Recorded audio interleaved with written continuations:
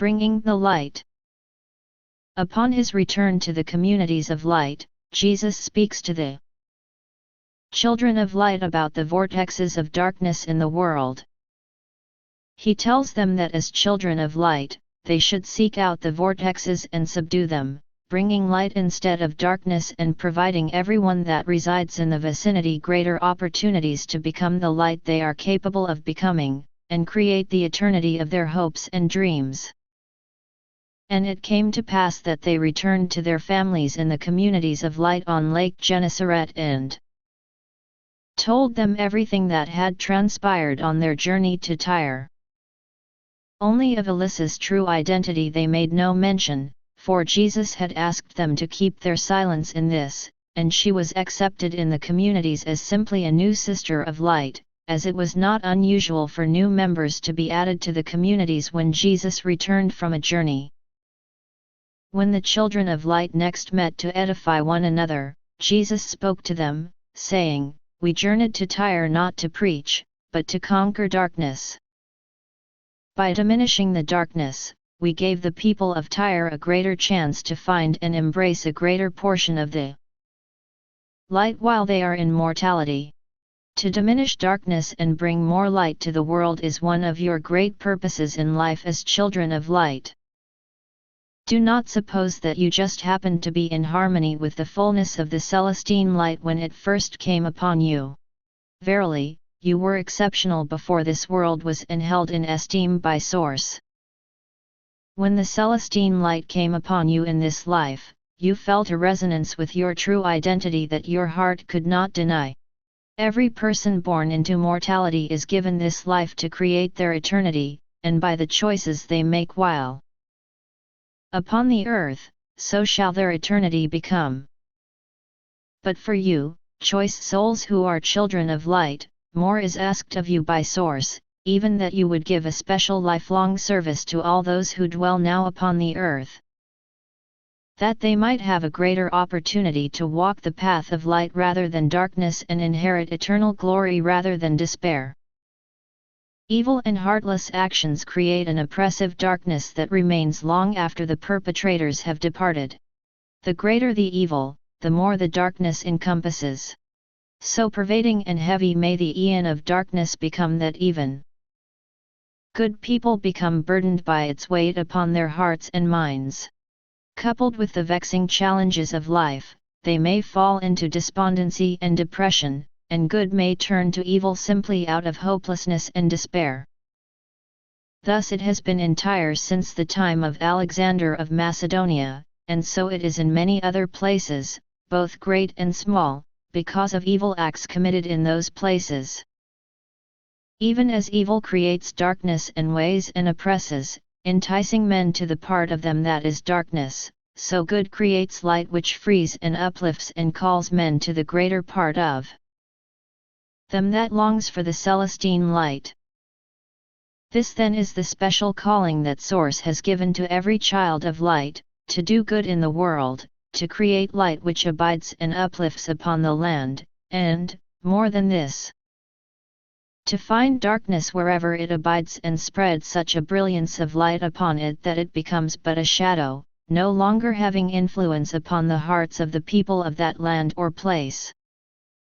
Consider a boy who had been raised among a family and a people that had fallen into darkness. Each day, all that he saw was mostly of darkness and evil and only occasionally some small act of kindness and light. Then there was another boy that had the opposite circumstances. He was raised among a family and a people that loved and promoted all things of light, and everything he witnessed each day in the words and actions of those around him were of kindness, forgiveness, love, and light, and only occasionally off pettiness on darkness. Which of these two boys would most likely grow to become a man of light? Of course, it would be the second.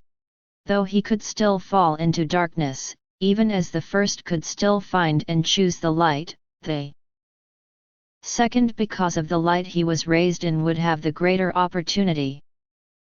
Verily, I say unto you, it behooves you as children of light to seek out the vortexes of darkness upon the world and bring the Celestine light to subdue them.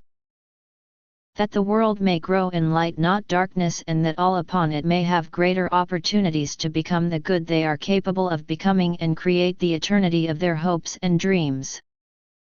Go about your daily lives overcoming and growing each day in your personal challenges. But do not neglect or forget this special calling from Source given to all children of light, to be accomplished as they have the knowledge and ability to fulfill it, and led always by one or more adepts. There are two ways whereby, united in purpose, you may subdue the darkness and encourage the light. The first begins in your communities, where you should not suffer people or things that oppress, degrade, or take advantage of the weak to be among you. Nor should you suffer the unrepentant to remain among you, or those who create a continual disharmony in the community by their words or actions. Know that the natural man is the adversary within and an enemy of the Celestine light. This is why your greatest growth comes from conquering yourself. In the world, the natural man is continually enticed by greed and lust and power. Oftentimes, so great are the enticements and so continual and pervasive that even the best of men in a moment of weakness submits to the abased desires of their adversary within. Therefore, in the communities of light, see that those things that promote the light are encouraged, while those that promote the darkness or needlessly tempt the adversary within are forbidden. If a brother or sister wishes to partake of the sins of the world, such as gambling, or unrighteous sexual gratification, or taking drink or herbs that addle the mind, or eating to gluttony, or exercising unrighteous dominion over others, let them leave the community and go and live in the world they wish to be like, until they have repented and are ready to live again among the children of light, in the ways of Celestine light. Sufficient are the challenges of each day, even in a virtuous life, to overcome the adversary within. Additional and unnecessary temptations should not be tolerated or appeased, for they have no place in your life, in your family, or in the community of light. The second is in the larger world, where you must seek out vortexes of darkness such as the one that was upon Tyre and, united in desire, focus, love, and faith, subdue it with the powers revealed to the children of light. That you will understand how this is accomplished, my apostles will go among you now and in the coming days and weeks and months, and teach you the secrets and mysteries that I have taught to them, that you may be able to wield this sacred power. In the days to come, you will be scattered upon the earth, some here and others there. No longer will you be a community of one as you are now in the towns upon the north shore of Gennesaret, until the time of the gathering, when your time on earth is fulfilled. And this needs be that your light may touch the lives of many in the world and not just a few. In the years to come, there will arise churches and religions built upon vestiges of my teachings, and they will do both good and evil in the world. Do not associate with them, for they shall have a form of the light, but not the substance.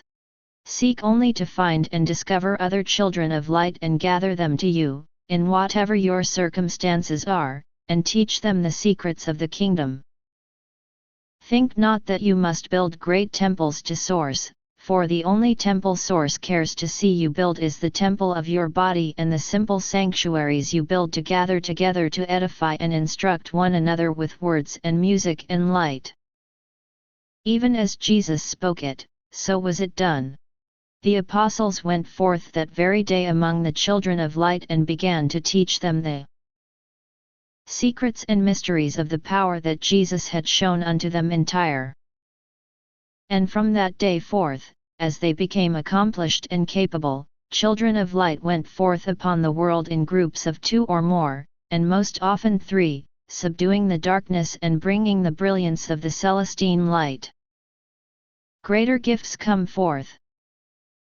Jesus teaches his apostles how to unite and swirl their auras, enabling them, with faith bound with love, to literally rise above the clouds, where he instructs them more on the mysteries of Source and the secrets of calling upon and using their gifts.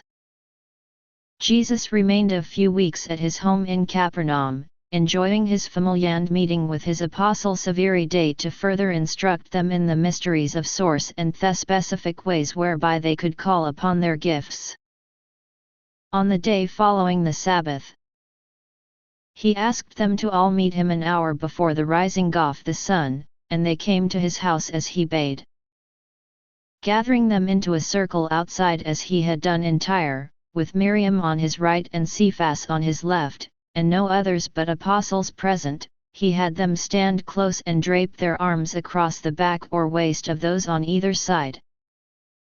Then he instructed them further in the mysteries, saying unto them, One of your gifts as children of light is to be able to float upon the air, even as a log floats upon the water, even as a bird soars on the breaths of hot air high into the sky. To accomplish this gift, you must have complete faith in Source and faith in yourself as a son or daughter of Source. And when you are joined together in a circle as we are, you must also be bound with a true love for one another with no animosities open or hidden. When you have complete faith, you have no doubt. Therefore, if there are any among you who do not have complete faith this day in either Source or themselves, let them step out of the circle at this time, lest all be put in peril. Likewise, if any of you have issue with anyone else in this circle and do not at this moment hold a pure love for them, please step out of the circle. But none stepped out. Jesus smiled when everyone remained and told them, I am honored to call you my brothers and to have you for my wife, he said, leaning down to give Miriam a kiss on her forehead as she looked up at him. Many of you remember the day Miriam rose a little above the ground to fetch the rock that was suspended in the air above. Jesus began. That which we shall do today is no different than her feat then, save your faith must be even greater than hers was upon that day. But this is easy, for united together, your faith will be greater than the faith of one and even far greater than the faith of 12. Remember, faith is literally a tangible power, and the power of Celestine light is multiplied, not added upon itself, with each person that is united as one within a group with purpose, even more so when it is you, my apostles, unto whom great gifts have been given. Know that it is you that shall do this, not me, for it is you that must learn to use your gifts. I am merely here to help you discover them. First, reach out with your aura and feel the aura of each and every other person in the circle. You must all be in harmony and have only pure love for one another. There can be no malice, no unforgiving grievances amongst you. At this, each looked at one another and affirmed their brotherly love and that they held no grudges or grievances. Jesus continued their instruction, saying, because pure love is essential to the success of this gift, it is a power that can only be manifested by children of light, for those of the darkness do not have pure love for one another and harbor many grievances, jealousies, and hidden agendas. Though it is still dark as night, above us is a dense cloud, and when the people awake, they will not find the blue sky they are accustomed to seeing most days, for it will be overcast and raining upon the land today. But above the clouds, the sun remains, and it is there that we rise to greet the sun. Therefore, impress that destination upon yourself. Focus upon it and leave all other thoughts behind, save rising through the clouds in the sky to the sun above. Now to rise as one, all of our auras must be as one. Therefore, with your eyes closed, use your aura to feel the aura of the person on either side of you and harmonize and merge together until you are as one, then the person beyond them in the same manner, until all in the circle are in a harmony of one. They did as Jesus bade. When he knew that they had accomplished what he had asked, he instructed them further, we are one. Begin to swirl our aura through our bodies in the circle. Keep it close and build its power by swirling it faster and faster in the direction of the sun as it travels across the sky. Then he said 3 sacred words that cannot be written, but only passed by the words of one adept to another, and he told them to say these words over and over while using their aura to sense the weight of their bodies lightening and focusing with their xe and ka, willing themselves up into the sky. As they spoke the sacred words and did as he bade, they rose off the ground about the height of a man, and as 13 bodies holding on to one another in a circle, the circle began to spin slowly. And thus they rose up into the darkness. As they rose, the sky began to lighten, and when they passed through them, the clouds were visible as a fog, although unseen to them, for all still remained with their eyes closed. At last, they burst through the top of the clouds and came to a stop, seeming to be standing upon the clouds, and Jesus bade them to open their eyes. As they did so, there were cries of wonder from almost every mouth, for they beheld a sight none had ever imagined, even a gorgeous sun rising over a sea of clouds upon which they stood as firmly as upon the ground, though the clouds were but a dense mist. There upon the cloud, in the light of the sun, high above the communities of light on Lake Gennesaret, Jesus taught them more of the mysteries of Source and the secrets of calling upon and using their gifts. But these things cannot be written, only passed by word of mouth from one adept to another. Thus commanded Jesus to his apostles, and so it is. A peculiar people. Jesus teaches the children of light how to use many powerful herbs and minerals for healing and making potions. He also explains the consequences and benefits of how we dress, how we adorn ourselves, how long we wear our hair, and whether or not men have beards.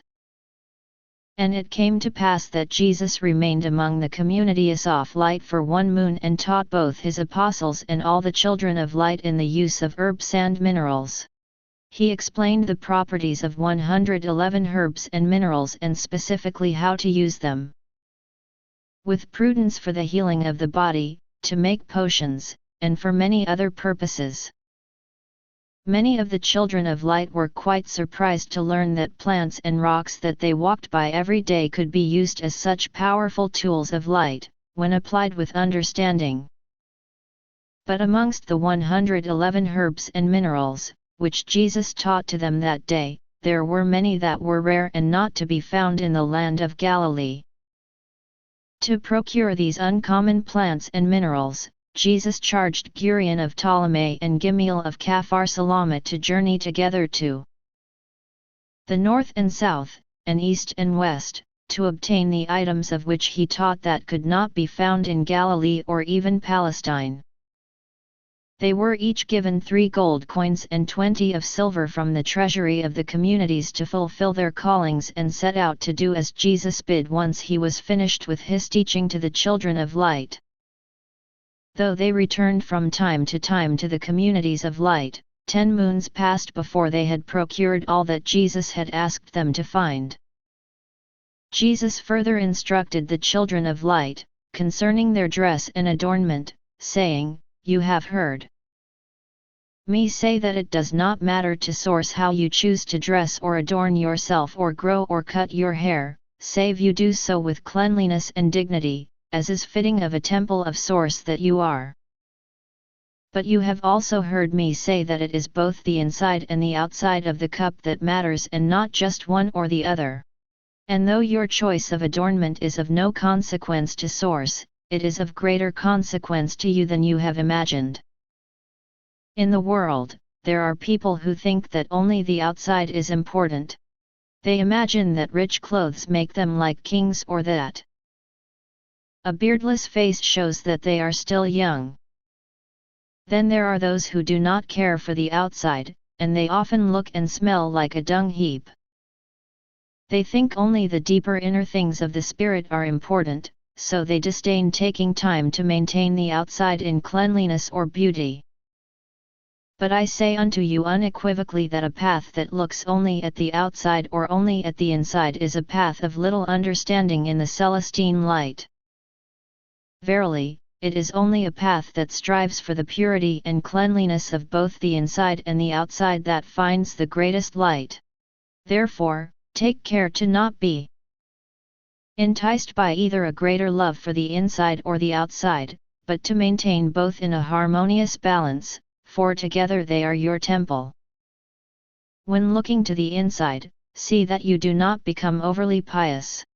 Do not think that in your devotions you are above another, but judge none and seek only to improve yourself. Others will emulate your example if they find it worthy. But when looking to the things of the outside, there are many more traps of which you must beware, for more than the inside, the outside calls to your vanities and entices you into the ways of the world. Not long ago, it was the fashion for both men and women to grease their hair and body with perfumed oil. Those who followed this fashion proclaimed the joy of covering the stink of their unwashed body by a perfume that attested to their personality, and with heavy oil that gave them a gloss of sensuality and the slipperiness of a wet frog. And true enough, some women of Palestine would pass by veiled and covered from head to foot, but of who it was that passed there was no doubt, for the heaviness of their distinctive perfume proclaimed them. The people of the world are like a flock of sheep who blindly follow the leader wherever they go.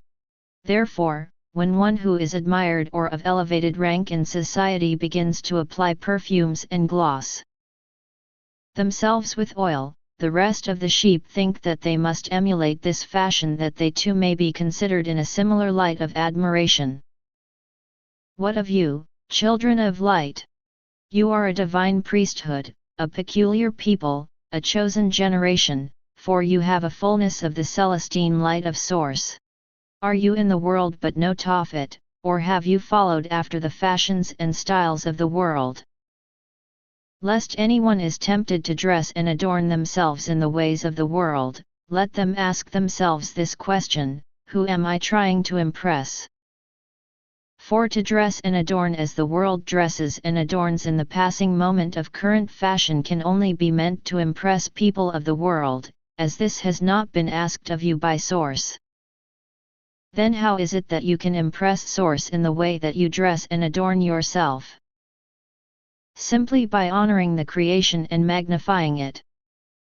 Consider that source has already dressed and adorned you with the color of your skin, eyes, and hair, and the shape of your face and body.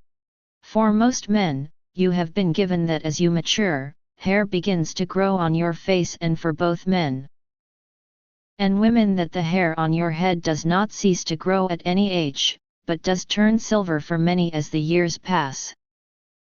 Therefore, consider that, for both men and women, your hair is one of the greatest adornments given to you by source, and a true reflection of your outward beauty if you care for that which you have been given. Does that mean that every man and woman should just let their hair grow unabated and unattended? Nay, it does not. To show love and honor for the outside of your temple, you must keep it clean and be creative with styles and adornment of both your hair and your beard, in ways of respect, even as a gardener weeds his garden and arranges it to best showcase the beauty of the flowers and herbs. Some of you have adopted the styles of the Romans and Greeks, wherein men remove the hair from their face, with the pain of such action to ever remind them that they are taking away that which source has given. Likewise, some cut the hair of their head very short, even to the point of bareness, such as with slaves, for thus do some of the Romans, and it is the fashion, is it not? And the fashion today among Roman and Greek women is to remove all hair from the face and body except a shoulder crop on the head, and then to draw on fake eyebrows to replace the real ones that were ripped out. Even many men are emulating this torturous style that requires plucking, burning, and caustic herbs. I am not here to reproach you. In truth, it is important for you to be pleased with your own appearance, and what you choose to do with your body hair is of little consequence to me or our Mother and Father in heaven. Keep it or remove it as it makes you happy, as its main purpose is to alert you when bugs alight on your skin and to hold your scent. But the hair of your head and beard is another matter. If you remove your beard or cut off the hair of your head, or if a woman shortens her hair substantially so it no longer falls at least below the blades of her shoulders, consider why you are making that choice and if in doing so you are showing the greatest honor to your Creator and to the most glorious temple you have been given. If you are not doing it because it is the current fashion and are not doing it out of disrespect to Source, who created you and gave you hair that desires to grow long, but only because that choice of appearance makes you most humbly proud of who you are as a son or daughter of God, then Source will not look upon you with disfavor, and neither should anyone else. I just ask for you to consider thoughtfully and prayerfully how you choose to create your appearance and how you adorn your body, and in this, I would give you some thoughts to ponder upon. Let us first consider the hair of your head. If never cut, for many it would be down below their waist and even to their knees before they died. So there is practicality in trimming it from time to time. But how much is a goodly amount and how much is excessive to the point that perhaps you are dishonoring Source the Creator or injuring yourself in ways that you are unaware? I tell you with words of soberness that there is far more to this than the honoring of the Creator. Remember the story of mighty Samson and how it was his hair that gave him strength. The Roman men cut their hair very short, and they think it makes them more fearsome and less like women who tend to have longer hair, but verily, I say unto you, it is the opposite of what they suppose. Your hair is your crown, even for those men who may lose some of their hair as they age. Source would not have created you with endlessly growing hair unless there was a very important reason for it. And that reason is that your hair is a special reservoir of your Celestine power and mystical gifts as children of light. It is for this cause that women, more than men, more often exhibit the special gifts of the children of light, for it is they who tend to allow their hair to grow long and by that hold much power unto them, waiting to be called upon in time of need. Though men and women, who are children of light, may be of equal faith and love, they women will more often be able to manifest their mystical gifts because their long unblemished hair helps them to call upon their greatest potential and succeed where men fail. Of this, you have a great testimony in my wife Miriam. Many of you have witnessed, and others have heard of her great feats utilizing the sacred power of Celestine light. Many assume it is because she has been so long with me, and there is truth in this. But no less is it because, like Samson, she has never cut her hair, save to trim the ends. Nor has she ever poisoned it with caustic dyes or dyes of incongruent color or with suffocating or perfumed oils. And like Samson, her lustrous hair is a reservoir of power that has served her well. Nevertheless, it is among men, few though they are, that more often the greatest power in the gifts of the children of light can be seen, for they have the advantage of being able to grow hair not only from their head, but also from their face. Perhaps a compensation for the hair they often lose on their head as they age. Let us now consider the coverings of poison that have been in fashion to put upon the hair. Of what use is a torch if it is covered? And of what use is a reservoir of power, even long hair, if it is suffocated beneath a heavy perfumed oil or altered from its natural color with an indigo or henna dye, changing it from the perfect form and color source created just for you to maximize your ability to harmonize with your essence and call up the power of Celestine light? Yet in the world both men and women cut their hair. Men remove the hair from their face, both use dyes to change their natural color or cover their hairs of silver and heavy oils to gloss them. Why? All this in the pursuit of false youthfulness that is more truly realized by good food and a brisk and physical life. And why does a man or woman that is married, as all are at a youthful age, have the need to look younger than they are? Will their husband or wife love them any less because they look their age? Are they afraid that their mate will look for someone younger if they do not look younger themselves? Or are they playing with fire and with adulterous thoughts, trying to catch the attention of someone who is not their husband or wife? Even as Source created man and woman with hair that always grows, so too were they made that in their latter years for many, their hair may become tinged with silver and even all white. Again, other than from a vain desire to appear younger than their true years. Why would a man or woman seek to counter that which Source has given to mark the span of years and maintain a harmony with your knowledge and experiences? Please understand clearly that retaining your natural hair color at every age supports the harmony of your essence and facilitates the calling forth of your Celestine powers. Only when your hair color results from disease or poor health is this not true. Then it is another issue that must be first addressed, not with dyes but with healing and wholeness. In truth, most people who become silver-haired do so years prematurely because of their incorrect diet. Instead of eating foods filled with life, they eat foods full of death. Because of this, their hair turns silver before its time, and they die many years before their time. If without vanity and with harmony, you simply do not desire silver hair, then eat the herbs and foods I have told you, and for most, your hair will retain its natural color until the day you die and return to its former glory if the silver has already appeared. But for some, even with all this, silver hair will still arrive.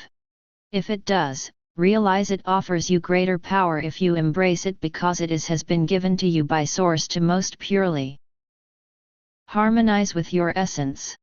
If your diet does not maintain the color of your hair of youth and for your self-esteem you still cringe to see the silver, then cover it only with gentle natural herbs and only in your natural color, else you create a significant disharmony in your aura that cannot be overcome in ways other than returning your hair to its natural color. I have spoken at length about hair, which to many would seem a trivial subject, inconsequential to spirituality. But among you, the children of light, I hope you now understand that the condition of the hair of your head is of great consequence, for it is one of your most important reservoirs of power and you will never be able to become master adepts of all the secrets of Celestine light that could be yours if you cut and treat your hair and beards as poorly as do the people of the world. How is it that hair is such a reservoir? Verily, it is the record keeper of the eon of every experience of your life.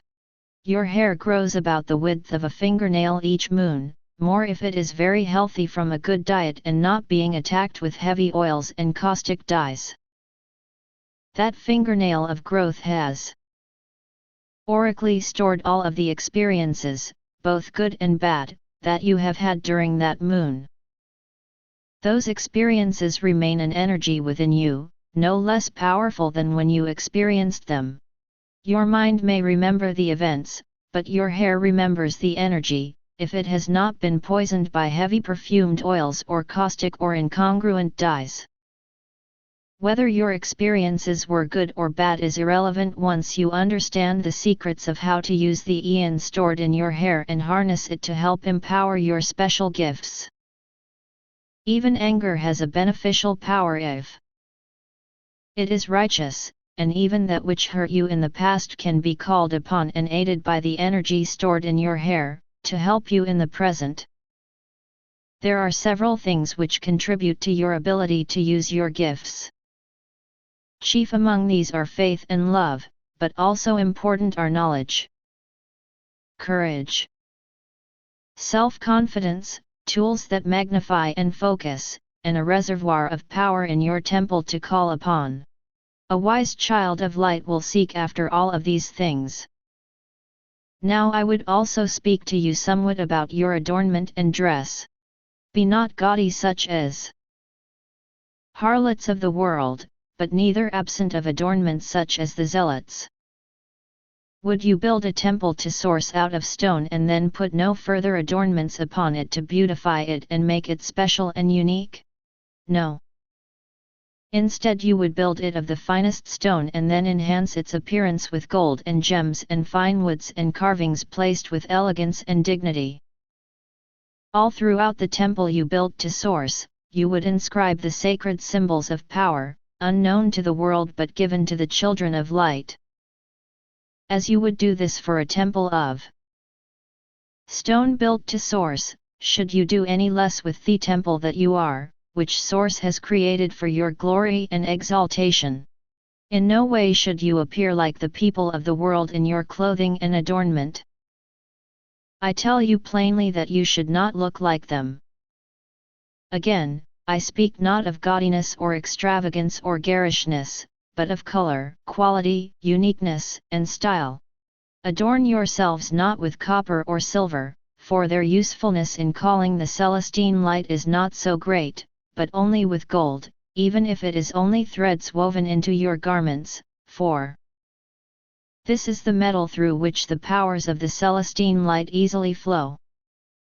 In the stones that you choose to wear in your rings and pendants and other adornments, abandon the glass trinkets of the world and choose only those stones of power which I have taught you, that you may always have near at hand tools to aid you in the use of your special gifts of the Celestine light.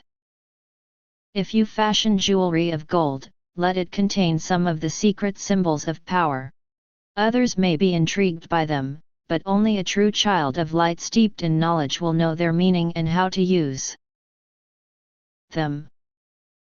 In your clothing, please do not wear drab colors like the people of the world, for the colors of their clothes are a reflection of their conformity to the fashion of the day or to the poor state of their spirit. Rather, choose to wear bright and cheerful colors, even if only accents upon a predominance of white, that you will draw to you eons of the same. In this, be not gaudy, for you are not court entertainers, but in all things show the class of Celestines, for more noble than kings and queens you are. Then Jesus began to teach the children of light many of the secrets of which he had spoken that they knew not, including further enlightenment upon sacred symbols, and how to use tools of focus and gold and gemstones and the formulas for many healing elixirs and potions of power. These things cannot be written, but only spoken of in secret among the children of light, for Jesus commanded those of the light not to cast their pearls before swine or reveal the sacred mysteries of source to the world, which could comprehend their divine purposes not at all. As he has spoken, so shall it forever be. Secrets of magic revealed. Jesus teaches the children of light some of the secrets to calling forth their gifts, particularly levitating objects by utilizing unknown natural laws created by Source. He also explains some of the secrets to making instant fire and how Moses turned his staff into a snake, which are things that an unbeliever might think of as magic, but to the children of light, they are merely employing the gifts bestowed upon them by Source through the understanding of how to utilize natural laws. And it came to pass that on the following Sabbath, all of the children of light of the communities of Gennesaret came to Capernaum to hear the further instructions and teachings of Jesus. And he brought them down to the lake, and standing with his back to the water and they upon the shore, he spoke to them saying, Each one of you is a worker of miracles, for as children of light, it is your blessing to be able to call upon the greater Celestine light of Source as you have needs, whatever those may be. Provided you are seeking only that which is righteous and needful and not for riches or acclaim of the world. Yet you could live your entire life and never be the conduit through which a miracle flows, unless you understand the principles upon which the powers of Celestine light bring wonder upon the earth." Then reaching down, he grabbed a fist-sized stone and threw it high over his head and above the lake. Turning toward the lake and extending his arm, he pointed his right forefinger at the stone just as it reached its apex and commanded, "Kel Ars," and the rock remained suspended in the air.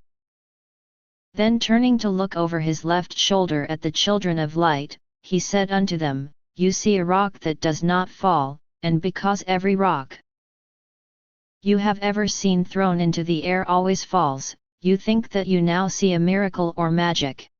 But verily, I say unto you, there are no miracles or magic, events the ignorant call what they do not understand, which seem to violate all that they hold as natural and normal.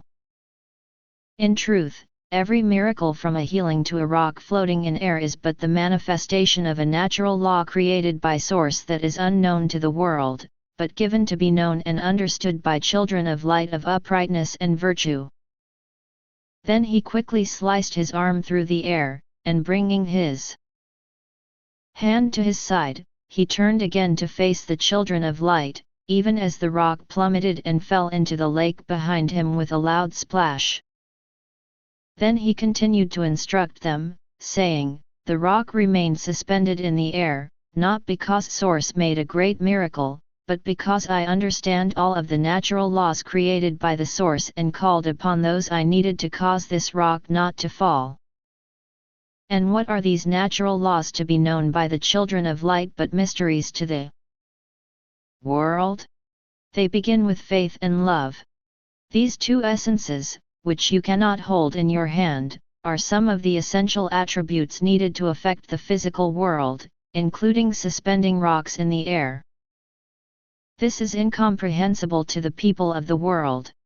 They understand how one physical action can create another, such as when you hit a tree sufficient times with an axe, it is felled. But it would seem the greatest mystery of magic were the same tree to be felled without anything physically touching it, but merely by the unseen powers of faith, love, passion, and focus, harmonized with the knowledge of how to use the unseen eons of Celestine light. Understand that it is by absolute faith in our Mother and Father in heaven, whom we cannot see, that we can call the unseen forces of the Celestine light to manifest that which is seen. It is because of my love for you and desire to see you grow in the Celestine light that the eons activated by my faith come to me when I bid them. I pointed my finger at the rock just as it reached its apex, when it was neither propelled to continue rising higher, nor compelled to descend rapidly downward into the lake. This was the easiest moment to have effect upon it. With my eyes steadfastly upon the stone high in the air, I extended my arm and pointed my finger at it that the energies of heaven flowing through me would be exactly focused and could have a most sure effect. Understand then that undiluted and undistracted focus upon your desire is also imperative to your success. But no less than this is, you must also have a passion to see your desire accomplished. By extending your arm and your finger, you are channeling all of the necessary eons through a long conduit and the single small point of your fingertip. As the powers of Celestine light swirl inside of you and then travel through your arm, they compress and increase their strength. As the eon shoots from your fingertip, it is both highly focused and of greater power because of the focus through a narrow channel. This effect can be even further enhanced by holding another object that is both long and slender, coming to a point, and intrinsically holding Celestine eons, such as a crystal, a spiral shell, or a specifically fashioned wand of wood and gems. Jesus then beckoned a young man of about 14 years to come to him, and a youth of humble and noble visage stepped forward from among the children of light. "You are the son of Daud and Thra, who recently came to us from the wilderness beyond Bar-Lut." The young man nodded his head affirmatively and said, "Yes, most revered teacher and light of lights." I am Galal. My father saw a vision in the night as he slept, and so real it was he thought he was awake. He saw these communities upon the lake and saw you clearly, although he had never in life even heard your name. He saw a pillar of light pierce dark clouds in the sky and fall upon you as you walked in these communities, and a voice came upon his mind, saying, Behold the light of the world. The very next day, our family departed from our brethren and have lived now among you for these past 2 moons. And we are happy that you are among us. Jesus said unto him, Truly, you and your parents and your brothers and sisters are children of light and one with us. What the world would separate, Source has brought together. Jesus looked upon him squarely and asked, Before you came among us, you were raised to believe in a God that is different than we know. For Source of the children of light is different than the imagined God of the Hebrews or the Egyptians or any other that men do worship and venerate. Having lived among us now for a short time and having learned somewhat of our ways, have you through your prayers and in your heart and mind come to a greater understanding? Galal nodded affirmatively and said unto Jesus, I have a witness in my heart and head that cannot be denied, nor would I dare even on pain of death. My witness is that I have a divine Father and Mother in heaven and that I am their Son of Spirit. So too have I a noble brother of spirit, who is their son of the flesh. And he ever watches over me as an elder brother should. And through them, we call the Source, by our efforts and virtue, all good things come and all things are possible. Jesus looked upon the children of light before him and said unto them, Verily, no greater testimony of the Celestine light could be given than this. Galal may be young in years, but his soul resonates with the wisdom of heaven. Then Jesus bent down and whispered into Galal's ear, saying, Do as I shall direct, hold your faith true and unwavering, and do not be weakened in your conviction or focus if you do not succeed on your first attempt, for he who perseveres with faith, focus, passion, and love shall succeed. Then rising, he again addressed the children of light, saying, I have explained to you how to hold a stone in the air. Size is important, and the larger or heavier an object is, the greater eon is required to hold it or move it. The words you heard me command, Kel-ars, are not found among the languages of men, but are words of power from the Celestine language of the Source. Spoken by unbelievers, they are merely empty words, but spoken by a child of light, for a purpose of righteousness, with faith, love, passion, and focus, they call upon a great eon of the heavens, which overcomes the lesser eon by which all things fall to earth. Turning to Galal, he reached down and picked up a stone, and instructed, As you saw me do, so do you now. Galal's eyes went wide in astonishment, but quickly became peaceful and resolute as he took the stone from Jesus and turned to face the lake. For a moment, he remained silent with his head bowed in contemplation and perhaps a silent prayer.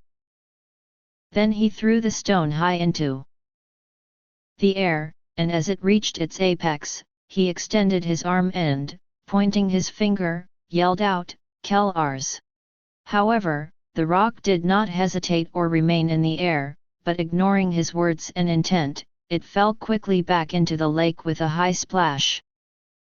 Galal looked back to Jesus with some embarrassment upon his face, but Jesus smiled at him and patted him on the back, assuring him that he did well.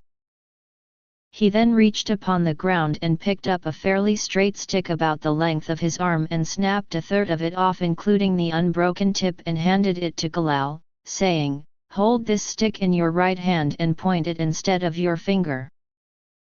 And remember to have a passion for your desire. Then he threw another stone into the sky, and once more Galal waited until it was at its apex, then extended his arm and pointing at the rock with the stick he held, he commanded, Kel-ars. For the barest moment, it seemed that the rock lingered for an extra heartbeat at its apex, then it too fell into the lake. Galal looked back to Jesus, and Jesus took the stick from his hand. Then reaching inside his clothing, he pulled out another stick about the same length as the first, only this one was perfectly straight and tapered to a distinct but rounded point with a delicate spiral pattern finely cut into it, beginning at its base and rising to its tip. Its wood was very dark and unfamiliar to Galal as he took it and rolled it in his hands after Jesus handed to him. Without further instructions or words, Jesus reached down and picked up another stone and threw it high into the air above the lake. Once more, Galal waited until the rock reached its apex, then extending his arm and pointing the fine spiraled stick, he commanded, "Kel Ars," and this time, the rock remained undeniably suspended in the air. As it did, there was an audible gasp from those who were watching, and Galal moved his eyes for a moment to look at the crowd, and when he did, the rock immediately fell into the lake. Again Jesus smiled at him but did not speak. But he did hold out his hand by way of asking for Galal to return the spiral stick to him. But in its stead, he took out another item from within his clothing and handed it to Galal. This new item was also like a stick, but one such as neither Galal nor any but the apostles had ever seen, for it was heavy and made of clear crystal, having also been finely worked with a spiral pattern. On its base was a rounded cap of deep blue lapis spider, webbed with golden lines and held to the crystal wand by a band of gold. Turning to the children of light, Jesus said unto them, "When you have learned to harness all of the eons Source has blessed the children of light to know, you will have no need for sticks or wands of crystal to aid you in accomplishing that which you desire. But until that day, there are tools upon the earth that can magnify your abilities because they readily call to them the eons you seek and further amplify the power of Celestine light that flows through you. You have seen what was manifested by the finger of Galal, and when he held a simple stick and then a wand of wood fashioned to serve the children of light. Now he holds a wand of crystal put upon the earth by Source and spiral cut and inlaid with gold and lapis by my own hands. It resonates with the powers of heaven and beckons still greater eons to aid young Galal in his quest. See now the final difference." Once more he threw a stone into the air, and once more Galal thrust his arm upward and pointed the crystal wand at the rock as it reached its apex, commanding in a loud voice, "Kel Ars." This time, the stone remained in the sky and did not fall back to earth. As Galal continued to focus his eyes and thoughts upon the stone, Jesus spoke to him, saying, "You now are one with the stone. It is merely an extension of you. Like your own hand. It moves where you guide it and will it to move. Therefore, continuing to point the wand of crystal and keeping your focus, move the stone some distance to the right." As Jesus bid, so Galal did, and there were more gasps from the spectators as the stone moved the length of a fishing boat to the right. "Now make the stone begin to dance," Jesus bade. "Move it up and down and all around." Again, as Jesus bade, so Galal did, and the stone moved through the air following exactly as he moved his arm in a figure-8 pattern. Then he brought the stone down to a point that it nearly touched the water, and he held it there. Jesus put his right hand upon his head, saying, "Well done, good brother of light. You may release the stone now." As he spoke, Galal quickly pulled the wand away from the lake and handed it to Jesus, and the stone quietly dropped into the water. Galal returned to his parents and family, who embraced him, and Jesus returned the crystal wand to the folds of his clothing and continued his discourse and instructions, saying, "To hold and move objects that otherwise could not rise or move without a visible physical action upon them is only one of many gifts that are given to the children of light. But you must not use any of these gifts before unbelievers, for they will accuse you of magic, and to them it is, and such is incomprehensible to their minds and forbidden by their beliefs. Therefore, you would bring not only unwanted attention but even persecution. Nor show these gifts to neophytes who are not yet one with you, for they might not remain with you and should not be given secrets they could misuse or reveal to the world. Nor even among yourselves should you manifest these gifts except in time of true need or within your quorum while teaching or practicing, and never simply to show another that which you can do, for to do otherwise calls forth pride, which is a destroyer of gifts of the Celestine light. Today only, I show some of these gifts unto you that you may begin to comprehend and know of a surety that which the world cannot understand. My apostles shall further instruct you in the days to come, as I have instructed them. Let each of you learn and understand the principles of the natural laws of source by which all these things can be, and then go alone into the mountains or within the sanctuary of your home or in solitude upon a boat on the lake or within your kurams. And practice that which you have learned until you have with certainty mastered the unknown natural laws of source, that they will stand ready to do your bidding in time of need. Then grasping a stout and sinewy tree branch that was before him on the ground, Jesus demonstrated further, you have heard of how Moses in Pharaoh's court turned his staff into a serpent. Behold! Suddenly, the branch began to twitch, and then it became a dark, thickly bodied snake, which Jesus held behind its head even as it wrapped its coils around his arm. Again there were many gasps of shock and fright from those who watched, for they were gathered very close to Jesus, and he said unto them, Fear not, good brothers and sisters, for this is not a snake, but only an illusion. As he said that, Judas Iscariot reached forth his hand and touched the snake and exclaimed, But it moves beneath my hand. I can feel its strength, and its skin is like a serpent, not the bark of a tree branch. Jesus shook his arm, and once more he held a lifeless tree branch, and he said unto them, Nevertheless, as real as it seemed, it was but an illusion, but one created not by tricks but by calling upon natural laws of source. Truly, this can be one of your greatest gifts if used only in righteousness and time of true need. Then before he spoke another word, holding the branch up in his left hand, he waved his right hand over it, and immediately, it burst into leaping flames. And Judas Iscariot asked, I feel the heat, yet is this also only an illusion? Jesus answered him, saying, No, Judas, this is no illusion, and creating fire at your command is one of the more powerful gifts given to the children of light. And saying that, he flipped the branch over his head, and it tumbled in the air until it landed with a hiss in the lake, where the flames were quickly extinguished. Jesus explained several other natural laws of source to them that day and manifested their effects, so they would understand. And he commanded them that they should speak to no one not numbered among the children of light of the things they had witnessed. He admonished them to listen to his apostles and heed their teaching as if it were from him, promising he would give the apostles understanding of all mysteries, that they could share with all the children of light as they were worthy and prepared to receive the greater knowledge.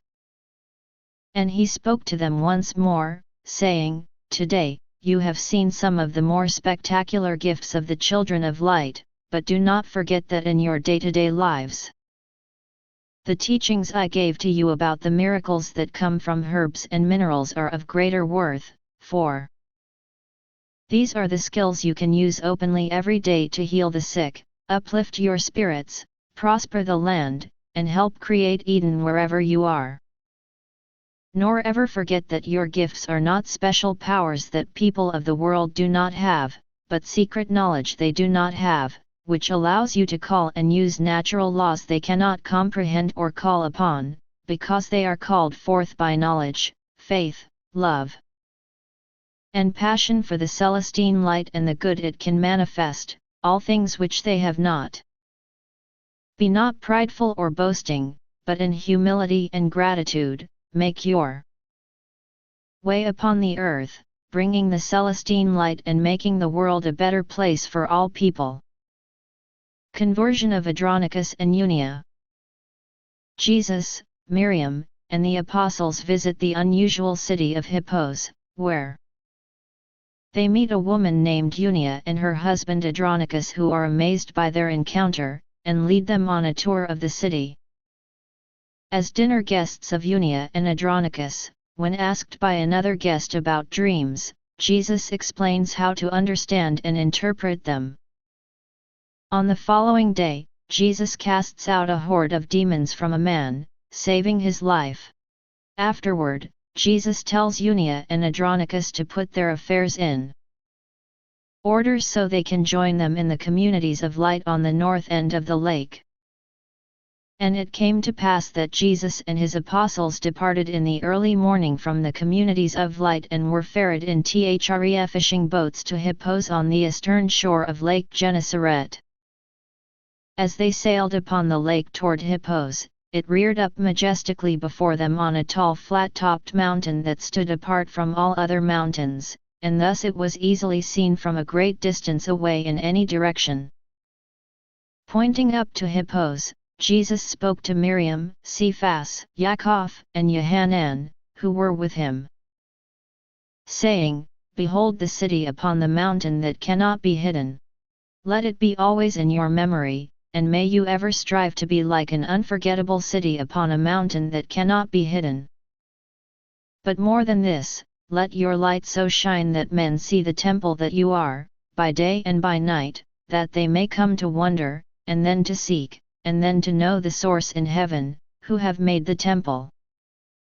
Arriving at the port of Hippos on the shore of the lake, Jesus and the 12 apostles disembarked and immediately set forth upon the steep switchback road up the mountain, and arrived by midday at the western gate of the main city.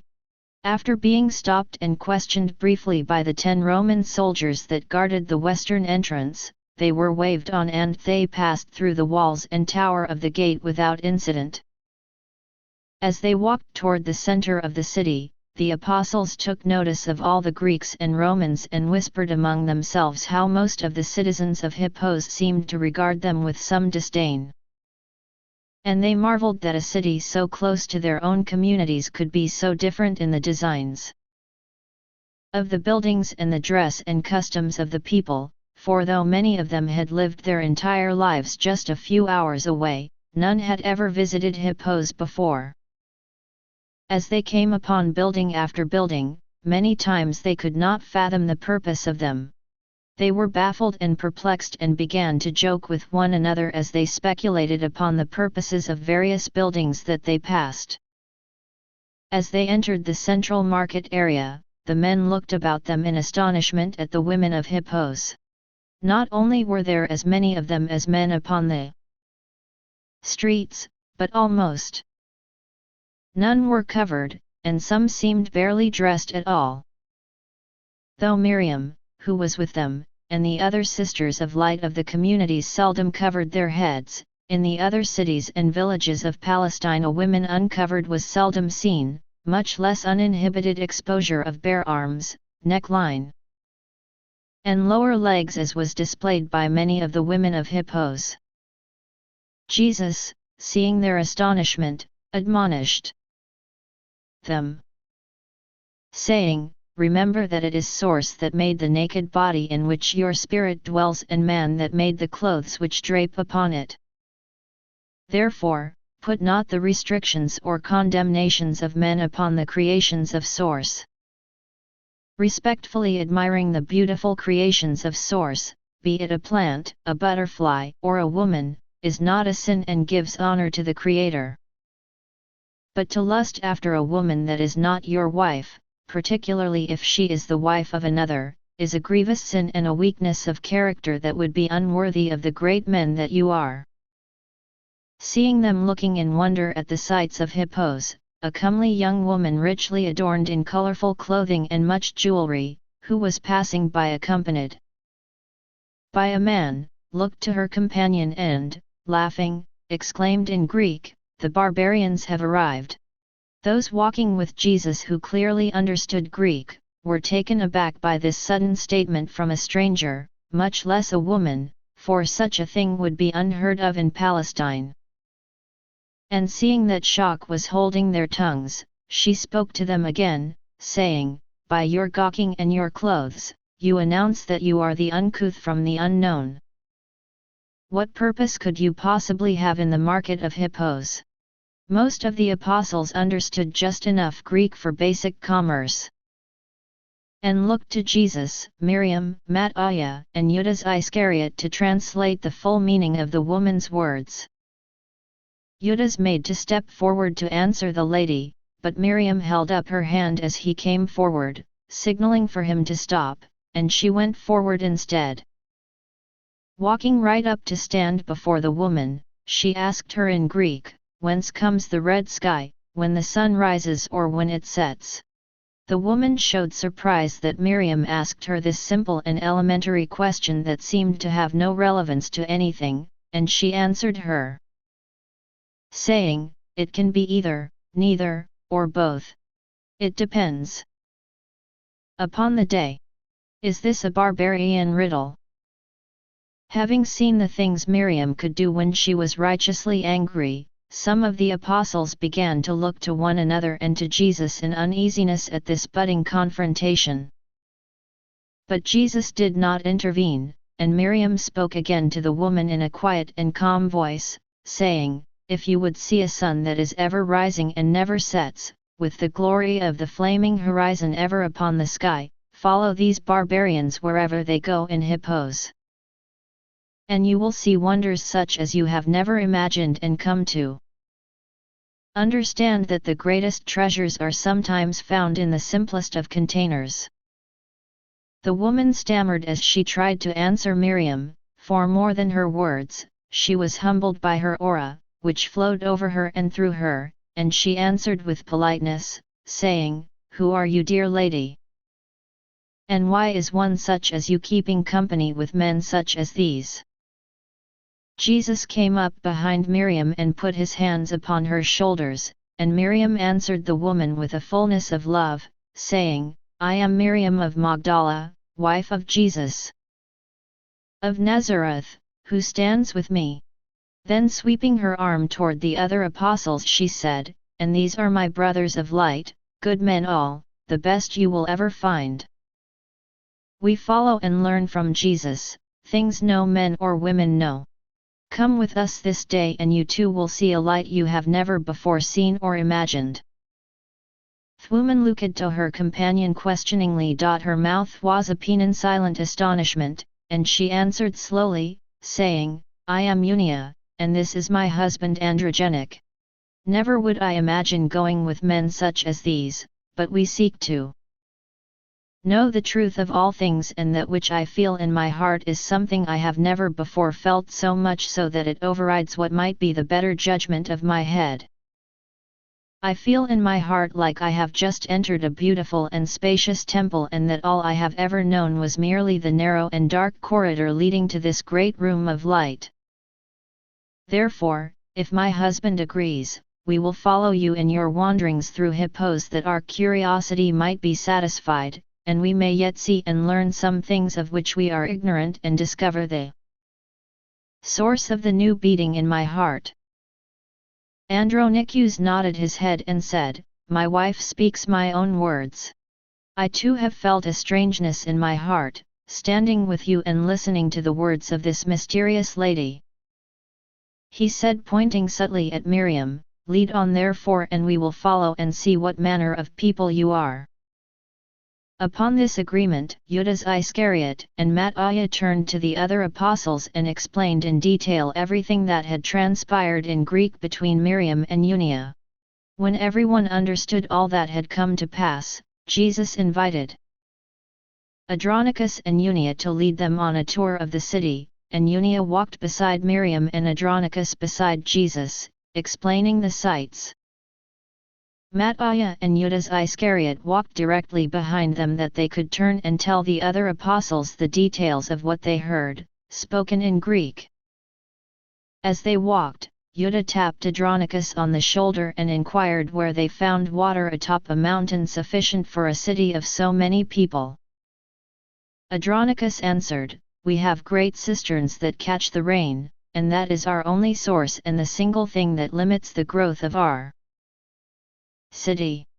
As you can see, this is a wealthy city, for we are renowned traders and many are the people that desire to live here. But because of the scarcity of water, only those born into Hippos can remain upon the mountain to live, except for rare exceptions. All others that desire to rub shoulders with us must dwell in the lower village upon the lake, and truly that is nothing more than a dung heap." After they had toured the city, observing the temples, the forum, the massive walls of the eastern gate with its formidable round tower, and the plaza with its expertly worked paving stones, Adronicus turned to Jesus and inquired, "Why is it that you have come to Hippos? We have shown much to you, but you have yet to show anything to us. Are your wife's moving words empty after all?" Jesus answered him, saying, "We have come for you, Adronicus, and your wife Yunia, for your future is greater than Hippos. But there are still some things you must see and hear before you will know the truth of my words. Therefore, invite us to dine with you and sleep in your house tonight, and more shall be revealed to you."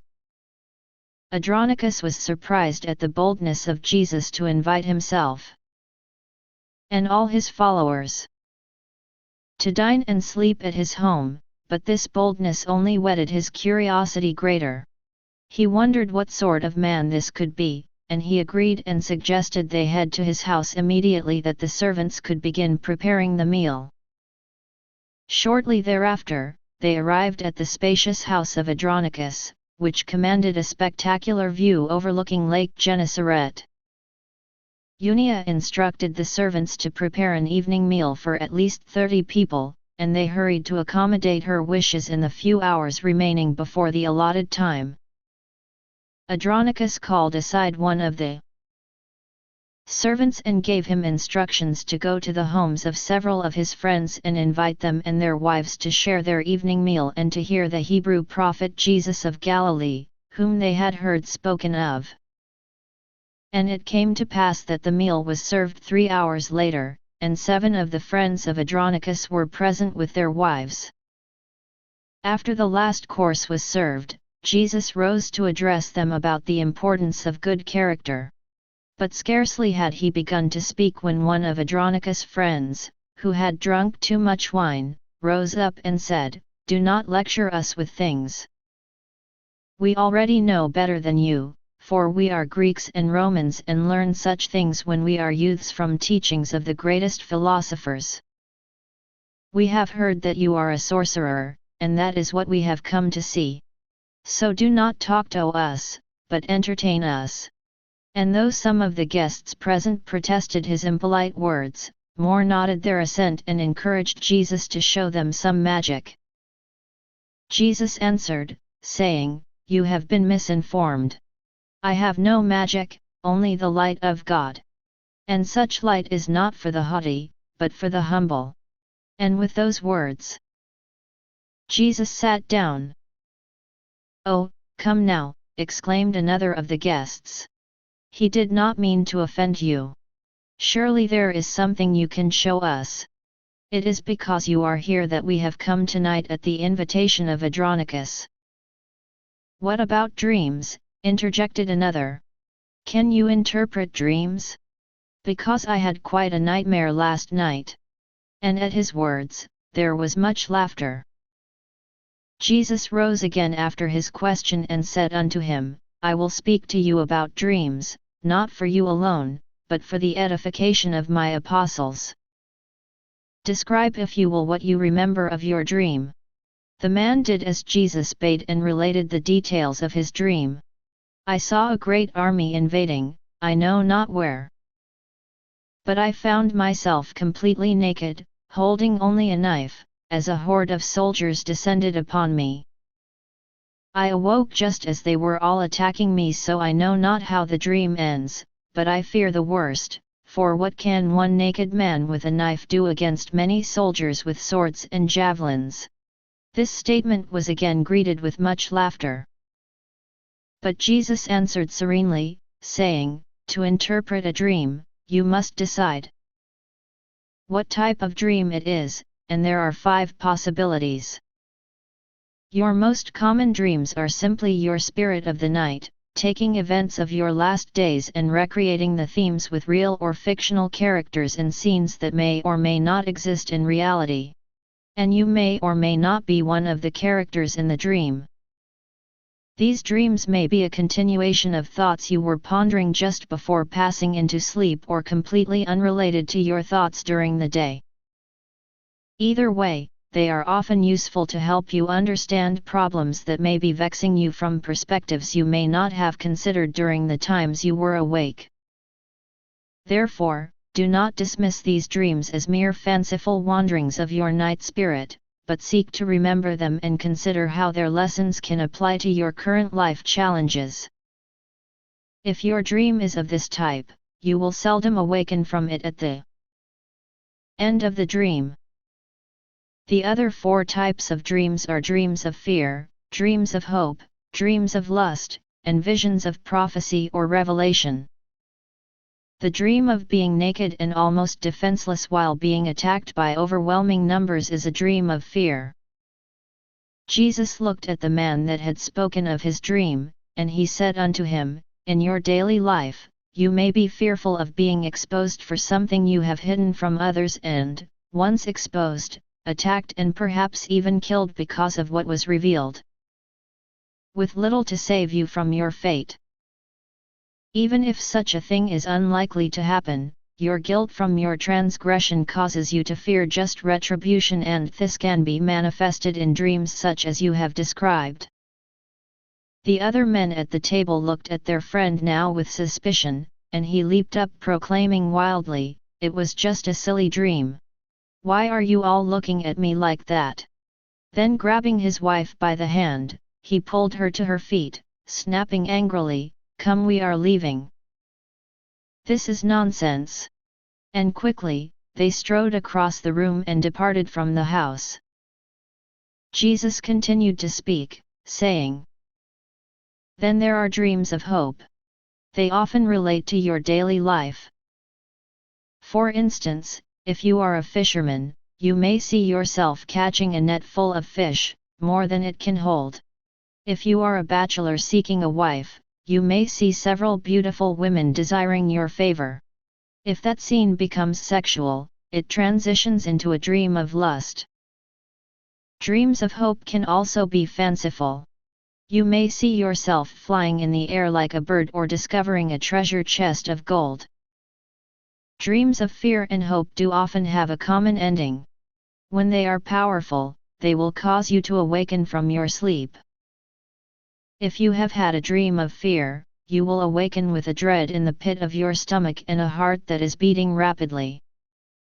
If it is a dream of hope, you will awaken with a feeling of euphoria in your heart and a joy that fills every part of you. Like the dreams of fear, dreams of hope often relate to your daily life, but more often in a less direct way than dreams of fear.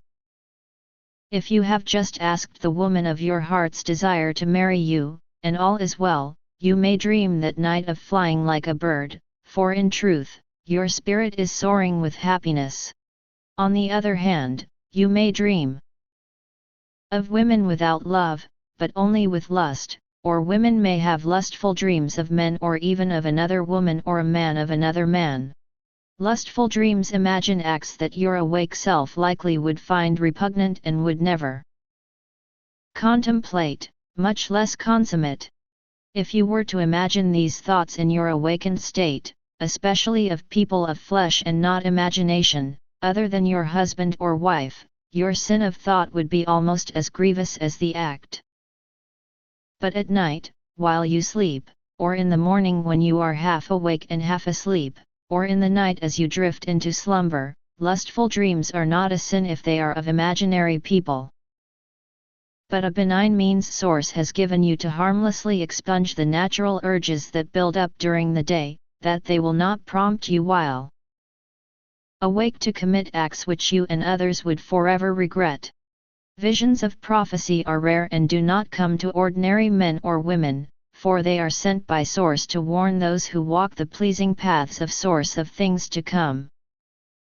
But they can come to children of light wherever they are found without regard for race, sex, religious beliefs, or social standing. If you live your life with honesty and honor, show kindness and respect to others, and treat your body like a temple of God, you can receive dreams of prophecy and revelation concerning that over which you have been given responsibility. A true vision of prophecy will come more than one night while you sleep. They will be very memorable, vivid, and detailed, and you will almost always awaken directly after the vision. Unlike dreams of hope and fear, you will feel neither dreadful nor euphoric, but will simply understand in calmness. Most importantly, a true vision of prophecy will repeat more than once and sometimes often, even nightly, if it is showing you an event that is to occur very soon. Successive visions of the prophecy will always show again that which you have already seen, but they may also add additional details with each reoccurrence. Understanding your visions of prophecy correctly is of great importance, and it is sometimes prudent to seek out the advice of a knowledgeable child of light to correctly interpret that which you have seen, for sometimes the vision shows an actual event as it shall occur and other times it shows representations of reality, such as a lion representing a king, or a soaring eagle representing victory. Understand foremost that your prophetic visions will only involve your sphere of responsibility. If you receive a vision of something beyond your responsibility, it only pertains to how that vision will affect your sphere of responsibility. Even as Noah saw great destruction coming upon the world, but did not try to save it, but only used his vision to prepare to save the worthy children of light he could reach and the animals that came to him, as he was commanded by Source. Therefore, if you are a parent, you may receive a vision of prophecy or dream of revelation regarding your children. If you are the owner of a trading caravan, you may receive a vision of prophecy or dream of revelation about your business. If you are the leader of a community, you may receive a prophecy or revelation concerning the community. If you are the leader of a congregation of worshippers, you may receive a prophecy or revelation concerning your flock. If you are an apostle, you will receive prophecies and revelations about the specific responsibilities of your calling, but never for all of the communities of light unless all the other apostles received the same vision of prophecy or revelation. If you are the prophet of Source, you will receive visions of prophecy and revelation concerning not only all of the children of light, but all the world as well. Beyond this, there is no constant meaning in the images you see in dreams, but each must be understood and interpreted according to the life and challenges of each person and the type of dream or vision that was seen. Once more Jesus sat down, and shortly afterward, the guests began to get up and depart, saying goodbye at the threshold to Adronicus and Yunia while expressing disappointment that they had not witnessed any magic and had to endure a boring and useless talk. As if a Hebrew peasant could teach them anything. Later that night, after everyone had found a place to sleep, Adronicus and Yunia lay beside each other and Adronicus told her, "I fear we will be the butt of endless and hurtful jests from now on, for without exception our friends think we are mad to have invited them to dine with these people, much less allow them to sleep in our home." Yunia put her hand upon his face and kissed him lightly, saying, "They are strange and simple and certainly have not yet lived up to our expectations. But my heart still feels buoyant when I think of them, and yours. It is the same, replied Adronicus nodding. My head says I have been a fool, and my friends will surely affirm it. But my heart still has the most peculiar feeling within it, and I still desire to understand from whence it comes. Yunia agreed, saying, They have said that they are departing for their homes upon the lake tomorrow. Let us continue to walk with them and listen to what they have to say until they depart, in hopes that we will yet see or hear something to justify the rash curiosity of our hearts.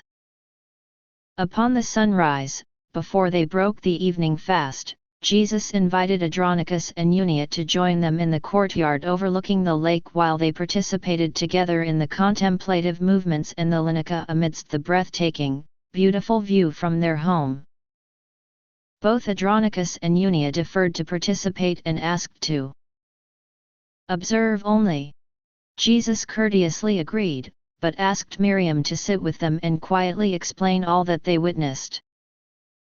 Adronicus and Yunia sat next to one another on a stone bench, and Miriam directly behind them leaning close to their ears so she could whisper without distracting the apostles, who seemed to be more enlivened from the Linica and more connected to all that is, with the contemplative movements unusual because of the expansive view before them. When it came time for the apostles and Jesus to reach out and touch the auras of those around them, Miriam whispered to Adronicus and Yunia to pay close attention to what they next felt. As the wave of 12 auras simultaneously flowed over and upon them, they were startled and amazed and looked to one another with wide-eyed wonder. "Did you feel that?" exclaimed Adronicus. Yunia nodded, saying, "Like a hot fire, but ever so peaceful and soothing, filling every part of my being." After that, they watched the remainder of the contemplative movements with rapt attention and wonder. When Jesus and the apostles were finished, Jesus came over to Adronicus and Yunia and told them, "The light of your hearts is beginning to resonate, filling all of your being with light. And so shall it ever build until the darkness around you can no longer overcome the Celestine light within you." After the morning meal, Jesus told Adronicus and Yunia that it was time for them to depart as they had arranged with the fishing boats to be picked up at noon. Adronicus and Yunia accompanied Jesus, Miriam, and the apostles down the mountain to the port to await the boats that would return them to the communities at the north end of the lake. While they were waiting, they noticed a man running along the shore, screaming obscenities and kicking and pushing over people in his path. At the far end of the port, a group of 6 Roman soldiers noticed the commotion and hurried in the direction of the disturbance. Adronicus, seeing this, leaned over toward Jesus and said, "You best ask your wife to turn toward the lake and perhaps even to walk out on the quay, for I think we will soon see a terrible scene. This man has been crazy beyond belief, more so every day, since his wife and 2 children drowned when his fishing boat capsized in a storm. The soldiers have tolerated him for weeks, but now that he is attacking other people, I fear his end will be swift and bloody. We must ensure that this is not so," Jesus replied with conviction. Immediately, he set forth rapidly toward the madman with Adronicus, Yunia, and Miriam and all the apostles following him. Arriving quickly next to the man, with minutes still before the soldiers would be upon the scene, Jesus held up his right hand and called out to the madman, "Seize this moment! Bind this man of sorrow no more!" At his command, the man let out a blood-curdling and anguished scream, holding both hands to his head and pulling on his hair. He looked at Jesus and tried to speak but only gargled unintelligible words came out. Jesus looked at him steadfastly and commanded, "Depart now! Depart from this man! Depart from this place, ere you shall become even less than you are, even nothing." Then the man spoke, his face contorted with effort to bring forth the words, and he said, "Spare us, Son of God. We beg thee, cast us not into outer darkness, but send us to any body, even a pig or a worm or a bug, anything but the cold and the darkness." Jesus crossed his arms in front of him and drew them rapidly across one another, saying, "You chose your fate before this world was.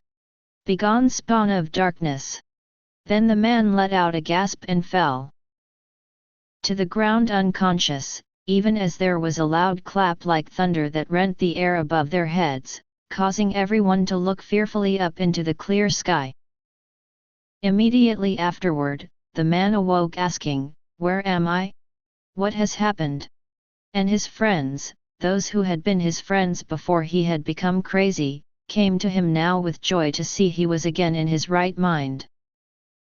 By the time the Roman soldiers arrived, the man had been taken away and hidden with his friends, and they were left to wonder what had occurred. Adronicus and Yunia looked at Jesus with awe and reverence, and Adronicus marveled, "I have seen more than I imagined seeing, and felt more than I imagined feeling, though I understand not all that which I have seen and felt. Nevertheless, a man without a mind reasons once more, and the same man about to die still lives, and it was by your words that this was so. And from within that man came, I know not what, but as you commanded, so it abided, even as it was gone against its wishes, calling you the Son of God. I stand in awe, in wonder, and ask in humbleness, who are you?" Jesus answered him, saying, "I am who I am," and in your heart, you already know the answer to your question, and upon what path your destiny spreads before you. Therefore, put your affairs in order, and join us in the communities at the north end of the lake, for the greatest days of your life are yet to be." Yunia came up to Jesus, and kneeling on one knee before him, she kissed his hand, saying, "Forgive me for the harsh words I said against you and your friends when first we met. Never again will I pass judgment upon someone because of their appearance, and ever will I look to find the true person that dwells within. I feel I have learned more in a day than I have in my whole life, not in knowledge, but in understanding the roots of all knowledge and the purpose of all life. Thank you for coming to Hippos and into our lives. I know they shall never be the same and am exhilarated to contemplate what is to come." Jesus pulled Yunia up and embraced her and then held out his arm to also embrace Adronicus. When they released one another, Miriam came and embraced Yunia, and from that day forth, they were numbered among the children of light, and great were the deeds they would do in the days to come. At noon, the 3 fishing boats arrived, and Jesus, Miriam, and the apostles boarded them and waved goodbye to Adronicus and Yunia, who remained on the quay, watching the boats shrink into the distance until they could be seen no more. And they held each other and shed a few tears. But they were tears of joy. Astonishing powers of heaven revealed. Jesus is confronted and challenged by the Sanhedrin at the baths of Tiberias. Between Jesus and Miriam, 8 amazing powers of heaven are righteously exercised. And it came to pass that Jesus and the apostles returned to the communities of light and spent their remaining days of the week with their families. Following the Sabbath, many of the children of light of all 4 communities, including children, made their monthly visit to the hot springs at Tiberias.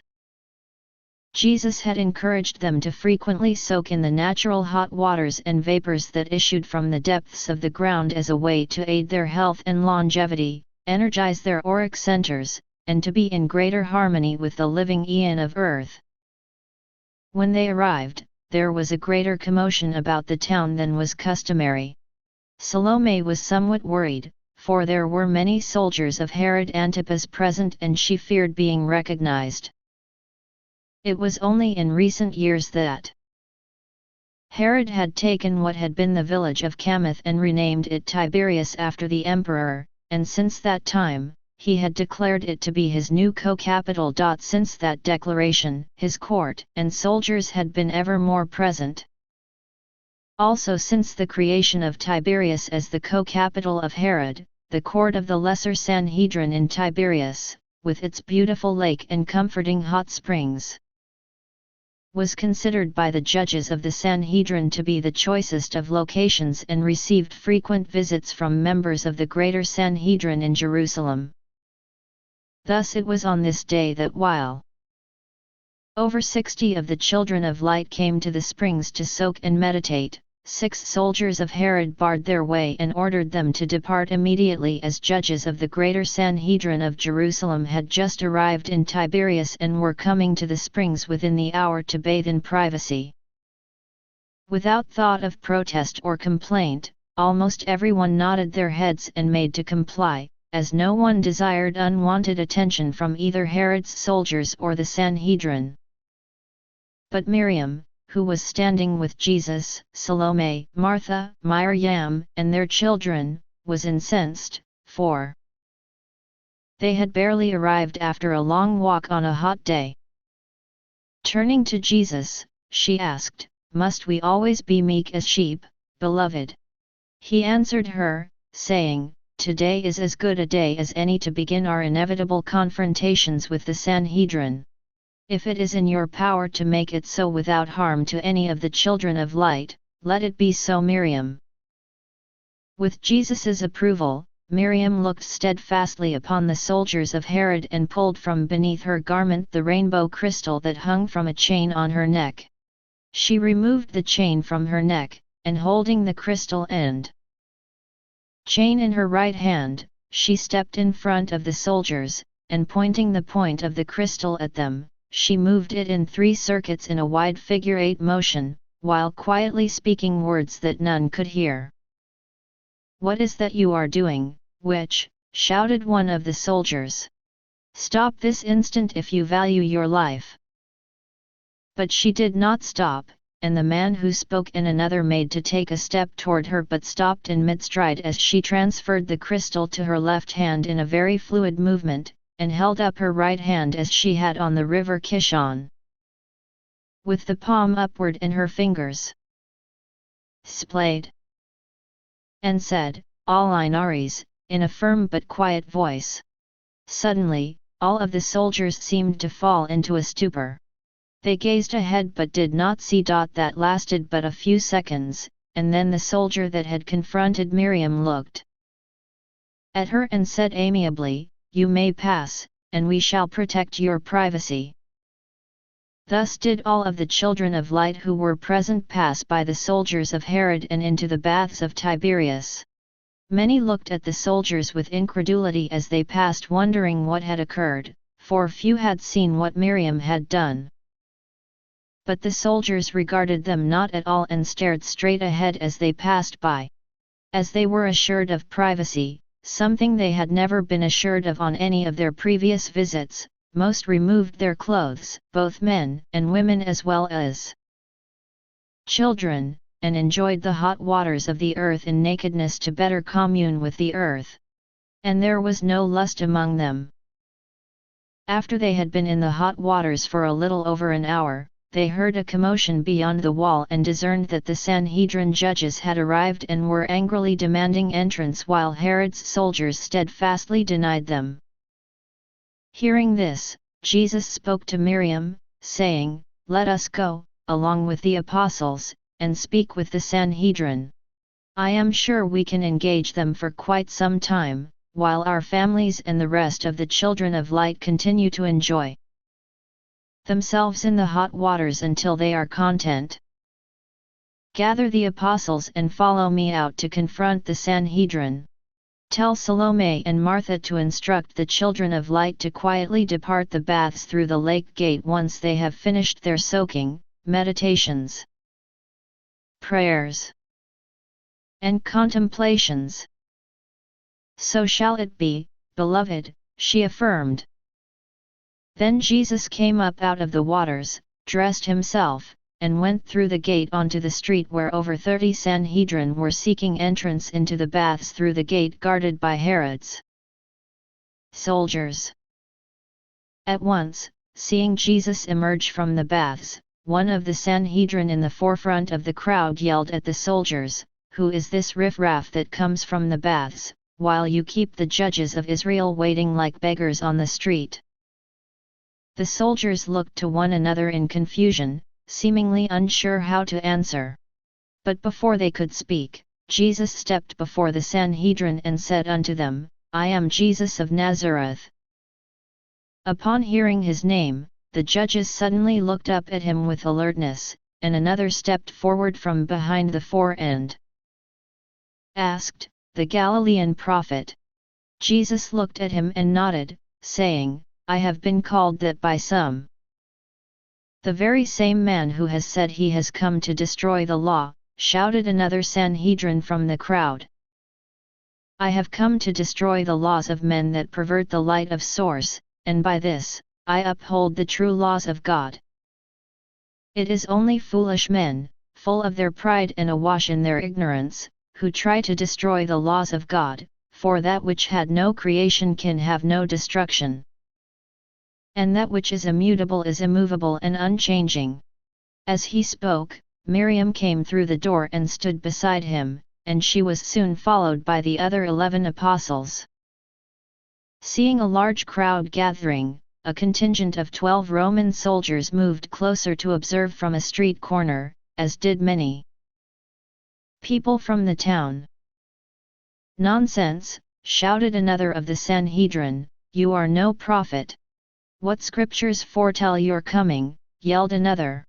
"We already have all the law, so why then do we need a new prophet?" added a third. "What schools did you study at? What great teacher gave you knowledge of the law?" demanded a fourth. "I have heard he is nothing but a cheap magician," added a fifth. Jesus raised his hand and they became silent waiting for him to speak, and he said unto them, "I am, who I am, and those who know the Celestine light of source know me, even as those who wander in darkness cannot see me, and someday shall fall off a cliff into an eternal abyss unless they find the torch of source to light their path." Jesus looked at one of the Sanhedrin standing in the center of the group. His dress was embroidered with gold, and the others deferred to him in their looks and words. "I have told you who I am. Return the courtesy if you will." "Ha!" exclaimed the man. "If you were a prophet, you would not need to ask, for source would tell you who I am. By your very question, you expose yourself as a fraud." Jesus smiled in tolerance and said unto him, being in purest harmony with source, "Who you are is not a mystery to me, Abraham ben Obias, Vice Chief Justice of the Greater Sanhedrin. I was merely giving you the courtesy of introducing yourself in a manner of your pleasure, and if this is it, then I must thank you for doing so in a way that verified my oneness with source." The eyes of the Vice Chief Justice momentarily flared up in anger, but he quickly regained his composure and politely spoke to Jesus, saying, "Deluded man, while not knowing who I am would be a sure sign that you are not a prophet of source, knowing who I am is not an indication that you are. As I have some notoriety and am well known among many of the children of Israel. In truth, I do not have time to quibble with a destitute man from Nazareth. Move aside now and let us pass, and no harm shall come to you for your insolence." Jesus merely crossed his arms and smiled mischievously. Abraham ben Obias looked at him in his disobedience with incredulity, saying, "Are you lacking in wits? I gave you a chance to go about your way in peace, but now you draw my wrath, which is as the wrath of God, for we are his judges." Ignoring Herod's soldiers and pointing to 2 of the Sanhedrin guards that had accompanied them on their trip from Jerusalem, he ordered, "Remove that man and clear a path for us to enter." The 2 guards immediately moved to comply with his command. Each came up on one side of Jesus, and grabbing him on his forearms and under his armpits, they attempted to lift him and carry him bodily away. But try as they might, they could not move him from the spot upon which he stood. "Oh, "This is ridiculous," exclaimed the vice-chief justice. He called forth 2 more guards and ordered, "Assist them." The 2 new guards each went on one knee and, reaching down and holding onto Jesus's legs, attempted to lift his feet off the ground, while the earlier 2 guards continued to struggle to lift him by his arms, but still, they could move Jesus, not at all.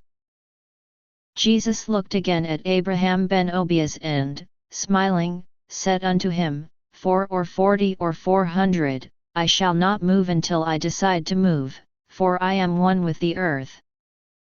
Even as I am one with Source, and the earth shall not move for you, Abraham ben Obias. Suddenly, though Jesus still did not move or utter a word, all 4 guards yelled in pain and let go of him as they fell back onto the ground. The vice-chief justice moved to the front of the Sanhedrin, and looking down at the guards upon the ground, he asked, "What is wrong with you? Why are you moaning upon the ground as if you have just been wounded? This man has not even moved a finger. So why are you acting as if you have just been bested in battle?" All 4 of the guards began to answer in the same manner, saying, "We have been burned by a fire with great pain." Suddenly, to have our hands upon him was the same as grabbing a red-hot iron out of the forge fire. "Let me see your hands," demanded Abraham, and the guards turned up their palms to show him. The vice-chief justice reached out and took hold of one of the guards' hands, saying, "There are no burns on your hands. This is all just a trick. Was it not said that this man is a magician?" Jesus shook his head as he looked at Abraham and, pointing to a large flat rock beside the road, said unto him, "Truly, the proud will never find the path to heaven, for only the humble can see it. But the high and mighty shall be given in justice even as they have dealt. If you would see what awaits such as those, turn over that rock and behold that which can be no trick, even the end that awaits those who see but are blind and hear but are deaf." "I will not obey your commands, false prophet of Galilee," attested Abraham. "And I am sure I shall see you next at the court of the Sanhedrin, for if ever there was a blasphemer, it is you." Despite his refusal to do as Jesus bid, others of the Sanhedrin began to murmur among themselves and beseeched the vice-chief justice to look beneath the rock, for what could there be beneath it but dirt and proof therein that this was a false prophet? Their words made sense to the vice-chief justice, and he caught the eye of 3 of the bigger guards and nodded his head toward the rock. They went over to it and struggled together to turn it over, for it was a large rock used to mark a corner of the road. No sooner had they rolled it over than they stepped back in horror, for a gaping black hole of the diameter of a small well was revealed in the ground, and a frightening howl of wind was issuing from the hole, sounding like the mournful wails of many men in agony. A mighty suction of air began to build coming from the shrieking hole, and a whirlwind of dust quickly formed above it. The robes of everyone nearby began to flutter and then stand on end as they were sucked toward the abyss. Smaller rocks upon the ground, the size of fruits large and small, began to slide and roll toward the hole, moving faster the closer they were to the blackness until they were sucked over the edge and down into the depths. And never was there heard the sound of splashing water or impact upon ground, and fear came upon those present as they perceived this was a bottomless pit. The Sanhedrin and all other onlookers except Jesus and the apostles backed rapidly away from the hole and away from its sucking grasp. But many were the loose items of man and nature that were sucked into the hole never to be seen again. Jesus and the apostles remained where they were near the gate to the baths.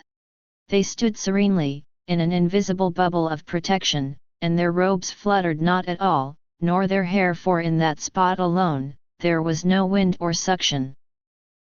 Then Jesus looked to Philip, the slightest physically of all the apostles, save Miriam, and directed him, "Return the rock to the hole." Let the disbelievers see the power of the Celestine light of source that flows through the children of light. Philip did as Jesus bade, walking several steps over to where the rock lay next to the howling hole. And it had no power over him. Nor did his hair or clothes even flutter from the wind. Reaching down, he squatted and grasped the rock with 2 hands and then stood up and easily flipped it back to cover the screeching hole, silencing the sucking wind. And the utter quiet of the awestruck crowd was palatable. The Vice Chief Justice took a moment to compose himself and then approached Jesus closely and said, "I might have judged you prematurely.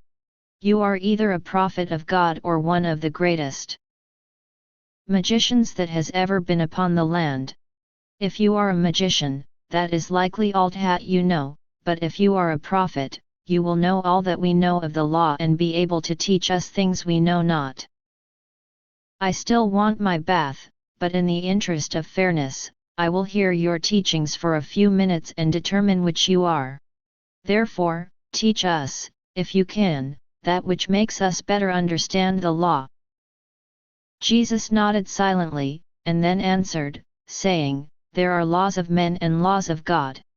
The difference is, the laws of source are few and simple, given to inspire, uplift, and guide all people on paths leading to greatness and glory. But the laws of men are numerous, complex, and onerous, most often given to subdue the spirit of man and cause him to conform to the will of the lawmakers. All of the laws of men are not evil, some are beneficial to both the individual and to the community. But you cannot judge obedience to the laws of God justly because you are also the arbiters of the laws created by men, and the two often seek different ends though both are found in the Torah and proclaimed as the will of Source. Think not that Source has anointed you or any men to create laws in the name of Source, saying that men must do this or do that because doing so is obeying the will of God. The will of Source is that men and women would know with an unquenchable fire in their hearts that they are children of God and that they would prosper upon the earth and return to heaven as greater children of light than they departed. For this cause only, that the eternal exaltation of the children of light might come to pass, Source gave the Great Commandment and the 12 Commandments of Sinai. What more is necessary to have harmony in the relationship of man and Source? Live these simple laws and you will grow in spirit, closer to God and more beloved by your fellow sojourners in mortality. The Vice Chief Justice of the Sanhedrin stood looking at Jesus. He cocked his head as if waiting to hear more, but Jesus just looked at him. "That is all?" Abraham ben Obias stammered incredulously. "That is your all-knowing answer to my question? Surely you have more to say. This is a rare opportunity for a common man to be able to speak directly to me and my brethren. Are you going to squander it? You have not spoken to us of a single law other than the most basic and do not even seem to know that there are 10 commandments of Sinai, not 12. We consider 624 major laws contained in the scriptures upon which all edicts are based. These are the commandments of God through His prophet. Nor is there or can there be distinction between a religious law and a civil law, for all laws governing both life and religion are from God. Nor do we make laws, we merely interpret those given by God through the prophet to guide our lives. It sounds as if you are proclaiming all of the Torah invalid except for the commandments of Sinai, which you cannot even count, so you must not actually know. Surely, you cannot have grown up in this country and be so simple of mind. You have certainly shown yourself to be a great magician and worthy to be tried for sorcery and blasphemy. But your knowledge of the laws of Source is embarrassingly lacking. Young boys know more than you. Now step aside before I have you arrested." "I have answered you fully," Jesus replied. "But only the humble hear and understand my words." Without another word, Jesus turned and walked away from the vice-chief justice and toward the wooden gate that was the entrance to the baths. Seeing him approach, the guards of Herod stepped aside. As Jesus departed in silence, Abraham ben Obias turned to his fellow Sanhedrin and gloated, "Certainly, put that simpleton in his place." A hearty round of laughter came from the Sanhedrin in agreement. As Jesus turned toward the door, he called out to Miriam in his mind, beckoning her to come with him to the entry gate, and explained to her his intention as they took the few steps. Without drawing notice, the milling apostles blocked the view of Jesus and Miriam, who had disappeared behind them, from everyone on the street. Coming to the gate, Jesus put his right hand upon it and Miriam her left, and they looked at each other with subtle, knowing smiles and together said in quiet voices, "Elxpedia." After only a few seconds, they removed their hands and walked away with the apostles, accompanied by taunts from some in the crowd. As they were still laughing and commenting about the encounter with Jesus, it was a few minutes before the Sanhedrin approached the gate to enter the baths. When they did, they discovered it would not open. The vice-chief justice looked at the guards of Herod and commanded them to open the gate, but even with the two pounding against it with their shoulders and all their weight, it would not budge. "What can possibly be the problem with a simple gate?" demanded Abraham ben Obias. The guards could not answer, for the gate had no locking mechanism and only hung loosely in the portal, although it seemed to have swollen until it occupied all of the space with no light escaping around the edges from the side beyond. Seeing the continued commotion, the Roman soldiers, who had been observing the events from the far street corner, came up to the gate to discover what was causing the continuing disturbance. But they too could not open the gate. The commander gave an order to one of the soldiers, and he departed, but soon returned with an axe and commenced to take mighty swings into the wooden door. Meanwhile, Jesus and the apostles had met up with the last of the children of light who had departed from the baths, and Salome was among them. She came up and embraced Miriam and said unto her, "We stayed longer than most of the others, for when you did not return, they began to worry and departed with all the children by the lake gate.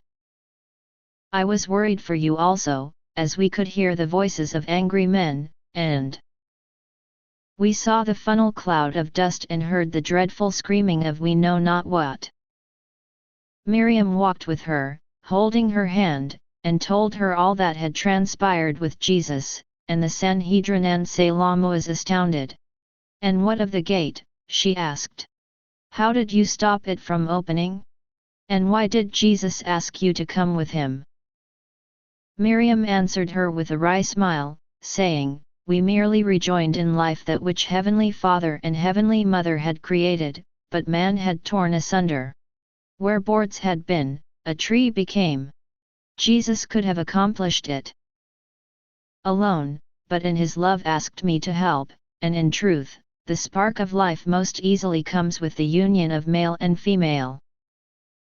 Back at the gate, the Roman soldiers had taken huge chunks out of the wood with the axe, so much so that the head of the axe now disappeared beneath the wood with every chop. Yet still the gate did not open, and the commander looked to Herod's soldiers and demanded, "How thick is this infernal gate? I passed through it just yesterday and remember it as nothing more than rough-hewn boards." "And so it was," answered one of Herod's guards. "I know not what has become of it, save the Galilean prophet touched it just before he departed, along with a woman." "Look," exclaimed one of the Sanhedrin, pointing to the door. "It lives." Everyone looked to where he was pointing, and there was a sprout of green leaves coming out of the wooden gate. More were quickly noticed shooting out of the wood in several places. "This is impossible," exclaimed the commander of the Romans, and he ordered his men to dig down into the ground beneath the gate. "The gate continues beneath the ground," shouted one of the digging soldiers. "By Jupiter! This is a tree, and these are its roots.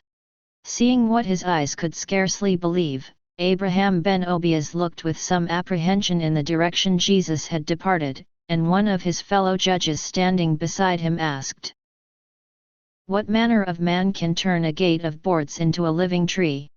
Is not life the domain of God? Surely, magic like this has never been seen in Israel." Abraham continued to look with vacant puzzlement out into the distance and answered almost in a whisper, "Surely not." Jesus explains the Celestine powers. Jesus explains the 8 heavenly powers he and Miriam used when confronted by the Sanhedrin to the children of light so that they can understand the foundations by which each unique gift of power is called upon and employed. The day following their arrival back at their homes in the 4 communities on the lake, almost every member from each of the communities came to the house of Jesus, for everyone, both those that had gone to Tiberias and those that had remained at home, desired to hear the details of what had transpired at the baths the previous day.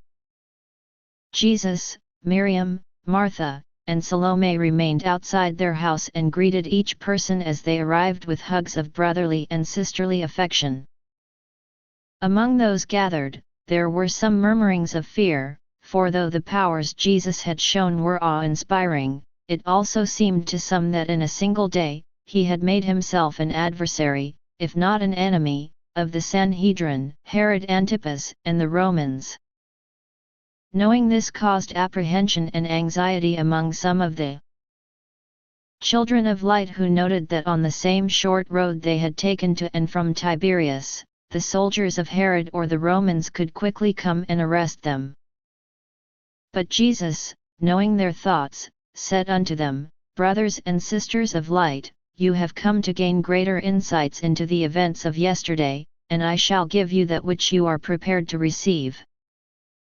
First, becalm your anxious hearts and know that neither the soldiers of Herod nor the Romans, nor the guards of the Sanhedrin, will come upon us this day or in the days near to come.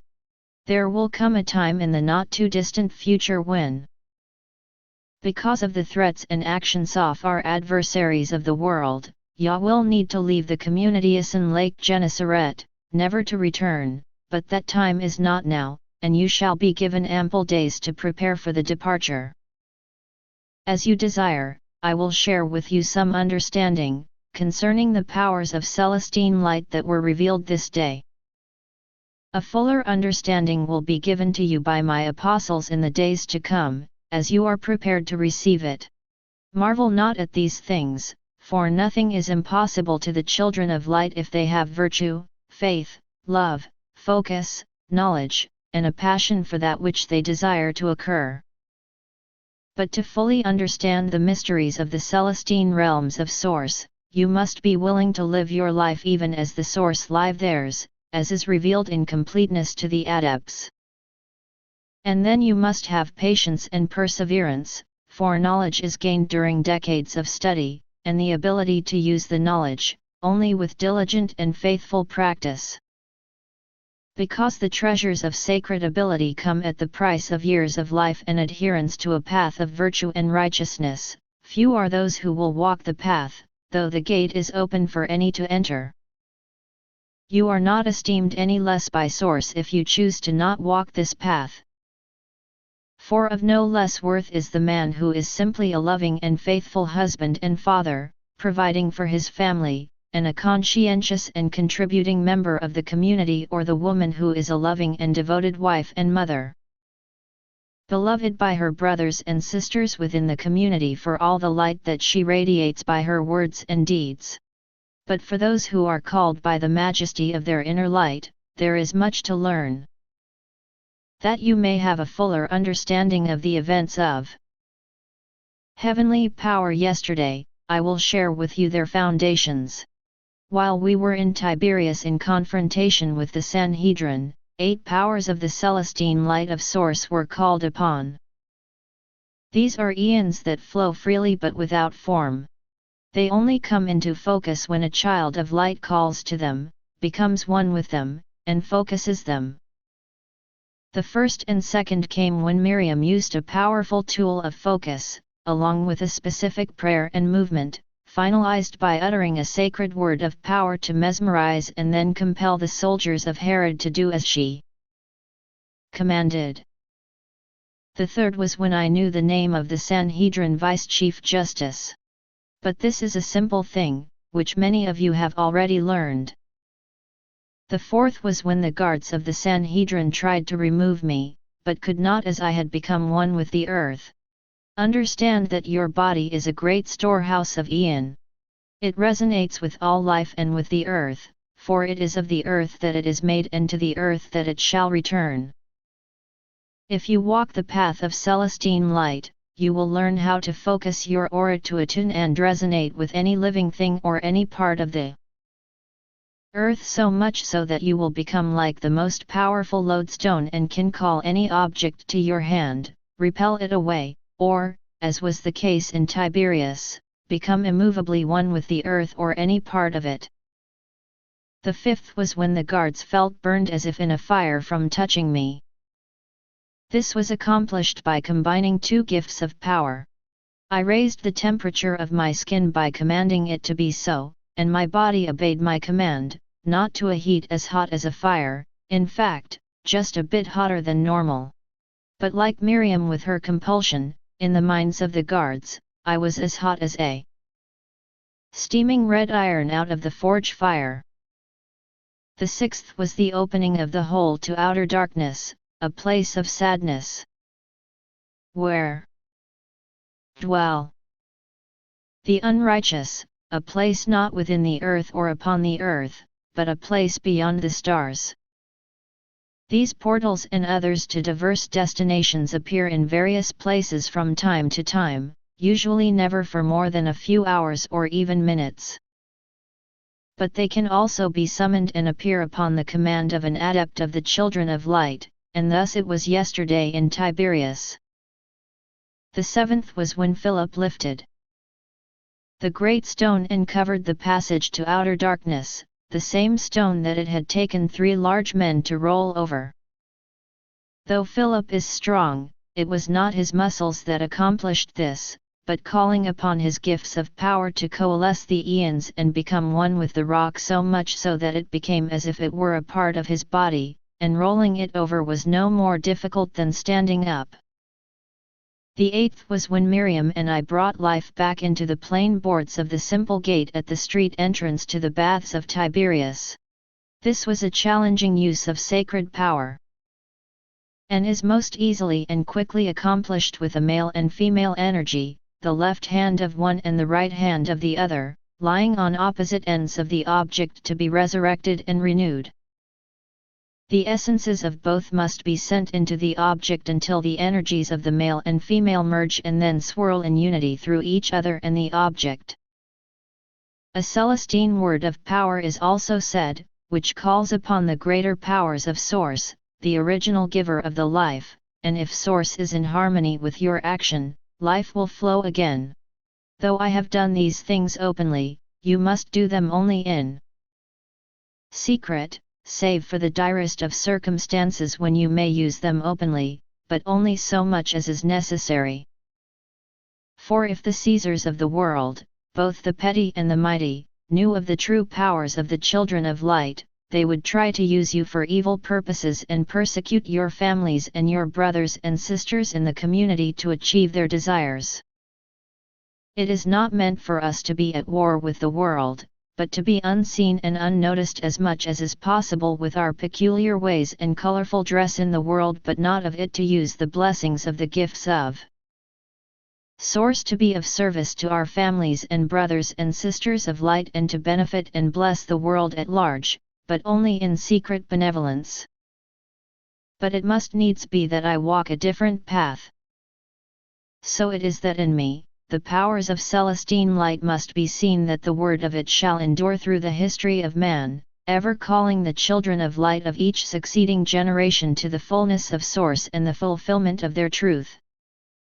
Then Jesus ended his words with the children of light, and Cephas stood before them and admonished them to return to their homes and there work and promised them that the apostles would teach the mysteries to them in the days to come as they were prepared to receive the knowledge. After everyone except the apostles had departed, they went to the lake shore and into 3 boats. When they were far off shore and alone, they tied the 3 boats together, and Jesus revealed the deepest secrets of all the powers of Celestine light they had seen that day. But these things cannot be written, but only spoken among the children of light who are prepared to receive the knowledge. When he had completed revealing the mysteries of the powers of source they had witnessed in Tiberias, Jesus spoke again to them, saying, "The time has come when we must increase the communities of light with more of your brothers and sisters who are still lost in the world. There are many in particular that must come to this place, even from cities in distant lands, that they may have the opportunity to fulfill their destiny and grow into the person they were called to become before the world was. I am going to teach you now how to enter the dreams of people while they sleep, and each of you will be given pleasure stewardship. You will enter their dreams each night and appear as yourself and explain who they are, a child of light, a son or daughter of God. Show them this place and this people, relate to them all the things you have both seen and heard since you have been with me. Their dreams will be so vivid they will not seem as dreams. It will be as if you stood in person before them, showing them the path to the light.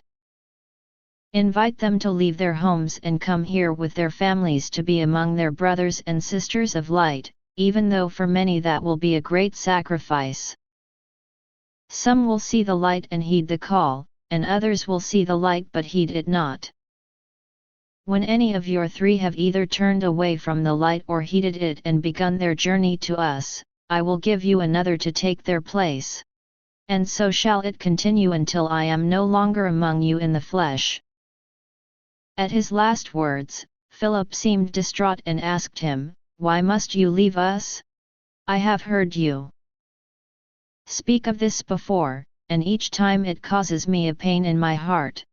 Jesus answered him, saying, "We are each here upon the earth to be of service to our brothers and sisters, our fellow travelers of eternity. You have your calling, and I have mine, 2 parts contributing to the same grand design. I have come to bring the Celestine light. You have come to expand the light. I have come to save the people that will be saved by giving them a path of redemption and exaltation. You have come to help them on their way and save the world upon which all live from sinking into a final darkness.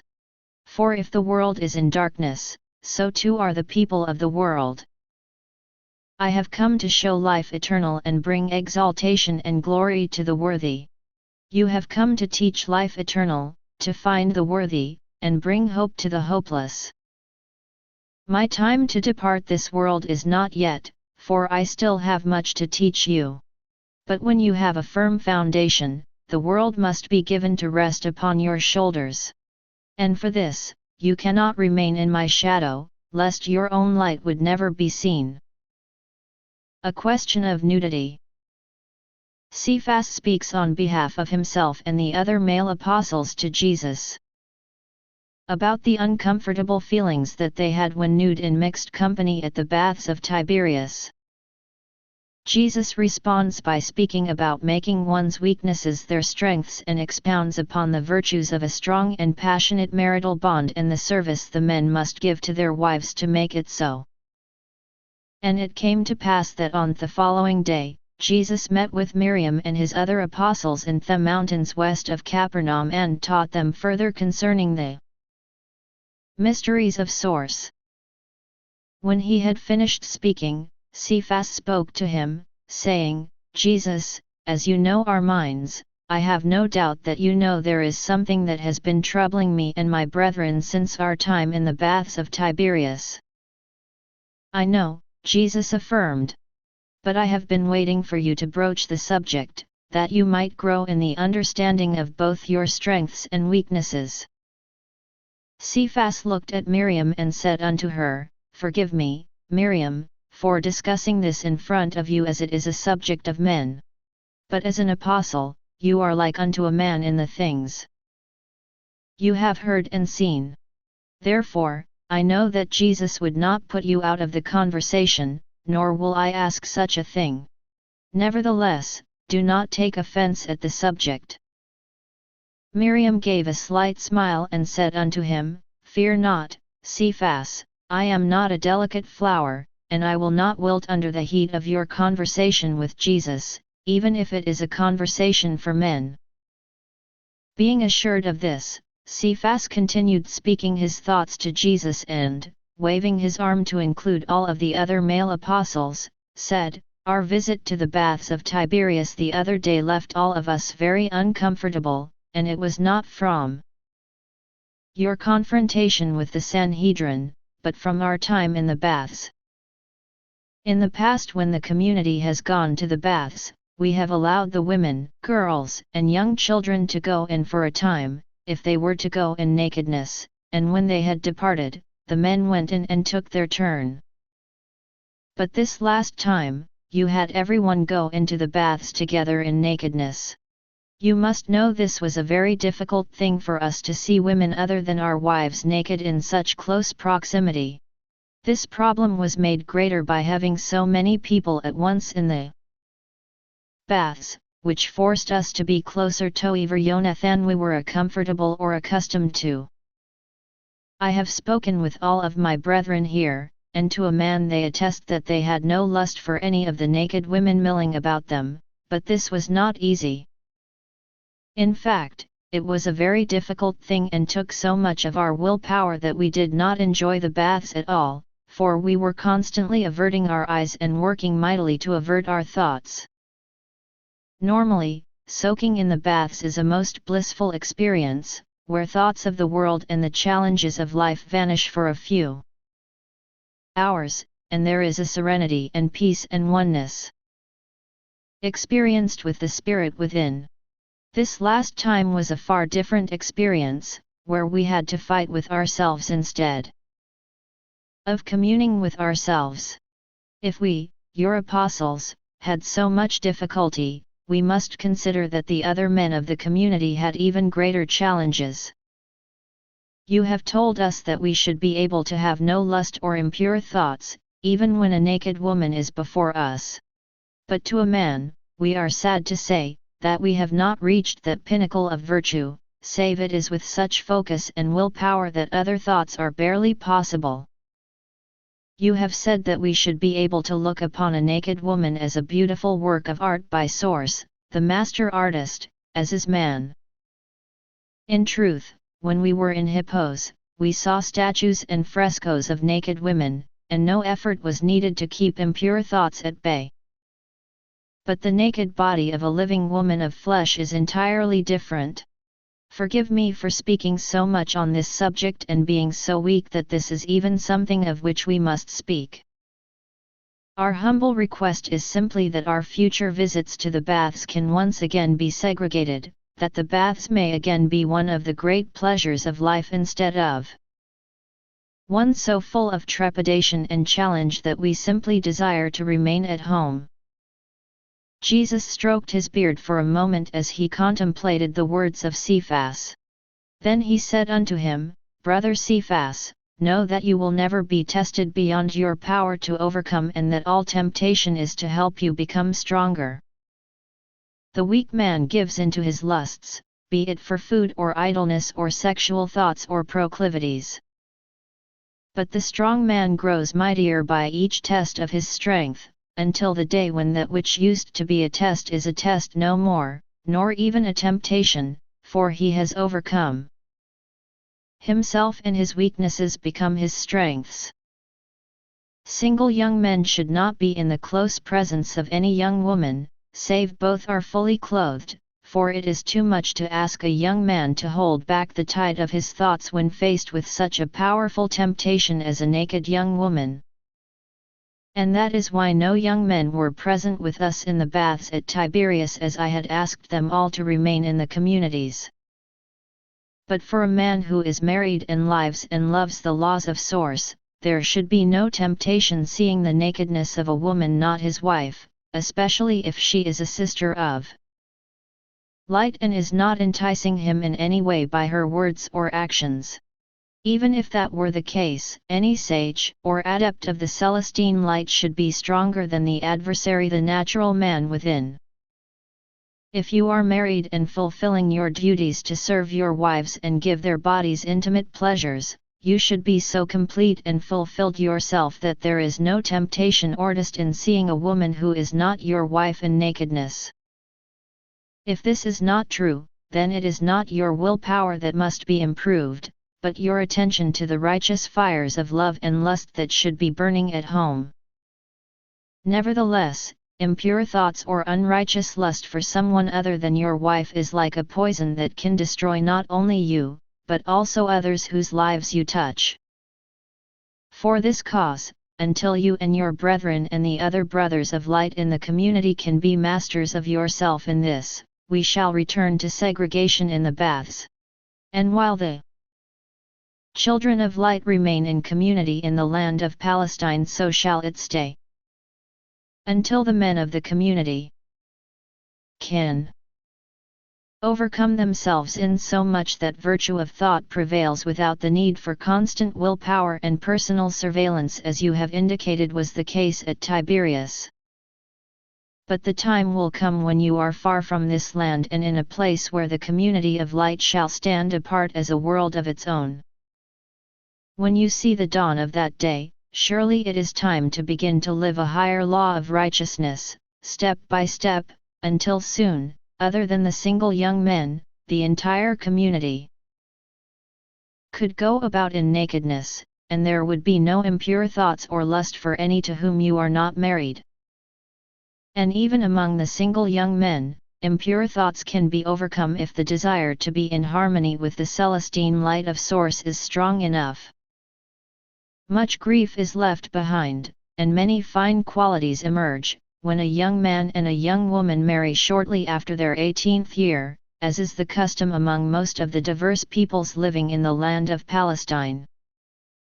The blessings of this are evident in lasting marriages of love, where righteous lust is satisfied at home with the beloved, where affections do not wander, where children grow up balanced, comforted in their hearts, and delightful in their dispositions. But there are some, such as the Adornites, that disdain marriage and simply choose to take mates and live together for such time as it pleases them. The results of this are equally evident. In the years of early adulthood, lust for others besides their companion is rampant, fornication and adultery are common, relationships seldom last even until the oldest child is of age. And growing up without an example of committed love produces young men who live for lust and are incapable of a deep and abiding love. In years of later adulthood, the passions of lust fade, even into nothingness, leaving those who built their lives upon nothing, with an emptiness that cannot be filled. Verily, I declare unto you, as in all things, you reap what you sow, and those that sow iniquity shall reap the whirlwind. Before the last child of light leaves this land, the Adornites shall be no more. Their days are already numbered. They shall be consumed unto death by the fires created from their lusts.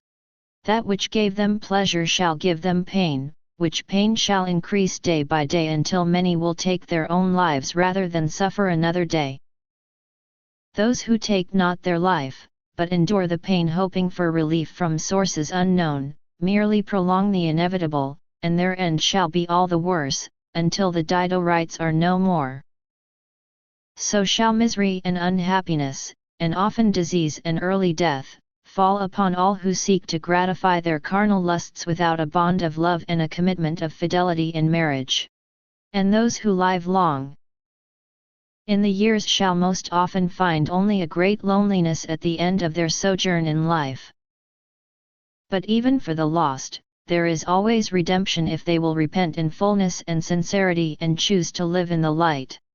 But let them not procrastinate their day of repentance, for they know not when their last breath shall be, even this day. I tell you these things that you might learn the wisdom that comes from the Celestine light, that you might understand that impure thoughts and unrighteous lust are most easily conquered by an early marriage, founded on love, where lust is given fulfillment within the marriage. And the man seeks the pleasure of his wife or wives, first and foremost. You have told me this day that in the bath sat Tiberius you had challenges controlling your thoughts for women other than your wife. And I say unto you that if this is so, you must each look to your own marriage, for if you are serving your wife and seeking her loving and lustful pleasure each day, first and foremost, your own lusts will be more than satiated, and being brothers of light, you will then find the nakedness of other women not a temptation at all. Such a thing will not even occur in your thoughts. We speak often of being in the world but not of it, and that which we speak of today is of great measure your fulfillment of that admonition. It is my honor to know each of you. It is my honor to be with you each day. I am uplifted by the strength of your characters, even to speak today of this rather than let it linger and fester in the shadows of your thoughts. You are far greater men than you allow yourselves to acknowledge. Yet even in your greatness, you are still as babes compared to the men you will yet become. But if you are to become those men, you must tend to the fires of love and lust within the walls of your own home. Upon this firm foundation, you will have a serenity the world cannot know and a shield through which the darts of temptation cannot penetrate. The importance of dreams. Jesus speaks about the importance of dreams and how to attain the proper dream state, explaining that it is through our dreams that we commune most directly with Source. The following day, Jesus asked his apostles to again meet with him on the hills nearby to the west of Capernaum, and there he taught them once more. After a prayer said by Judas Iscariot, Jesus greeted his apostles by asking, "How were your dreams last night?" "I cannot remember my dreams," answered Thomas. "I dreamed of my former life causing people misery by collecting taxes." Matthias answered solemnly. "I felt guilty even in my dream, but could not change the story that was unfolding." "For me," said Cephas, "I dreamt of catching so many fish that our boat burst apart and sank, returning to port, and we ended up losing everything, both the fish and the boat." "My dream made me apprehensive," stated Judas Iscariot, "especially as I have seen this same dream before. I saw all of us standing with Jesus at the edge of an enormous cliff, so big it was that the bottom could not be seen. Jesus was asking for a volunteer to leap off into the abyss, and none of us seemed so inclined. I also cannot remember my dreams, except on rare occasions, and remember nothing from last night," said Yohanan. "And with dreams like Cephas and Judas, it is probably for the best. Nor can I remember mine," added Shimon, "except for vague feelings and wisps of memories that I cannot bring into fullness." "I was exploring a city in a far-off land," answered Philip. "The people were darker-skinned, and some of the buildings were wondrous in design. It was a fulfilling dream, because I was able to change what I saw. It was as if part of my awake awareness was inside my dream. For instance, I would come to a fork in the road, and instead of merely watching which road I took in the dream, a part of my waking self was able to help make the decision to go to the right. The dream seemed very real. I do not have dreams like this often, but I take great joy in them when I do." "My dream was of our brothers and sisters in the community," offered Jesus's brother Yaakov. "But there was something different about the community and the people that I cannot remember now that I am awake." "An old man with a long white beard and a goat came to me in my dream," said Judah, son of Cleophas. "And what?" asked his brother Yaakov. Judah shrugged and answered, saying, "And I know not what. That is all I remember." "Well, I am not much better," Yaakov said consolingly.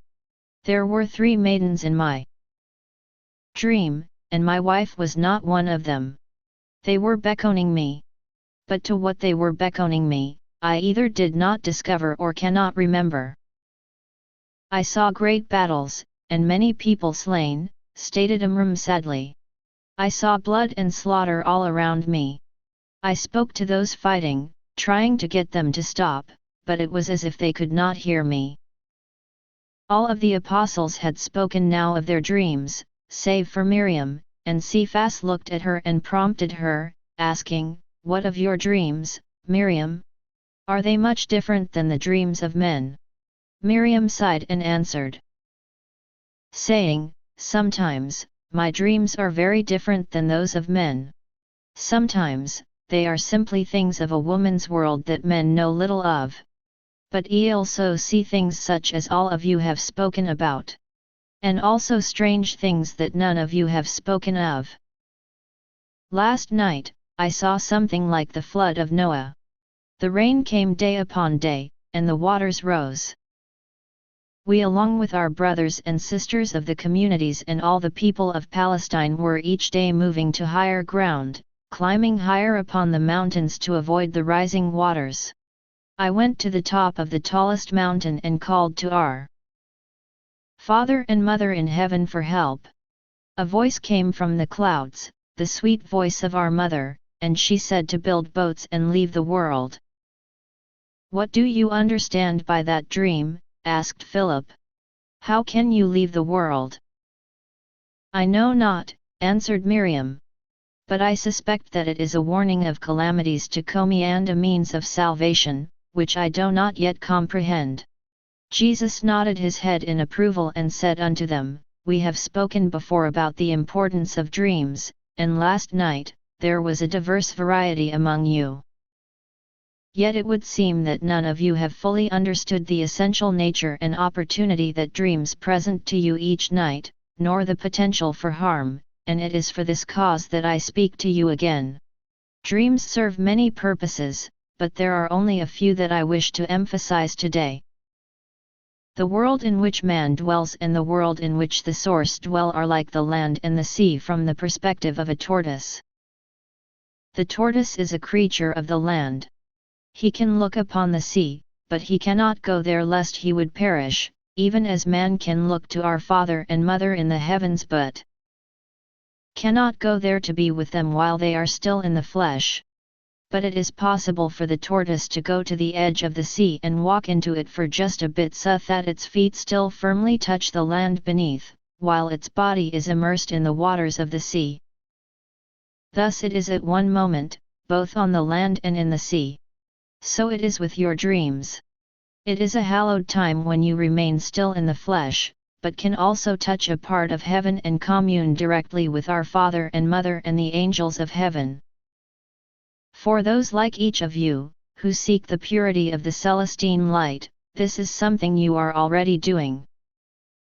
Each and every time you sleep, even though you may remember it not. Dream time is a time when a part of your spirit is freed from the bonds of your body and this world and can visit and commune with all other worlds, and other spirits wherever they may be, as well as travel and explore the world in which you live in ways your physical body never can. But this is also a time of great vulnerability for the unprepared. For even as a part of your spirit can commune directly with the Celestine realm while you sleep, so too can your spirit visit other worlds while you dream and interact with the spirits of those dwelling there. But even as your spirit of the night can travel far and wide to places beyond the understanding of your day spirit, so too can spirits of those from other worlds and from living people in this world also come to you in your dreams while you sleep, and interact with and influence the part of your spirit that remains grounded in this world, even those that would lead you to darkness and away from the Celestine light. Therefore, it is greatly important that you set your intentions before you pass into sleep and not just thoughtlessly fall into your dreams. In your nightly prayer with our Father and Mother in heaven, ask to be shielded from all evil while you sleep and be led only upon dream paths that will uplift and inspire you and reveal greater light and understanding. Ask no less for the night than you do for the hours when you are awake. Thus, you will be protected from that which would do you harm and open to receive a fullness of Celestine light from heaven, both that which you ask for and that which is brought to you as a gift. When you seek an answer to a question, small or great, concerning matters either temporal or spiritual, ask in your nightly prayers to be shown the solution in your dreams, and so it shall be given unto you. Even if you do not recall your dreams, a part of your spirit of the day will remember the essence of what your spirit of the night learned and will be pulled into a resonance with it while you are awake. But for the children of light, it is very beneficial if their spirit of the day remembers the travels of their spirit of the night. This is even more important for you, my apostles, as your dreams are the time when you can touch the realms of Celestine light and receive pure answers for your questions, learn more of your gifts and powers, and gain divine inspiration for your family and your personal growth. Most importantly, it is a time to receive heavenly messengers, to hear the guidance of Source and see great visions of things that are to come that you might be prepared to prosper and not perish. Your dream time, when your spirit of the night visits the Celestine realms, is also your divine school of knowledge where you may learn and practice the mysteries of all things. Each day, I teach you how to use your gifts and develop them into powers that can benefit the children of light and the world. But your learning needs not end with our times together, for each moment that you sleep, you can receive further instruction from the angels on high in your dreams. In your travels of the night, you can observe others using their gifts that you might be more prepared to use yours. And you can practice using your powers in places where a mistake causes no pain or damage, but merely becomes an opportunity to learn how to become successful. All of this and much more is available to you as you remember more and more of your dreams. For this cause, I am going to give to you the formulas for 3 potions which should be taken just before retiring to sleep in the night to help the spirit of the day to remember the dreams of the night.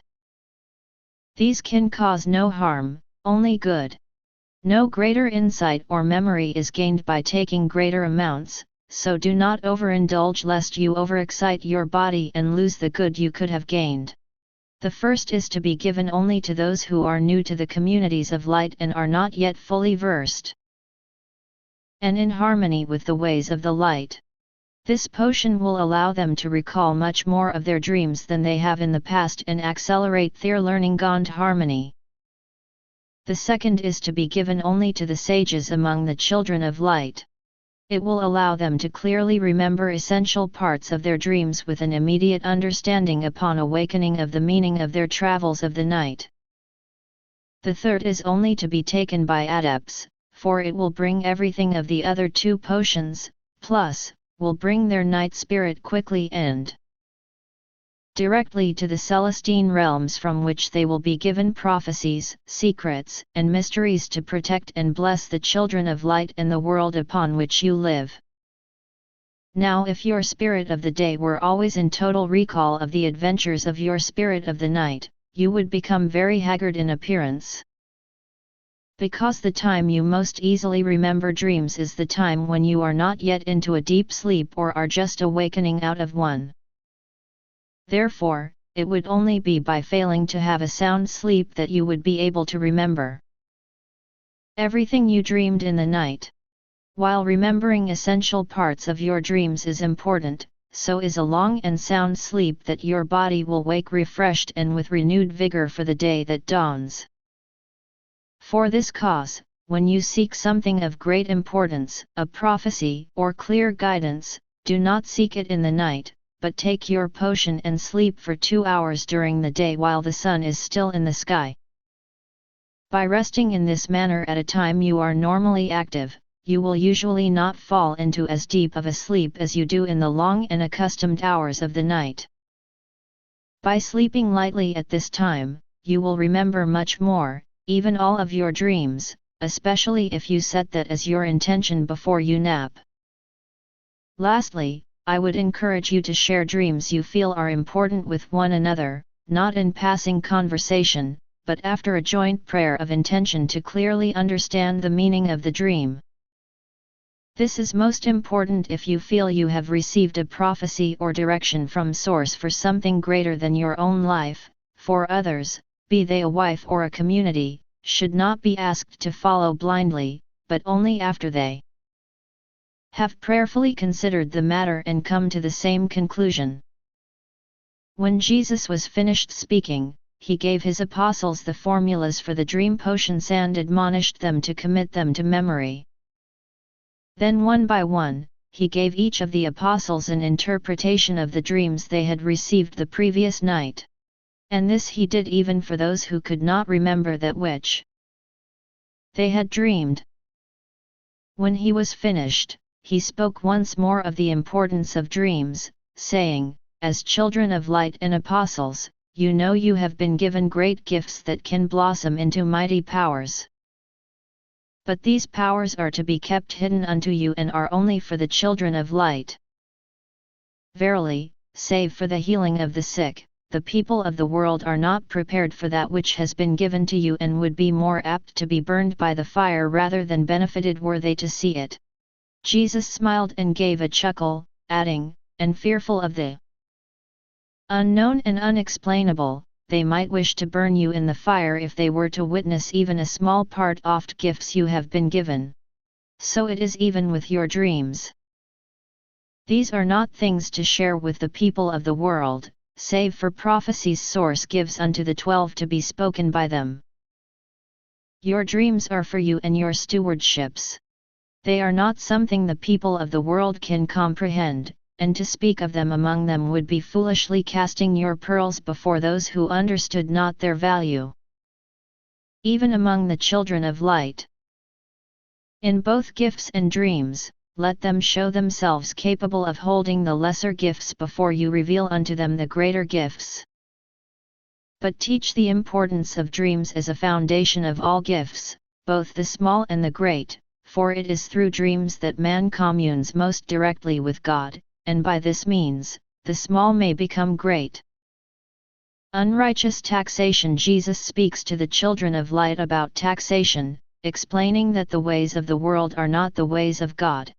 He clarifies when taxes are righteous and when they are not, and does the same thing for money lending and credit. Confrontation with the Pharisees and Herodians about taxes. Following the Sabbath that week, a contingent of Pharisees and Herodians came to Capernaum and sought out Jesus that they might question him concerning the law, but he was with his family and refused to take the time to see them. The Pharisees were somewhat incensed at what they perceived to be an affront by Jesus, for they had journeyed from Jerusalem. They tried to come to him when he was sitting with his family and friends by the lake, but they were blocked in their approach by Cephas and Yohanan and politely asked to return the following day. The next day, when the Pharisees and the Herodians approached Jesus' house, they saw all the apostles gathered there and a Roman tax collector just storming away in anger. He turned as he parted and yelled at Jesus, "This was your last opportunity. Rome will not suffer your refusal with impunity. The price you will pay for your folly will be more dear than what you were asked to pay today." Seeing this, the Pharisees counseled among themselves how they might ensnare Jesus in his words, and they sent their disciples to question him along with the Herodians. They crafted a trap for him, asking, "Rabbi, we know that you are true and teach the way of Source in truth, and that you bow before no man of authority, for you regard only the man, not his position. Tell us, therefore, what do you think? Is it lawful to give tribute to Caesar or not?" But Jesus perceived the wicked intentions of the Pharisees and the servile desires of the Herodians, and said unto them, "Why do you attempt to thwart me, you hypocrites?" Beckoning unto them, he said, "Show me the tribute money." And they brought unto him a small coin. And he said unto them, Whose is this image and superscription? They said unto him, Caesar's. Then Jesus said unto them, Render therefore unto Caesar the things which are Caesar's, and unto God the things that are God's. When they heard these words, they were confounded. And they left him and went their way when they saw that he was not going to speak to them further. Jesus speaks about overcoming sexual lust and unrighteous desires for money and power. Then Jesus turned to his disciples and said, The Pharisees squander their lives pondering upon emptiness, but I ask you to understand the fullness of my words. Therefore, what is Caesar's? What is worthy of tribute? And a lively contention of opinion arose among the apostles, with the zealots saying nothing was Caesar's, because all the land had been seized by force of arms. Others argued that for all the evil the Romans brought upon the people, they also provided works of engineering, defense against invading armies, coin and peace for commerce, and enforcement of civil order, all for which taxes were necessary. To this, Shimon the Zealot replied, When the land is ruled by a king of our people, ruling in righteousness before God, such tribute is worthy of the sacrifice, but every coin that goes today to Caesar is merely used to forge another link in our chain of slavery to a foreign master. Then Jesus raised his hand slightly, and all became quiet, waiting to hear his words. And he said unto them, Children of light, you each have caught a sunbeam of truth, but your lights have been shaded by the ways of the world. The ways of God are not the ways of men, and never will they be. But the children of light must stand firm upon the truth and should live by the teachings of Source, even when an ungodly world teaches otherwise. Thus, it is given to you to comprehend the justness and fullness of God, that your lives may be fulfilled, that you will shine in the darkness and all the world may see the Celestine light of truth. If it then be that those of the world who see your light choose to live in darkness, they cannot say on the day of the judgment of resonance that they never saw the path of truth and light.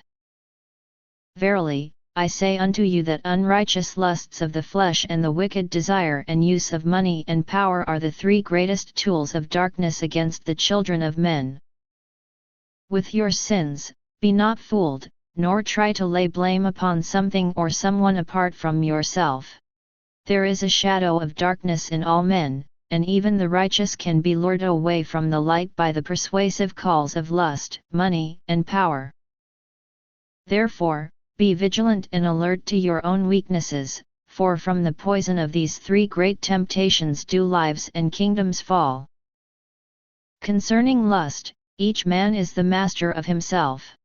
Despite all that may be around him, enticing him to sin, in the moment of decision, it is the man who chooses between sin or virtue, the man who chooses to follow the darkness inside him or the light, and the man who will reap that which he has sowed, be it good or bad. With money, the darkness that dwells in all men ever entices them to be selfish and gluttonous, to gather more than they need for simple comfort, to build spacious homes and palaces far in excess of their necessity, to eat and drink more than they should with great dishonoring to the temple of their body. Power over others is the most insidious of the three evils in man. If you are in a position of authority, whether it is over your children, your workers, or the citizens of a land you rule, you are meant to be a steward to watch over and protect them, to help them have peace and joy and growth in their lives. To trade his trust with unrighteous dominion is to give into a great darkness, because you are hurting others even more than yourself. But the unrighteous ever seek to be the masters of other men, and whosoever uses coin or debt or taxes or a position of authority to enslave or grievously burden others becomes consumed by darkness. Though coins of gold and silver are a great corrupter of men, they taint kings and the governments of men with a foul stench even more. Succumb to the darkness within them, rulers unworthy of fidelity are intoxicated by the pleasure of spending the hard-toiled coins of others. It will ever be the dismal lot of the virtuous to be downtrodden by unrighteous kings and rulers unless they stand side by side, unmoving in their light, despite the consequences. And it is only this, an army without swords, of righteous men standing united in the light, willing to follow diverse nonviolent paths in protest that cause the Caesars to fear.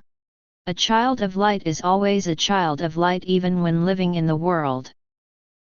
Verily, the Romans are content when the followers of various religions keep separate the practices of their faith and the actions of their life in the world. As long as you act the same as those who have no light while you are interacting in the world, they care not what the children of light practice in the privacy of their religion. In this, they see no threat. But for those of true faith, there can be no separation between their way of life in private and that in public. Verily, you cannot be both a man or woman of God and a man or woman of the world, for the ways of the world are darkness and the ways of faith are light. You may live in the world, but you do not have to live like it, nor should you if you are a child of light. Even as you are in the world but not of it, so be one in the Celestine light. Of source despite all the world may do. Desire and commit unfailing fidelity and support to one another, for a house divided cannot stand. Though you are not many, you are one in the Celestine light of source. And that is a very great and powerful unity. When one is hurt, all are hurt. When one has joy, all have joy, for you are the family of love and light. Know your convictions well. Ask the Holy Spirit of Source to sear your heart with the light of truth that can never be denied or abandoned. For each day is a new dawn and brings new challenges and temptations. Each day, you must choose again whether to walk in the light or be lured into the shadows.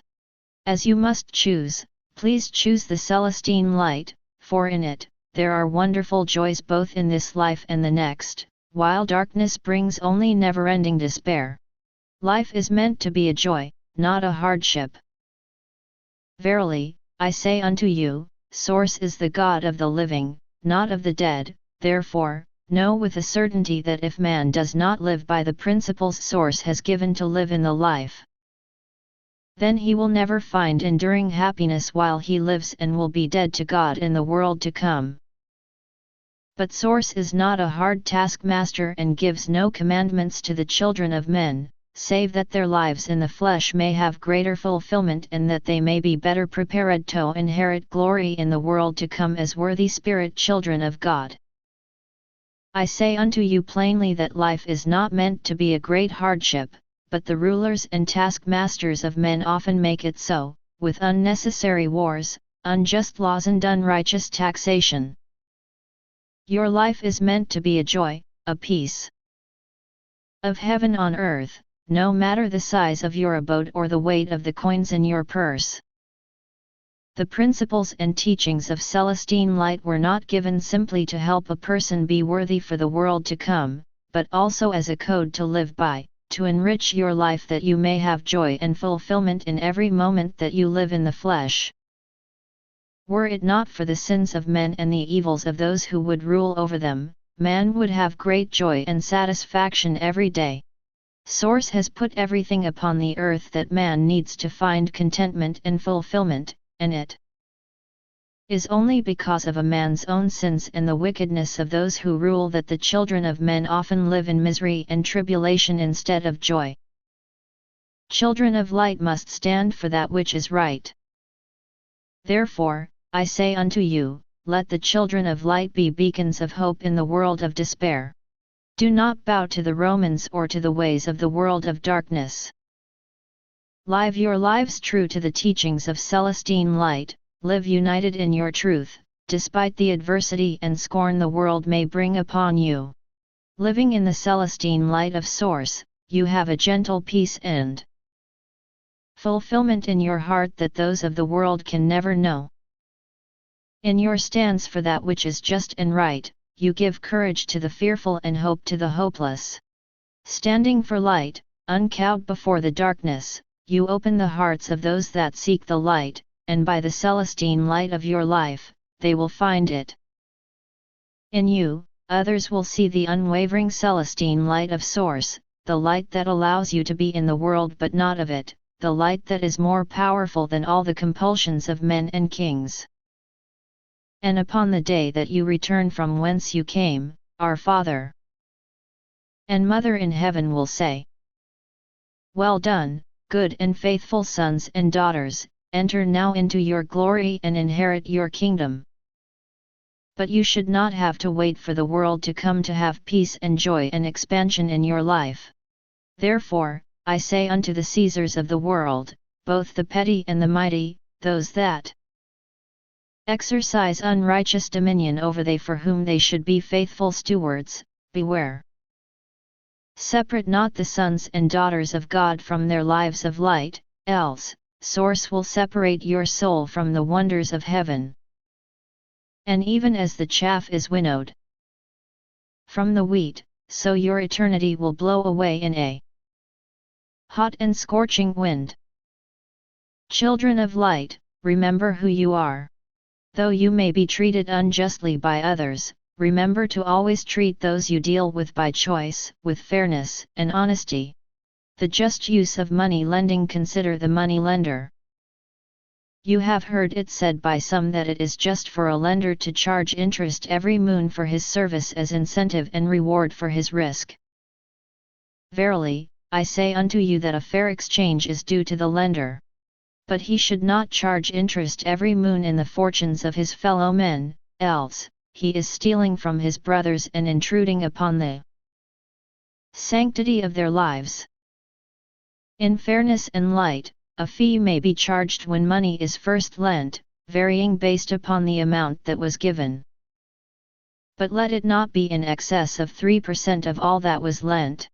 If you seek a money lender, you are obligated to him for up to 3% in total as a fee, for that is a fair and just exchange, but beyond that, you are being robbed and have no obligation to aid a thief in his theft. Therefore, do not barter with the darkness, lest you be overcome by it and consumed. Then Matthias, who had been a publican, asked, Lord of Light, if it is right for a merchant to buy an item for 1 shekel and sell it for 2 to the man who willingly buys it, why would it not be acceptable for the lender to loan a shekel for the price of another, or even for only 1/10, to a man who willingly accepts the bargain? Jesus answered him, saying, Gold and silver were given by Source for the benefit of all men. In their rarity, they are precious. In the goods of the market, a man has a choice to buy or not to buy.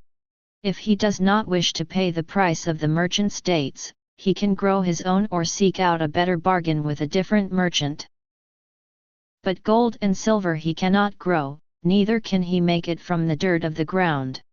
Therefore, the money lender has an advantage over the man that no common merchant can ever have. Where much has been given by Source, much is expected in stewardship. The righteous money lender must therefore be a better steward than the merchant and a more faithful friend to his brothers. Nor should the money lender be excluded from making greater profit, provided it is done in partnership with the man who seeks assistance. If the money lender gives only money, he cares not whether the borrower succeeds or fails, for he has been paid in either instance. But if he desires greater profit, let him take greater risk and become a partner with the borrower in the venture to whatever degree they agree upon. Thus then they succeed or fail together.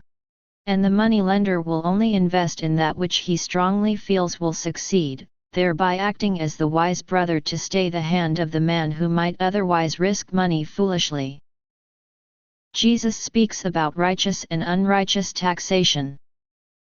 Regarding taxes, as a man of God, you cannot say that you will not pay tribute to Caesar, because the Romans are not the rulers of your choice.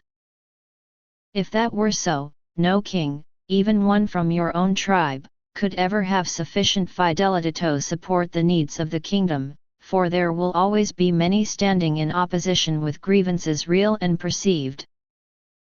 But does that mean that you must simply give whatever tribute it is that the Romans demand? Nay, it absolutely does not.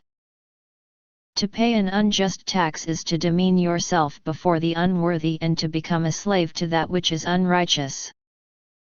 If Caesar builds a road and charges a toll to use the road, it is righteous and right for you to pay the tax when you use the road, for it is of benefit to you, and you can choose to not pay it by traveling a different way. If Caesar decrees a tax upon all cloth sold or jugs of wine or jars of dates to help support the government, you can deny this tribute by making your own wine, weaving your own fabrics, and growing your own dates. Therefore, these are not unjust taxes, for when you pay it, you have given your coin with a good heart of your own free will for something you choose to use rather than invest the effort to create your own or use an alternative.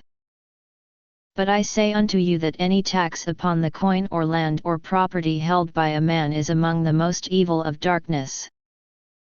Children of light that pay such a tax, even under coercion, bear their heart to a poisoned dagger that will prod them ever further into the dark ways of the world and away from the Celestine light of source.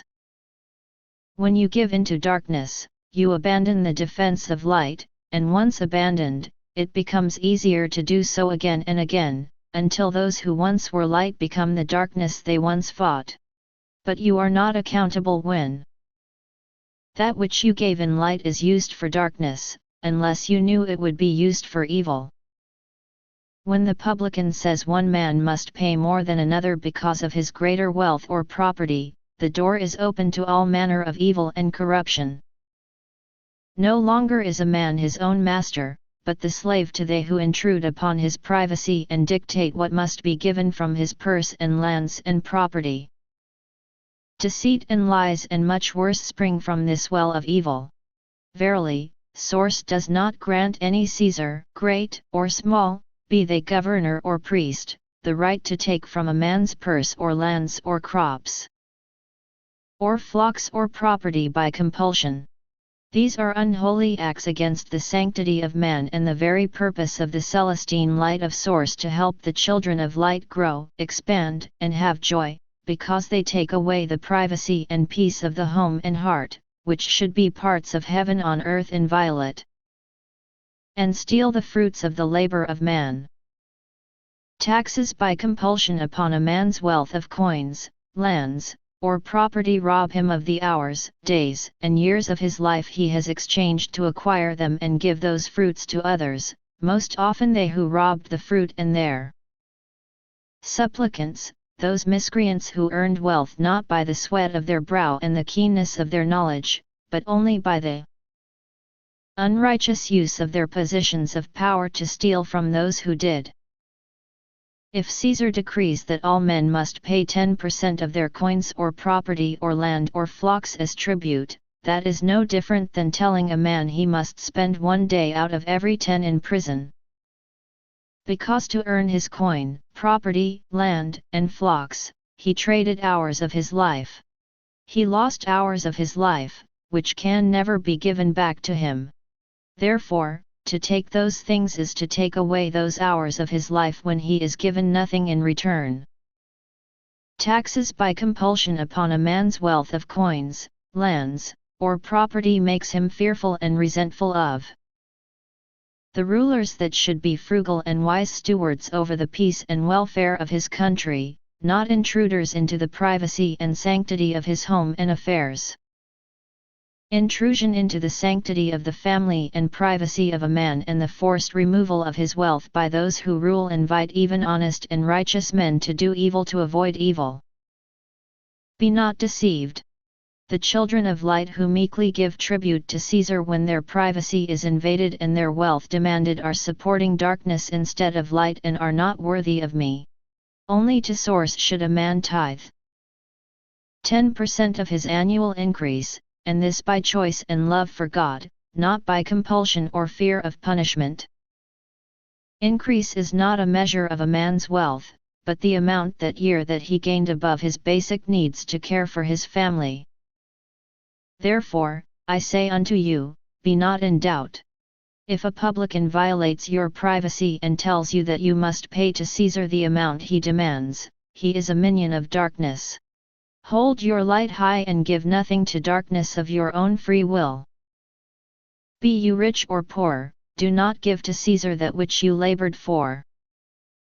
Trading precious hours of your life because of love for your family and dignity for yourself, simply because Caesar so decrees. But neither deny paying any taxes at all, for regardless of which Caesar rules, you live in a community that is part of a still larger community bound with common bonds. As part of a larger whole, benefiting from common association, you owe it to your neighbors to contribute to society in ways that benefit everyone. But let those ways be by your choice, not by theft of the privacy of your home and the sanctity of your property or by any form of coercion or compulsion by Caesar or his publicans. If you let Caesar steal your wealth by compulsion, be it small or great, Caesar will think that he is the master and you are but a servant. A righteous king is a steward who governs with the consent of the governed to not rise up in rebellion, by providing a just government, else, event dictator is overthrown. But if Caesar considers you to be a slave, you are without merit. Your treasure will be taken by force in any amount Caesar desires and will surely be perverted for purposes you know not and would not support. And once perverted, it will surely continue to be used not for the good of the governed, but to enrich the unrighteous and the thieves and for purposes in complete opposition to the teachings of the Celestine light of source. Therefore, do not let the coin earned by your worthy desires for good be given under coercion or compulsion to enrich the Caesars, big or small. Do not allow the coins you sacrificed hours of your life to obtain to be taken from benefit to your wife and your children, to instead build palaces for Caesars and soften the lives of their slothful supplicants. Do not acquiesce to government theft that leaves you with less that they may have more. That which is taken by Caesar in unrighteousness will surely be used for unrighteous purposes. The fruits of your labor, they will give to the wicked and lazy who whisper vanities unto them. They will stab you with your own dagger, they will use your money for great evils that you would countenance not at all. Verily, if you pay the publican under coercion or compulsion from the fruits of your labors, you are helping to build the kingdom of darkness, not the kingdom of Celestine light. Taxes that are just. Nevertheless, if there are to be communities of men, there must always be taxes to support those things which are for the common good of all. But let these be just taxes, not given to excess beyond the need, not given to enrich the few upon the backs of the many, or forcing a man to contribute to something which his faith denies and decries. For this cause, only taxes upon use or consumption of items not your own can be justified before God. In this way, each person is free to choose whether to pay the tax or not, by choosing to consume or not. If Caesar wants more tribute, he may tax greater the items of luxury that only those who have more wealth can afford. But even in this, only by their choice to buy that which is so taxed, not by compulsion. And it is righteous that Caesar should tax, even great taxes, upon vanities such as expensive wines and carpets and spices and resins and gems, for these are luxuries that no man needs, but only desires. They are beyond the means of the poor who are therefore not taxed, and if a rich man does not wish to pay the tax, he merely does not buy the goods. As only goods of luxury are taxed greatly, the greater share of money for the king comes from those with the greatest wealth, but this is by their choice, which is pleasing unto God, and not by compulsion, which is pleasing only unto despots and devils. Importance of standing up for truth and righteousness. Then spoke Abraham of Arimathea, one who had followed to hear him speak, saying, "It is a good thing that you say, Rabbi, and would that it was so that all men and kings would act this way. But I fear that if I refused the tax collectors when they demanded the fruits of my toil, then they would instead take the blood of my body." Jesus answered him, "Fear not those that can harm your body, only those that can injure your spirit. It is better to stand for right than to cower in wrong, and evil is defeated not by acquiescence, but by action founded upon conviction and anchored in faith." Willingness to move to another country for freedom and justice. Verily, Rome is not all the world. If your burden is too great in this country to bear and the price you would pay for defiance too severe, then denounce the land of your birth and ask Source to guide you to a land of greater succor that knows not the yoke of Caesars who tax the people with unrighteousness. For Source hears the prayers of the virtuous and will ever bless the worthy who seek the help of heaven. Verily, if must needs be, it is better to take your family and live in a tent in the wilderness than to live in a city in a land where you must exist under the yoke of unrighteous taxation or compulsion. And atop the mountains of the wilderness and the heights of the islands of the sea, the children of light will always find refuge from the world, protection from Caesar, and abundance from God. Open your ears and hear my words. Let them settle in your heart, never to be forgotten. What I speak of is no small matter, but of great importance to your spiritual well-being in this life and the next. Make peace and pay righteous taxes. Be wise, not foolish, in your dealings with Caesar. Remember the olive branch of peace. Speak with the publicans if they will listen with an open heart. Let it be known that you are not opposed to taxes, even great taxes upon the goods that you might buy, but only upon intrusion into the sanctity and privacy of your home and personal life, and taxes upon your coins or land or property by coercion or compulsion. Stand strong and together for light and right when persecuted, but do not fight Caesar to the death in rebellion of compulsive taxes, for where would your family be then? But neither simply give in to the unrighteous demands of Caesar and the publicans. Be willing to suffer pain and even imprisonment for the Celestine light of Source in your life. Stand ever together with your brothers in the light, for you are the family of light. If one is persecuted, let all others help him freely as they can, both openly and in secret. If one is imprisoned, let the others care for his family. Refuse to turn back upon that which you know to be right. Refuge in a land far away if after all you can do, Caesar continues to intrude into your privacy and steal from your coins, your flocks, your lands or property, or punish you for not obeying his dictates. Then you must leave the land of your birth and seek one where you can live in the Celestine light of Source that you have been given. Be that land a foreign one with customs strange, or a community of light atop a mountain tall, or a distant isle in the sea, it is better to live righteously, in the Celestine light, apart from all you have known, than under the evil cloak of darkness worn by the unrighteous. Know this with all of your heart and mind: if you walk in the Celestine light, Source will always walk with you. Circles of power.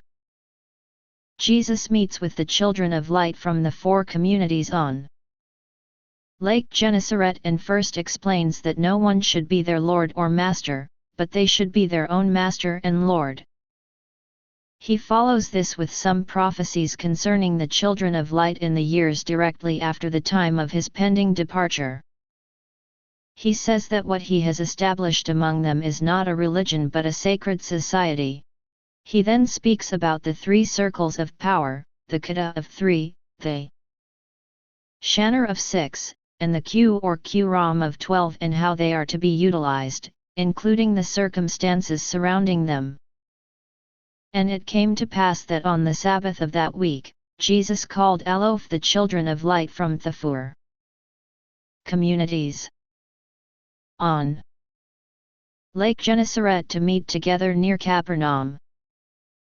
And as he had done in the past, he stood in a boat just a few paces offshore to address the crowd, and many were the people present, for the community had been growing with new members in recent months.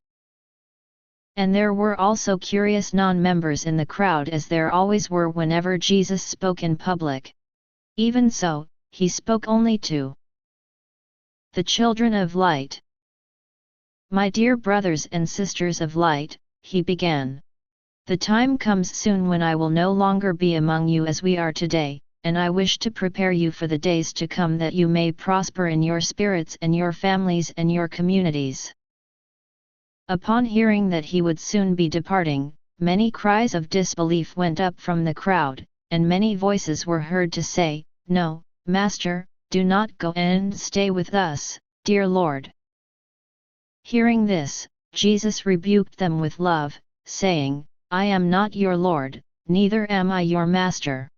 I am your brother, and you are my brothers and my sisters.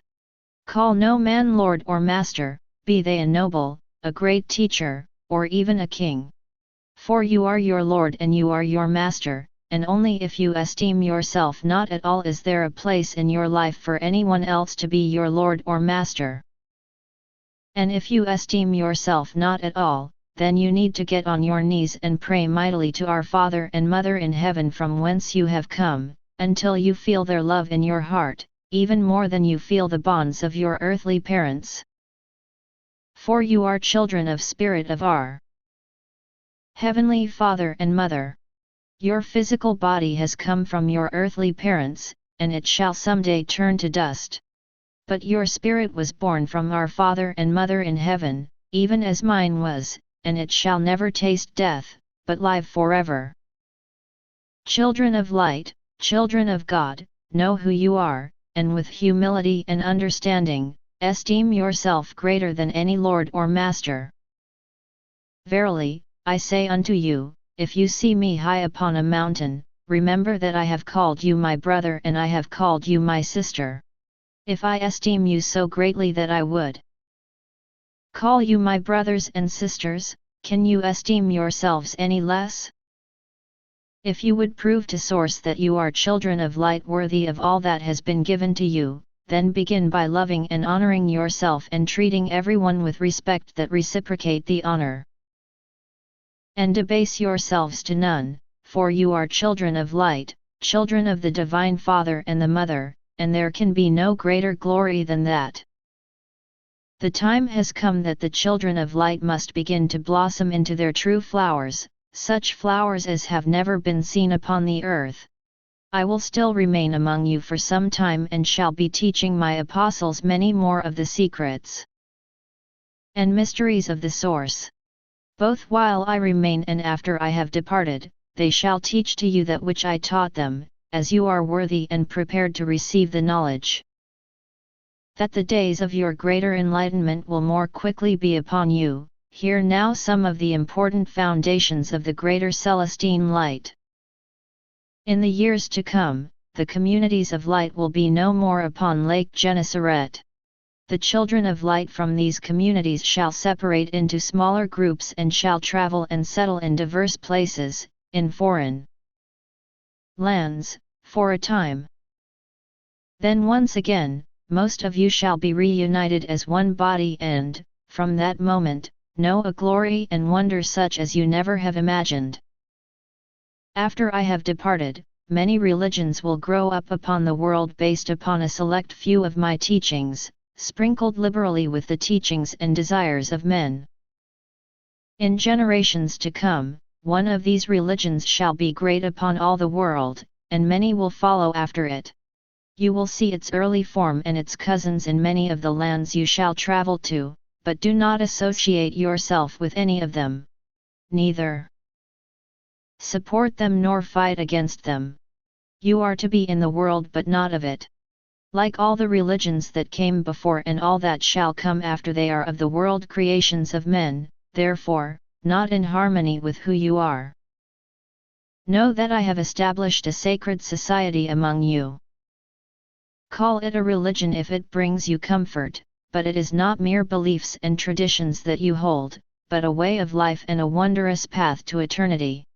The number 3 is its foundation, for this is the number of the Trinity of Source, the Father, the Mother, and the Son.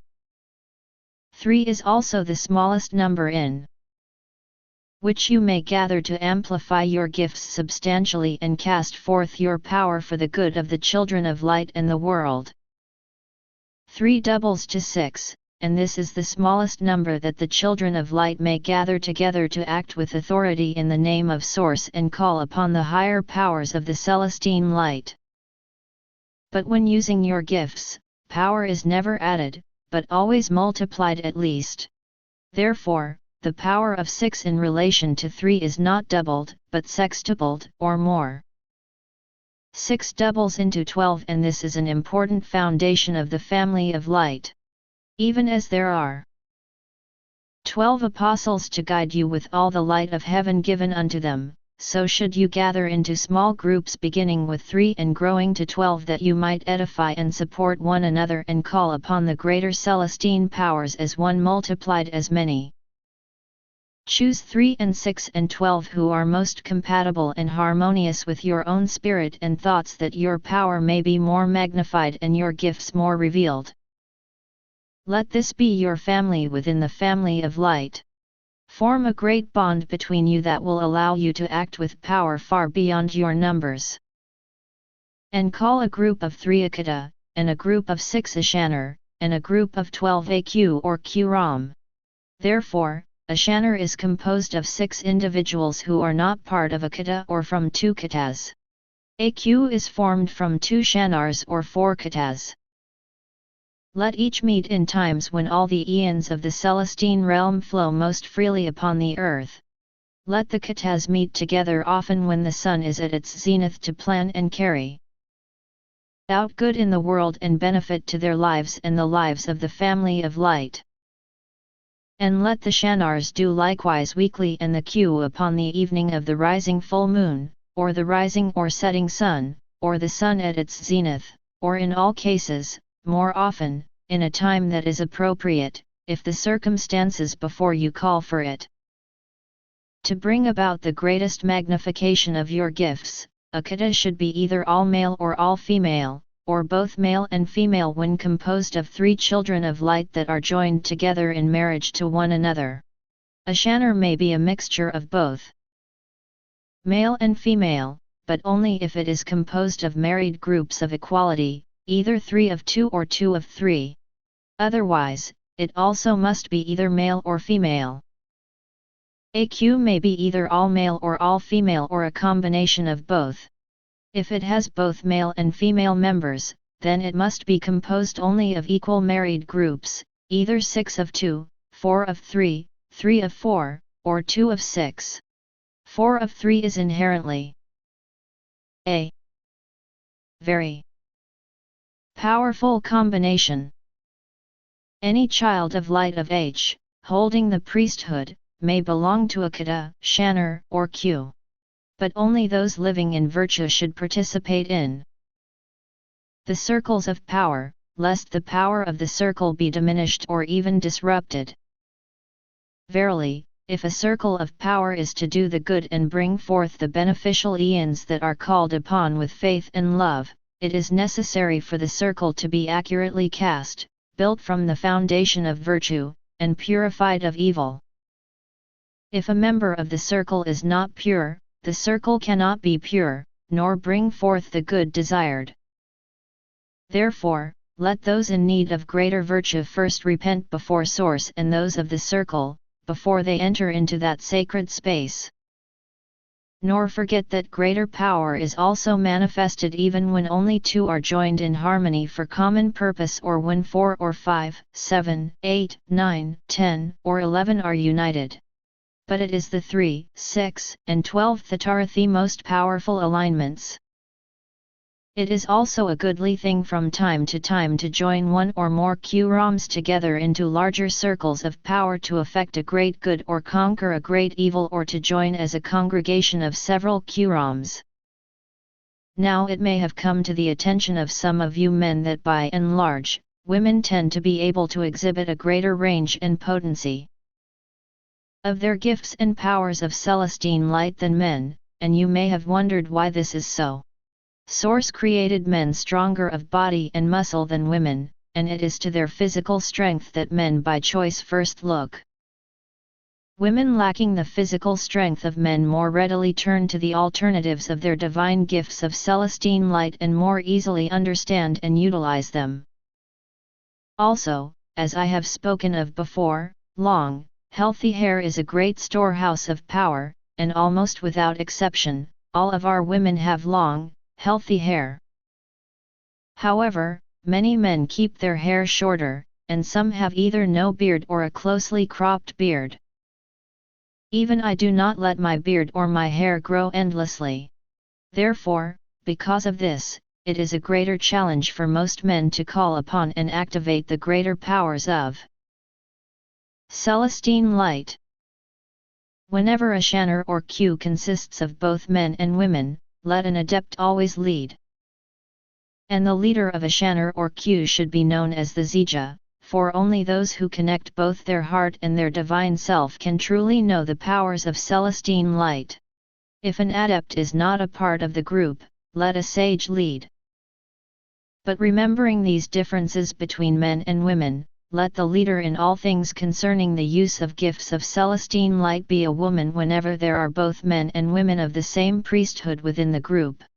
Even if there is a man in the group of a higher order within that priesthood, let it still be the woman of the lower order within that priesthood, who is the leader of the shanner or queue, if she is within 1 degree of the man, with the most senior man assisting her and taking responsibility for the management of all things other than the use of the gifts of power. But if there is only one adept in a shanner or queue and it is a man, or if the separation between the senior man from the senior woman is greater than 1 degree, then the man must be the Zija because of his greater experience and knowledge. With the most senior female priesthood bearer of the same order standing to assist.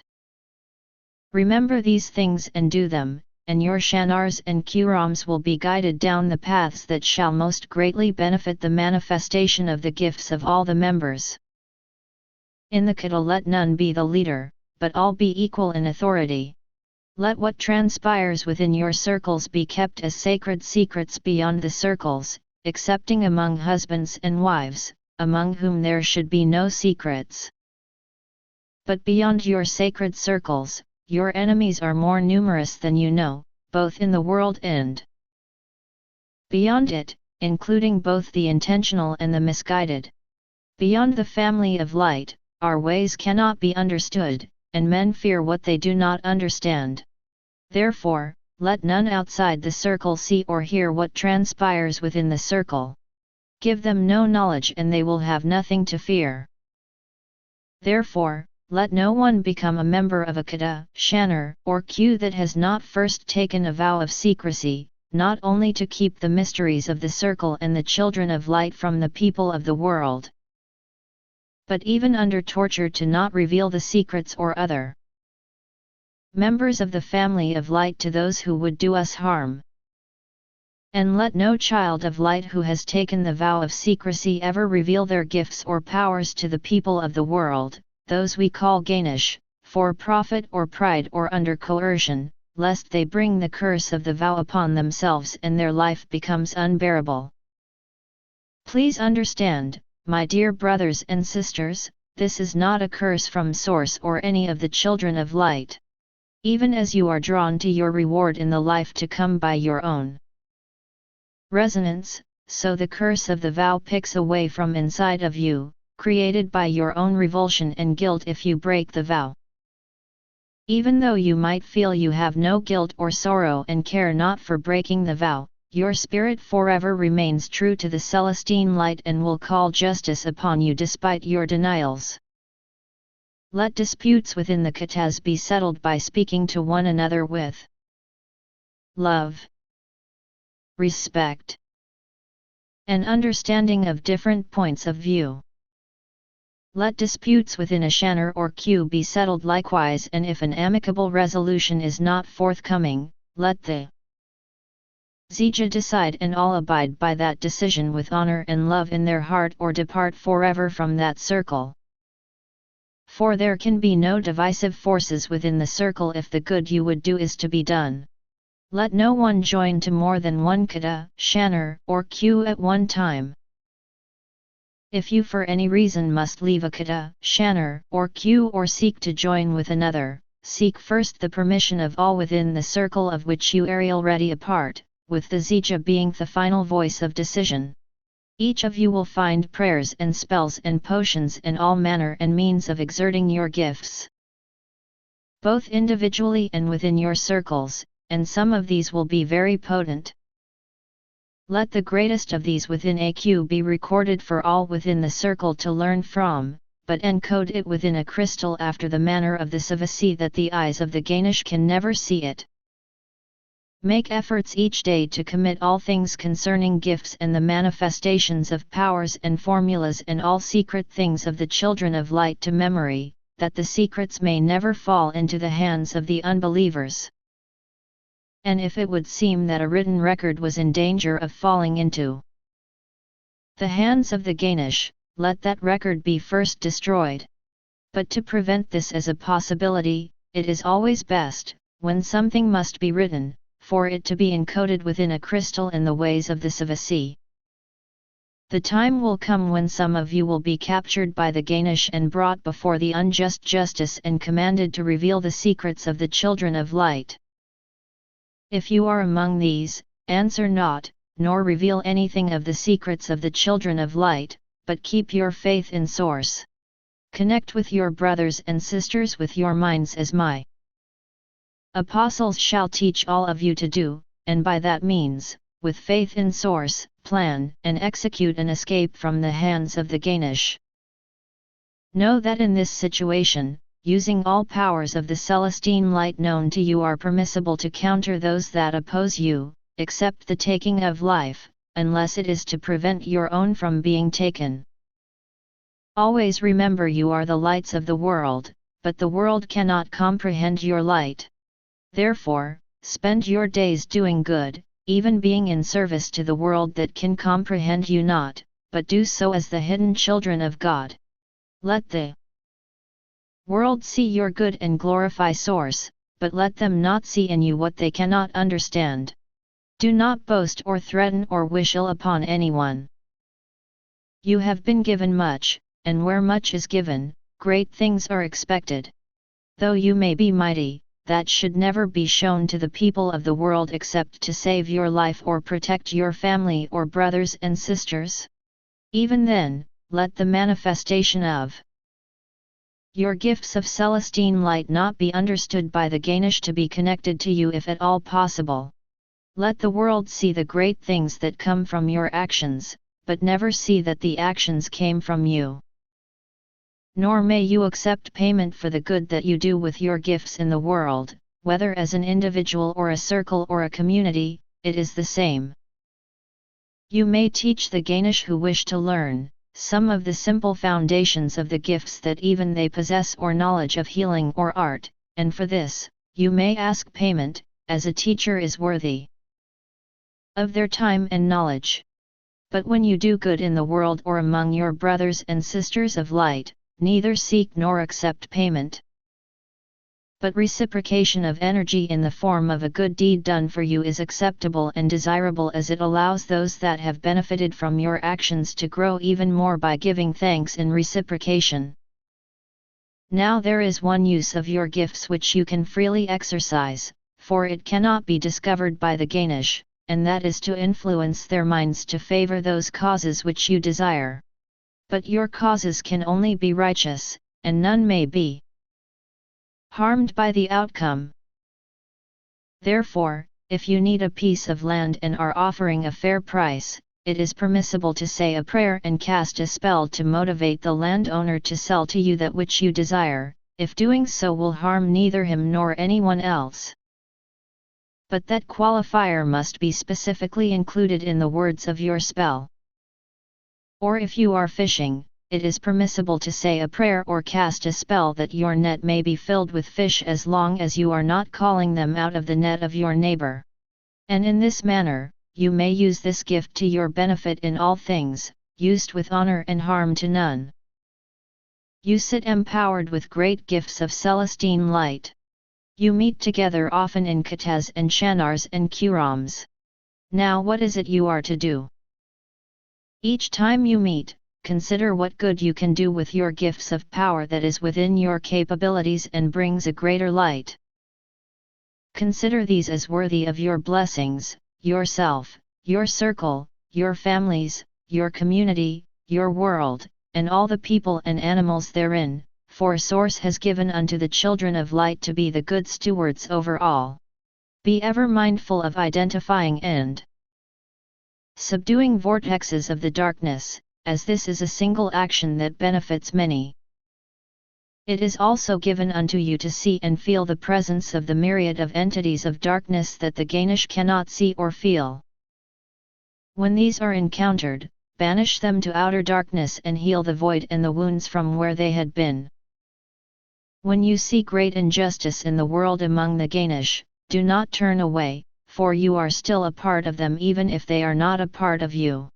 Therefore, use your gifts to subdue the evil that lurks in men and bring out the good, that they might become more harmonious and forgiving with their fellow men and treat one another and the earth and all its inhabitants with greater respect. Among almost all people, the goodness of Source, their Creator, permeates their soul. However, because of cruel circumstances and the great challenges of mortality, their inner light may be hidden beneath a surface that seems dark and foreboding. But love and light and a little help from your circle may be all they need to bring forth their greater light. See this then as another good you can do. And if they cannot be helped, if their darkness has become too deep, you may use your gifts to lessen the harm they can do to others in the days that remain to them. It is also given to you to understand all things regarding the healing of the body from infirmities and sicknesses small and great. Lovingly heal the people of the world through herbs and potions and techniques of renewal and life.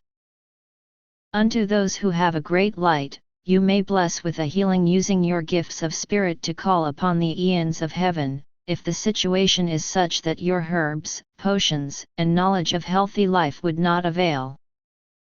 This is your cause upon the earth, to harm none and do good to many. Though you may be hidden from the world, through your good actions, your Celestine light shines ever brighter upon them. And when you are in the service of this world, you are in the service of Source.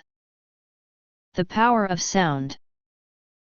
Jesus speaks to the children of light from the 4 communities of Lake Gennesaret at Capernaum about the power of rhythmic sound when performed individually or in groups in harmonious patterns with focus, passion, and intention. The following Sabbath, Jesus once again gathered the children of light from the 4 communities together on the shore of Lake Gennesaret at Capernaum. And he spoke unto them, saying, Today, I will give you pearls of great price, concerning the power of sounds and more.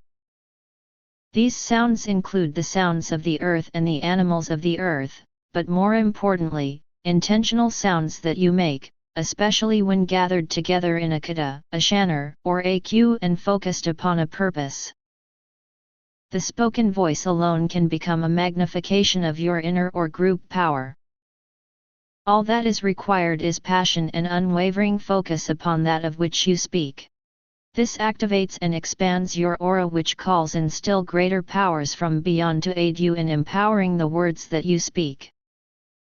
Beyond the spoken word, there are chants, of both the individual and a group, where the same word or words are repeated rhythmically, with each repetition acting as a lodestone to call in greater eon from beyond to combine with your aura and be sent forth with greater power. In a like manner, the singing of songs or whistling or humming can invoke greater powers to swirl upon you or the group that blends their sounds melodiously. In this, harmony and resonance of the voices combined are vital, as disharmony or discordant sounds will usher in energies of darkness rather than Celestine light. The same is true for instruments of music. The sounds they make should bring a peace and uplifting of the spirit if they are intended to magnify the Celestine light. Therefore, with either your instruments or your voice, create harmonious melodies that stir the soul. And create with intention. Have a purpose in your song or music beyond simply soothing sounds to be enjoyed. Each of the 7 eons of the body resonate to certain sounds and music, and when they are in resonance, they heal and strengthen. And expand. Because rhythm and repetition are used to magnify specific eons, drumming is very powerful in calling in and enlarging the desired energies, especially the drums of deep sound not tinkling, and drums that beat in harmony with many others. With increasing and decreasing tempos as is appropriate. Let drumming begin with the beat of the heart and increase in tempo and complexity. But harmony and unison are essential, and only those who can beat as one, even with complex rhythms, should drum together. Lastly, once entranced into a focus of mind, heart, and harmonic aura, by the rhythmic sounds, if you are moved to dance, not aimlessly, but in unison and harmony with others naturally. Without thought to the union you greatly amplify the eons of that which you are seeking to accomplish. But if your dance is not in harmony with the others, you sever the link to the greater powers. These things, I shall teach to my apostles by word and example, and they shall teach them to you in like manner. In this, even in your idle hours or those at work, you will find greater power from a simple whistle, or song or humming of melodies. And when you join in your katas and shanars and cues, your powers will be greatly magnified and your goals more quickly and easily accomplished. In all these forms of sound used to call upon and magnify powers, practice both alone and in groups that you might become more perfect, before you begin in earnest to use sound for a greater good, for disharmony of sound or movement prevents the energy from building.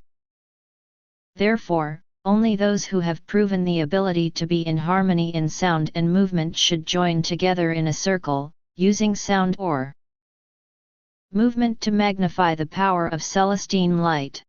Else, the power of the circle is diminished rather than enhanced.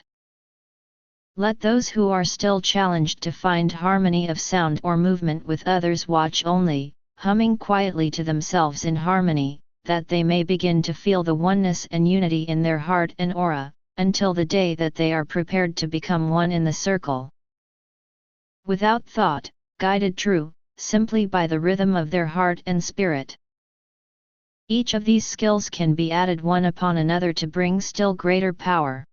Therefore, drumming and dancing together are more powerful than either alone, even as drumming and dancing and singing or chanting are more powerful still. Once you have built the power of sound and raised it to a crescendo in volume, beat and complexity, stop it in an instant, in unison, to release the power for your desired goal. In this, it is best to find a single simple word that sums up your purpose, to shout out in unison as the sound ends abruptly. This is the surest way to send forth your desire with the greatest and most focused power. If you are playing musical instruments, it is best to begin with a single instrument such as the beat of a drum. To this, add another instrument in perfect harmony. Once the two have become one, add a third, and once the three have become one, add a fourth. In this way, you weave a spell of magnificent power. Nor does the weaving of spells of sound need be limited to musical instruments. When the second is added to the first, perhaps it is not an instrument but a voice in song or voices singing or whistling in harmony and adding to the melody. Raising your vocal tones up the musical scale is another way to magnify the powers you are calling upon.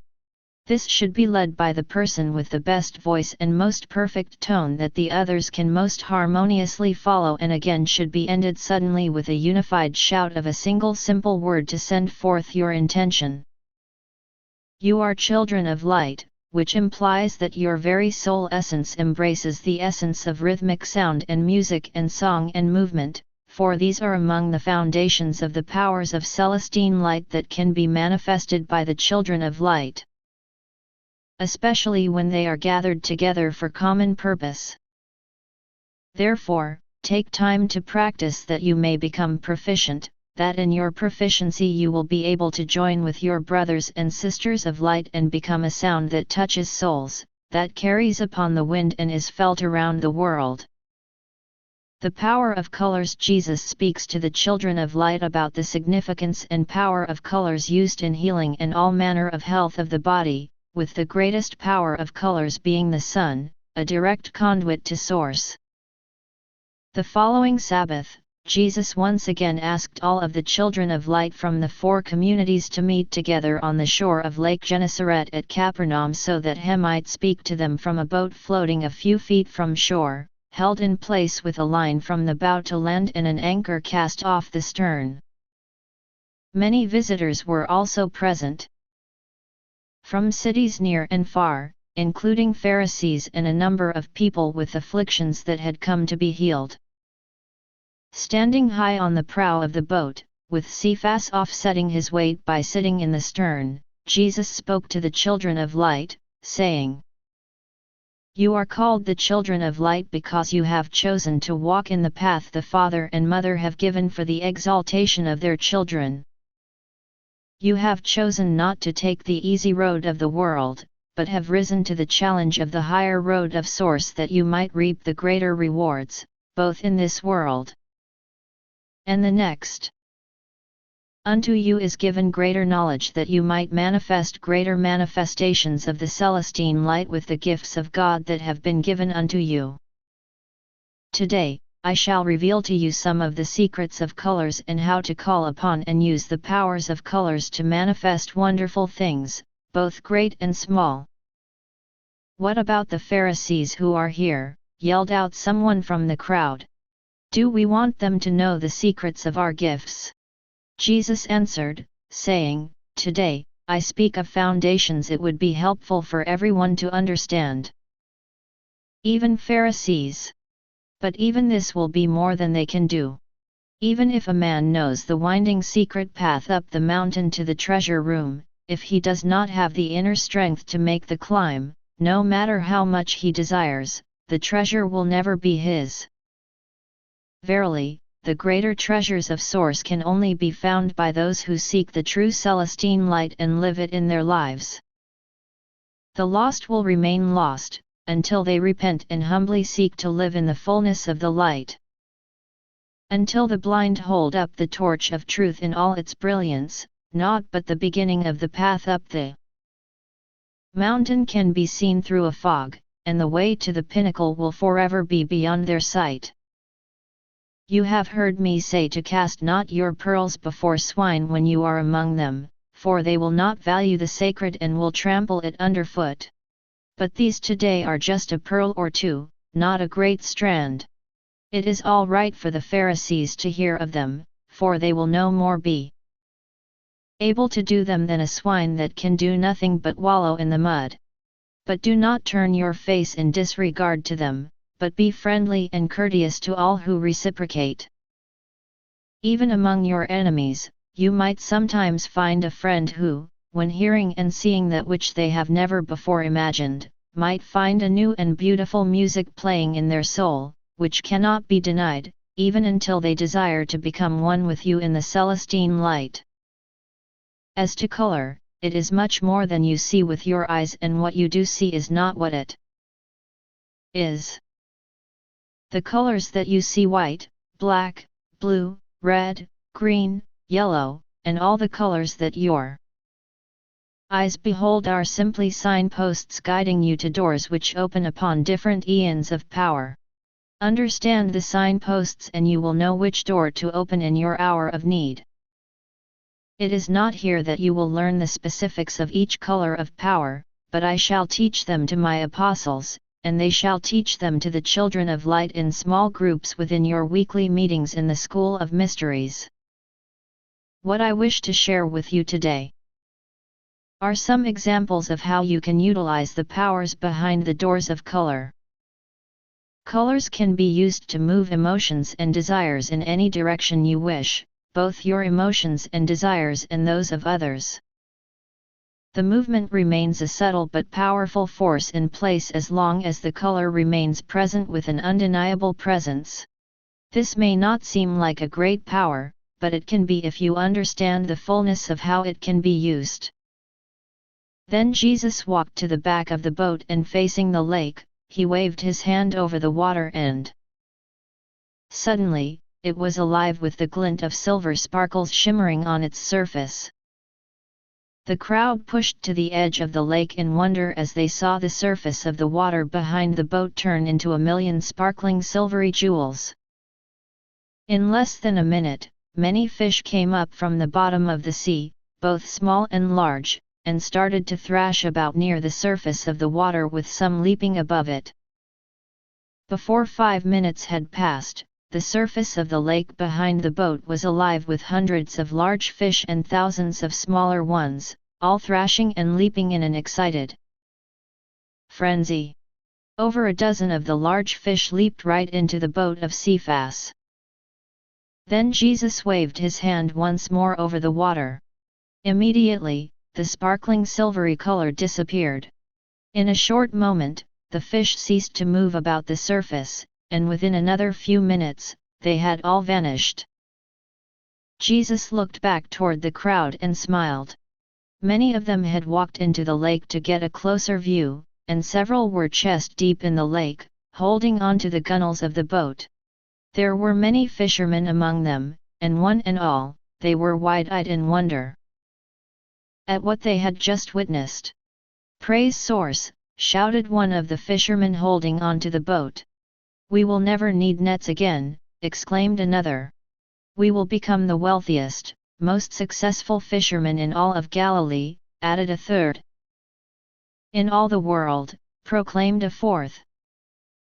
Hearing this, Cephas moved forward in the boat with some anger showing on his face, and after receiving Jesus's permission to speak, he said unto them, "Foolish men, think you that we can abuse the gifts of Source for our personal gain? If you thus called the fish, there would soon be no fish left in the sea, and then what of your livelihood? What of your stewardship?" Cephas was about to say more, but Jesus put his hand upon his shoulder and moved in front of him to speak to the crowd once again. And he said unto them, "You imagine that using your gifts could make you wealthy, but that is not why they were given to you, and should attempt be made to so use them, they would be as empty in you as they are in the Pharisees. The gifts of the Divine Mother and Father to their children of light are intended to serve the purposes of Source.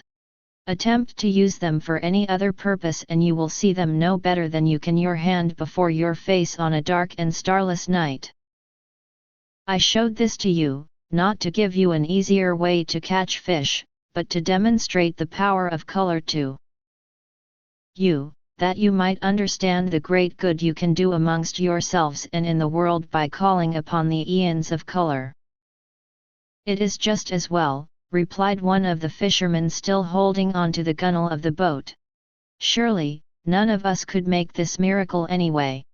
It is a miracle of Jesus, he who is chosen of God. So why do we speak as if this is something we could also do?" Jesus looked down upon the man who had spoken and said unto him, "Good brother Amos, kindly come up into the boat." And reaching down, Jesus grasped his right forearm to the right forearm of Amos and easily lifted him over the gunwale and into the boat to the great surprise of Amos. Jesus put his arm over the shoulder of Amos and turned again to the crowd, saying, "It was my intention to speak today of colors, but I see there is a more important lesson that is begging to be learned. Please know, my dear brothers and sisters, that my time is precious, and if I am with you today or any day, it is because that is the most valuable investment of my time and yours. I am not given to idle chatter, nor do I seek fame or adulation. If I am here before you, showing the gifts of heaven to you and teaching you of them, it is not so you can be in awe of that which I can do, but that you can understand the greatness of that which you can do. I am going to tell Brother Amos now the secret of making the sparkling silver color upon the lake. It is very simple, and as long as you are virtuous in your life, have a worthy need, and sufficient faith, any of you can also do it. Then Jesus whispered into the ear of Amos, who nodded his head repeatedly as he listened to the instructions of Jesus, the smile on his face growing larger with every nod. After a few minutes, Jesus finished instructing Amos, and Amos walked to the stern of the boat, facing the lake as Jesus had, while Jesus and Cephas remained amidships. Standing on the stern, Amos looked back at Jesus, and Jesus nodded his head to indicate that he should continue. Amos closed his eyes and stood silently for a few minutes in contemplation and prayer. Then opening his eyes, he waved his hand across the water as Jesus had done, and a tiny circle of silver about the width of the boat immediately appeared off the stern. As had happened before, fish soon were drawn up from the deep to the circle, but only a few dozen, for the sparkling silver circle of Amos was much smaller than the circle of Jesus had been. Nevertheless, one large fish leapt out of the water right at Amos, and he quickly tried to grab it from the air. But the fish was very slippery, and losing his footing as he leaned out from the boat to grab the fish, Amos fell overboard into the lake with a great splash. As he popped to the surface, Jesus, Cephas, and everyone on the beach, even the Pharisees, were laughing heartily in bemusement at his folly. Amos waved sheepishly to the crowd as he began swimming toward shore, and he was helped out of the water by two of his friends, who still laughing were patting him on the back and congratulating him. After everyone had quieted down, Cephas returned to sit at the stern, and Jesus returned to stand at the prow and address the multitude again. And he said unto them, It is good that we all laughed today, and laughed with gusto, not at Brother Amos, but at the entertainment he so spontaneously provided. Laughter returns to our lesson of the previous week, concerning sound, and it is one of the most powerful sounds you can ever utter. Therefore, never allow yourself to become as a sour fruit, but laugh easily, and when warranted like today, laugh with gusto.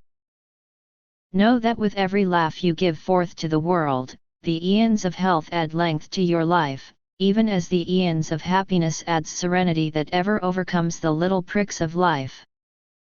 Now there is more to color than calling fish.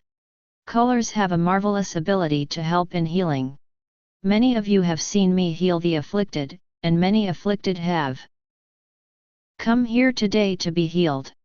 Many, especially those who are not numbered among the children of light, wonder how these miracles are accomplished, and I will tell you in part. Again, there is nothing that you see me do that any child of light cannot also do with the correct knowledge, virtue, worthy need, love, passion, and faith. Before any healing takes place, specific eons relating to the opposite of the sickness must be called in. Some of these may be in the form of herbs or potions of herbs. Others may utilize eons of heat or water or sound. At last, the healer must be a bridge for the eons of the Celestine realm to cross the heavens and flow into the person who is afflicted. But before any of these, the very first eon that must be called upon is the eon of color, specifically, the color that carries the opposite energy of the sickness or affliction. As the color envelops the afflicted, it begins immediately to weaken the affliction and give strength to they who have been laid low. Therefore, look upon the aura of the afflicted. What is the predominant color? Once that is known, simply bring in the opposite color. Put it around them and in them, both physically and energetically, and it will be a toxin to the affliction, weakening it and preparing the sickness for purging with the greater powers to come. So too can color soften the heart of the angry or anger the heart of the soft. Color can also open the mind to great thoughts or inspire the heart to noble deeds or fidelity. As you learn more about the powers of colors from my apostles, please take to heart and into your life all that you learn. I strongly encourage you to wear brighter, more colorful clothing, and refrain from the drab colors so commonly worn among the people of Palestine. This can be bright sashes or simple accents of colors upon your clothes and need not be your entire garment. But even in this, avoid the drab and dreary garment with firm conviction. If you desire melancholy in your life, wear the drab and dingy colors, and they will assuredly overcome you with the thoughts and feelings for which they were created. If you desire to just be one of the masses, wear all white or all black, and you will become the blandness you desire. But if you desire to be alive with life and connected to Source in your heart and mind, then add color to the white, along the trim, in the sash and woven in patterns through the material. And learn to gather the gifts of the earth that you may make dyes without cost and color even greater swaths of the clothes that you wear with brightness and life, even until the entire garment radiates colors seldom seen among the people of the land. Nor neglect color in your home. Color your walls with colorants and art and light your rooms with beautiful flowers. But not with random impulse should you add color to your clothes and your home and your life, but only with knowledge and wisdom. An intention, that the colors you surround yourself with will be harmonious, and with purpose and intention, add to the quality and joy of your life. After we each go our way today, contemplate my words and the colors in your life. Reflect upon the colors that bring you happiness and determine to surround yourself more with them. In the weeks that come, you shall learn much more of the specific powers of colors in the School of Mysteries from my apostles. Remember your lessons well, for Source has given unto you the power to both see and feel colors and to utilize them for marvelous wonders. Now I shall tell you of one of the greatest powers of color. One that you can use even today, without any practice, and even if you are a Pharisee. This is the power of the light of the sun, which falls each day upon everyone. Within the light of the sun are all the colors of the rainbow and many more. Like the variety of foods that you eat, the properly balanced colors of sunlight in adequate amounts are essential for your well-being, health, and longevity. You were created by Source as beings of light. The sun was put in the sky by the Divine Father and Mother to feed their children, just as surely as the plants were put in the ground and the fish in the sea to provide sustenance for you. The sunlight that falls so generously upon you is free. Because the king cannot tax it, and you do not have to plant it or harvest it, and the rich man cannot hoard it or charge for it, it is most often taken for granted. But I tell you a secret, the sun is one of the greatest, most precious treasures of Source to the children of men. Whether you are out in the sun or inside a dark building is seldom considered. Whether you rise from the darkness late in the day or early in the morning is not thought to be of consequence. But I say unto you that the consequence is significant. Every moment of sunlight that shines about you in moderation is a moment that you add to the length of your days upon the earth and ensure the health of your body as it passes through the days of your life. Therefore, if you desire all good things in your life, happiness, health, longevity, and success in your endeavors, do not remain awake by torchlight into the late hours of the night as the Romans so often do. But retire early enough to sleep that you can rise near to the time of the sun and feed yourself the marvelous free nourishment of sunlight in all its array of colors, for the maximum hours each and every day. The light of the sun is a great conduit to Source, it comes from Source. Even on a cloudy day, the light of the sun pierces the clouds and comes to you, feeding you, nourishing your Body and soul, even as Source is always with you if you open your heart fully and let the love of the Mother and Father in. Verily, if you wish to become the fullness of your destiny, you must embrace the fullness of the Sun and of light, for you are children of light, and light is the food of the gods which feeds you and ever beckons you to your greatness. Jesus was speaking to people in the mid-latitudes. Obviously, if someone lives in the near-polar latitudes, they will not stay awake in the sun for the long days of their summers. And during the long nights of their winters, they will have no choice but to remain awake for some hours by artificial light. The power of stones. Jesus speaks to the children of light about the power of stones and how to utilize their special attributes based upon faith. And it came to pass that on the following Sabbath, Jesus once again met with the children of light from the 4 communities on Lake Gennesaret by speaking to them from the boat of Cephas as they sat and stood listening to him on the shore. Looking at them, he asked everyone to pick up a nearby stone and hold it in their hand. Some reached for stones the size of a chicken egg, and others for small pebbles they could rub in their fingers. Jesus said unto them, How often do you trod upon the ground and pass by stones big and small and think nothing of them?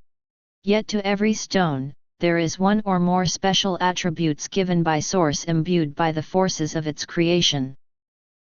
When you were conceived in your mother's womb, the moment of creation and the gestation of pregnancy had some bearing on the person you became. What your mother ate while you were in the womb, what stresses were upon her from life, and whether you were conceived in love or only in lust, all exerted forces that contributed more than you imagined to the person you are today, both your personal challenges and your virtues. So it is with all of creation, even with the stones under your feet. Whether a man grows to become a mighty man or a weak and sickly man begins in his mother's womb. There is much more to it than that, but that is the beginning. So too, whether a rock becomes just a hard piece of dirt or a stone with amazing properties depends upon its conception and gestation within the womb of the Mother Earth. Most stones and the elements in the stones have far more uses than you understand, even as clay, which can be used not only to make vessels of pottery, but also to heal wounds and stings, and certain varieties that are even taken into your mouth and stomach to counteract poisons and other noxious upsets. Know with certainty that there is no stone, no element, no type of soil, put upon this earth, save it was put by Source for the benefit of man.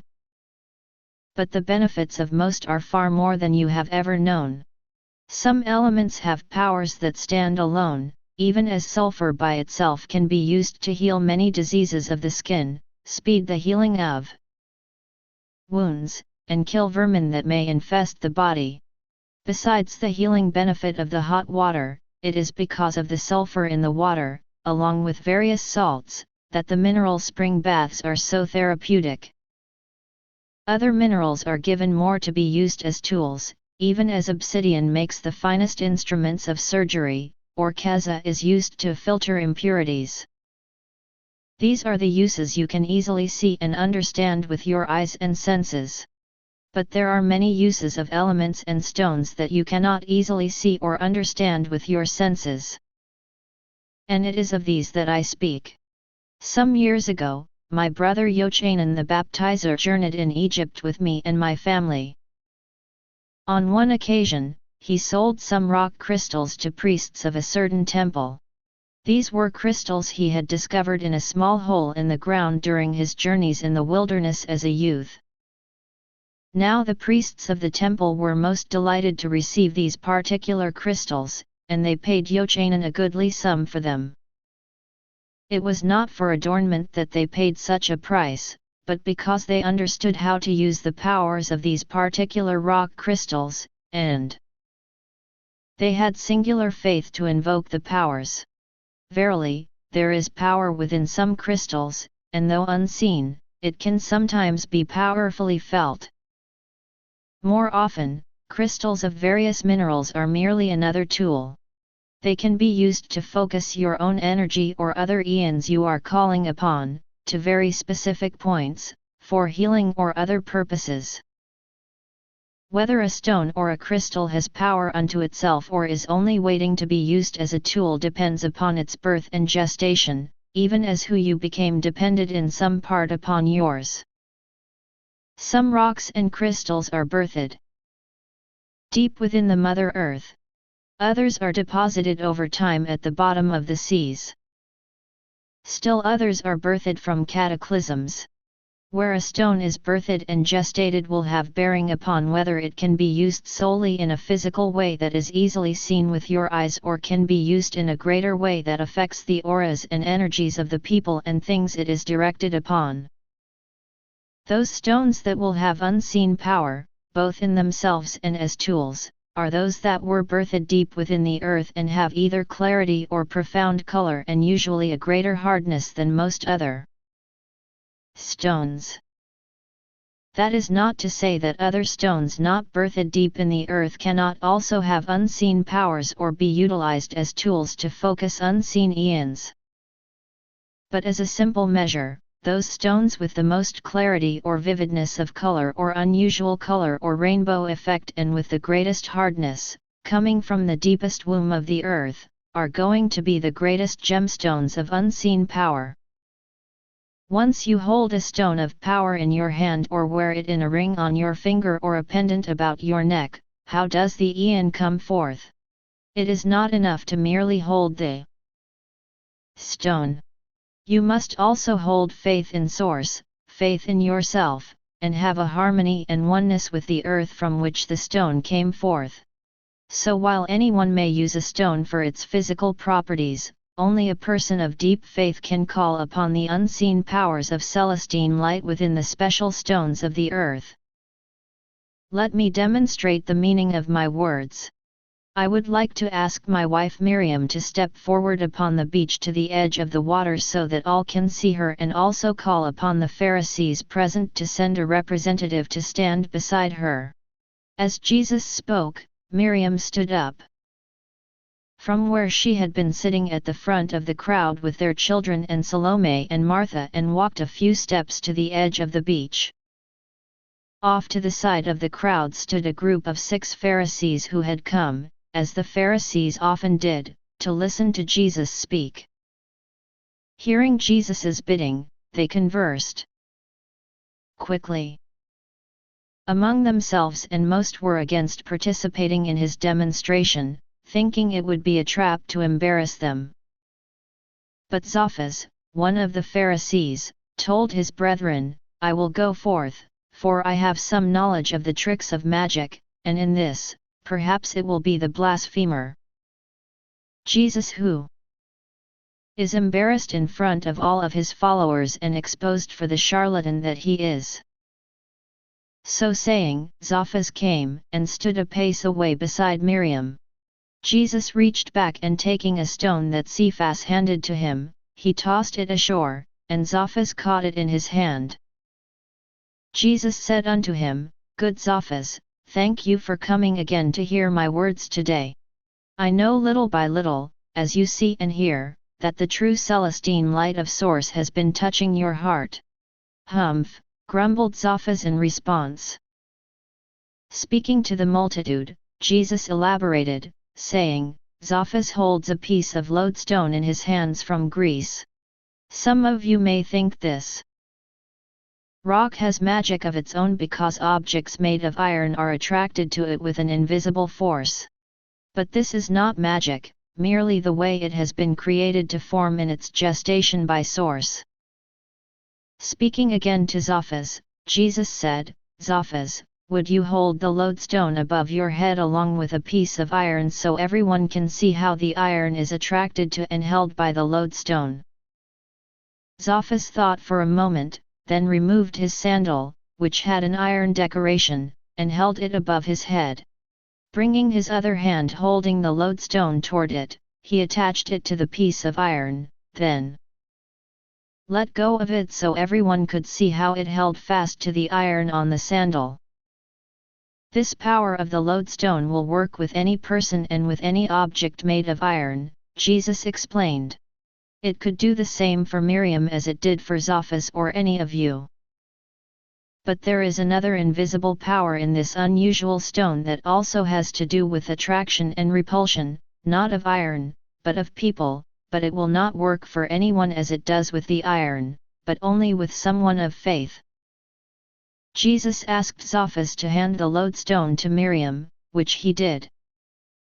Then speaking to Miriam, he asked, "Daughter of light, would you please invoke the power of repulsion in the stone?" Miriam nodded her head, and after bowing it for a moment of silence, she lifted up her head and turned to the multitude with a subtle smile upon her beautiful face. Speaking again to Zophas, Jesus said unto him, "Zophas, attempt now if you will to touch the garment of Miriam." But Zophas protested, saying, "It is not proper for me to touch another man's wife or even her garment. I will not do it." "Very well," Jesus responded. "Then touch her not, but simply move your hand toward her as if you were going to touch her." Zophas considered Jesus's request for a moment and then nodded his head in assent and lifted his arm and moved his hand toward Miriam's shoulder, but did not touch it. He then lowered his arm and took a step back, and Jesus asked him, "What did you feel?" And Zophas replied, "I felt nothing, except perhaps my imagination running around trying to deduce what hoax you are trying to perpetrate." "So the effect is too subtle for you then?" Jesus inquired of Zophas. "Subtle is defining this charade with greater certainty than warranted. The slight breeze off the lake is felt, but nothing from your wife or her stone," Zophas replied. "Why do you continue to try to delude these simple people?" Zophas inquired accusingly. "You are leading them astray and away from the teachings of the prophets to their destruction before God." Jesus did not answer him, but instead spoke again to Miriam, saying, "Perhaps, you should further invoke the power of the stone." Miriam spoke no words in reply, but once again bowed her head for a moment and then looked up smiling and turned to look right into the eyes of Zophas, which was most disconcerting for him, for never did women look into the eyes of men that were not of their family. Jesus spoke again to Zophas, saying, "If you will, reach once again as if to touch the shoulder of Miriam." But Zophas crossed his arms across his chest, and taking another step away from Miriam, he said, "I shall not. This is nonsense." Jesus then spoke again to Miriam, saying, "If Zophas will not come to you, perhaps it is appropriate to go instead to Zophas." Miriam's smile widened ever so slightly, and nodding her head in agreement, she took a step toward Zophas. When she did, he put his arms down and showed surprise on his face.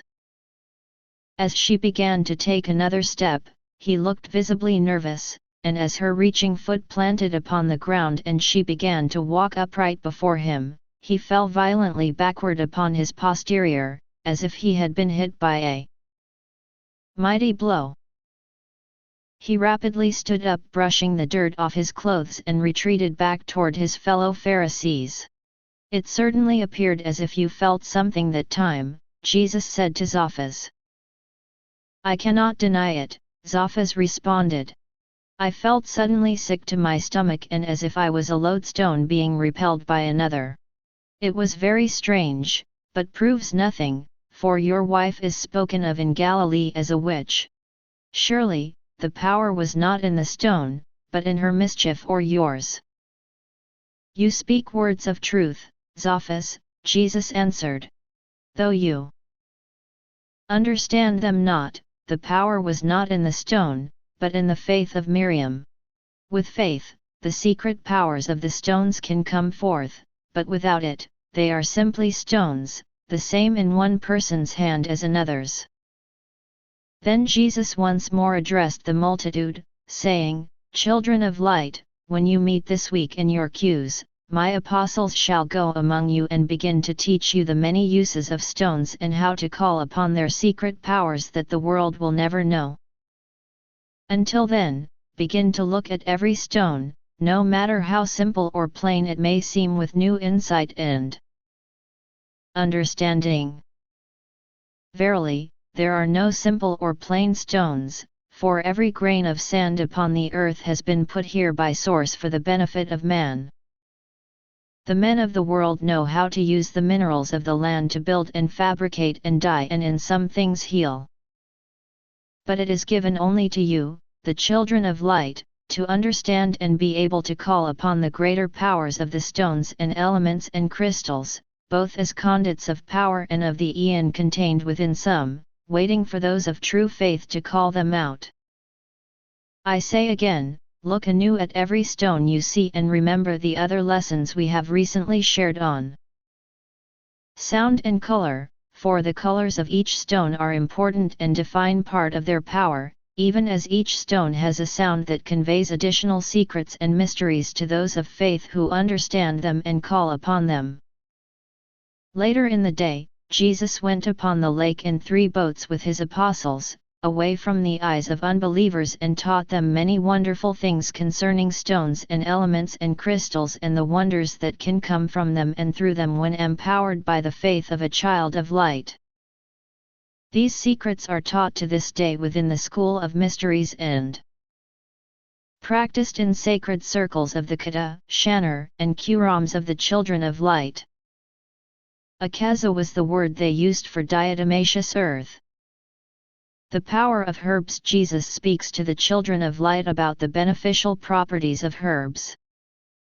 It came to pass that on the following Sabbath, Jesus once more spoke from the boat of Cephas to the children of light and others who had gathered along the shore of Lake Gennesaret. And he said unto them, Good brothers and sisters of light and seekers of the Celestine light who have also come and are among you, in recent weeks, I have spoken to you about the powers of sound and color and stones. Today, I wish to speak to you about the powers of herbs. Source has put all things upon the earth that are needed for your well-being and health, and plants and herbs are special storehouses of both and much more. They can be used for healing and other uses, both great and small, and every child of light should become as familiar in their use as the physicians of the kings and as adept in their special properties as the priests of the Egyptian temples. I charge you to regularly teach the uses of herbs and plants whenever you meet together in your accustomed meetings, that all may be knowledgeable in this storehouse of treasure. There is almost no effect you cannot manifest with the proper use of herbs and plants. You can make a man appear dead or raise one almost dead from sickness back into life. You can make potions that nourish your crops while stunting the weeds and others that entice the butterflies and bees, but discourage the insects that would devour your fields. There are herbs to make your mind alert and others to fill your body with unbounded energy, while still others will soothe you into a deep and peaceful slumber. There are herbs to dampen pain and others that feel like fire yet cause no harm. For every malady, there is an herb or potion of herbs, and for every need of mind or body, Source has provided plants and herbs to be of benefit to man. Now you may say, we will heal with faith and the powers of the Spirit and call upon the eons of angels and heaven, so what need have we of herbs? But I say unto you that when you heal by faith, you have only begun the healing, and what the powers of the Spirit have begun are often best completed with the powers of herbs. Looking out into the multitude, Jesus pointed at a man on a litter that was set upon the ground, having been carried there from another city by his 4 sons, hoping that Jesus would heal him of his infirmity of the lungs. Jesus said unto the man, Simon of Bersabe, come to the shore. After so saying, Jesus stepped out of the boat and waded to the shore to meet him. Simon's sons quickly lifted him up on the litter and moved him to the shore, all the while asking one another how it was that Jesus knew their father's name and where he was from. Jesus, knowing their thoughts and words with one another, greeted them when they met upon the beach, and said unto them, Marvel not at this, that I would know your Father and the place he calls home, for what shepherd does not know each of his sheep and whither they go and bed down for the night? Coming to Simon, Jesus held his hand and said unto him, Last year, before you became ill, you helped to dig a well for your neighbor, and after the water had come in, you also left his wife with a gold coin from among the few you had saved for your sons. Why did you do this? Simon was astounded that Jesus should know this, and his sons also, for though they had helped their father dig the well, they had not known he had given the wife one of his few gold coins. Simon nodded his head in affirmation and said unto Jesus through a cough, How you know this is a mystery? Surely source whispered it in your ear. And it is true. I did as you have said, for my neighbor was in need. He was my friend Gastel, who had some months before been injured in a fall and had been unable to work much to help his wife and 3 children. I was one of many who helped dig the well. I gave the coin in secret, knowing it would help my friend's family. I gave it to his wife because I knew my friend would not have accepted it. But when your friend recovered and was able to work again, you never asked him to repay the gold you had given to his family, Jesus stated knowingly. Simon's eyes opened wide with surprise that Jesus was aware even of this, and he said to him, Surely, you are of God to know these things. Simon proclaimed as he coughed severely once more, So too, you must know that I would never ask a friend to return money given in time of need, for in such times, it is not a loan but a gift. Once it left my hand, I thought of it no more and would be offended if my friend tried to return it to me on another day. Jesus smiled broadly at Simon and said unto him, Blessed are you, Simon of Bersabe. Inside you dwells the true Celestine light of source. Then taking him by the hand, Jesus pulled Simon to his feet and said unto him, By the power of the Celestine light of source that is within your good heart, you are made whole this day.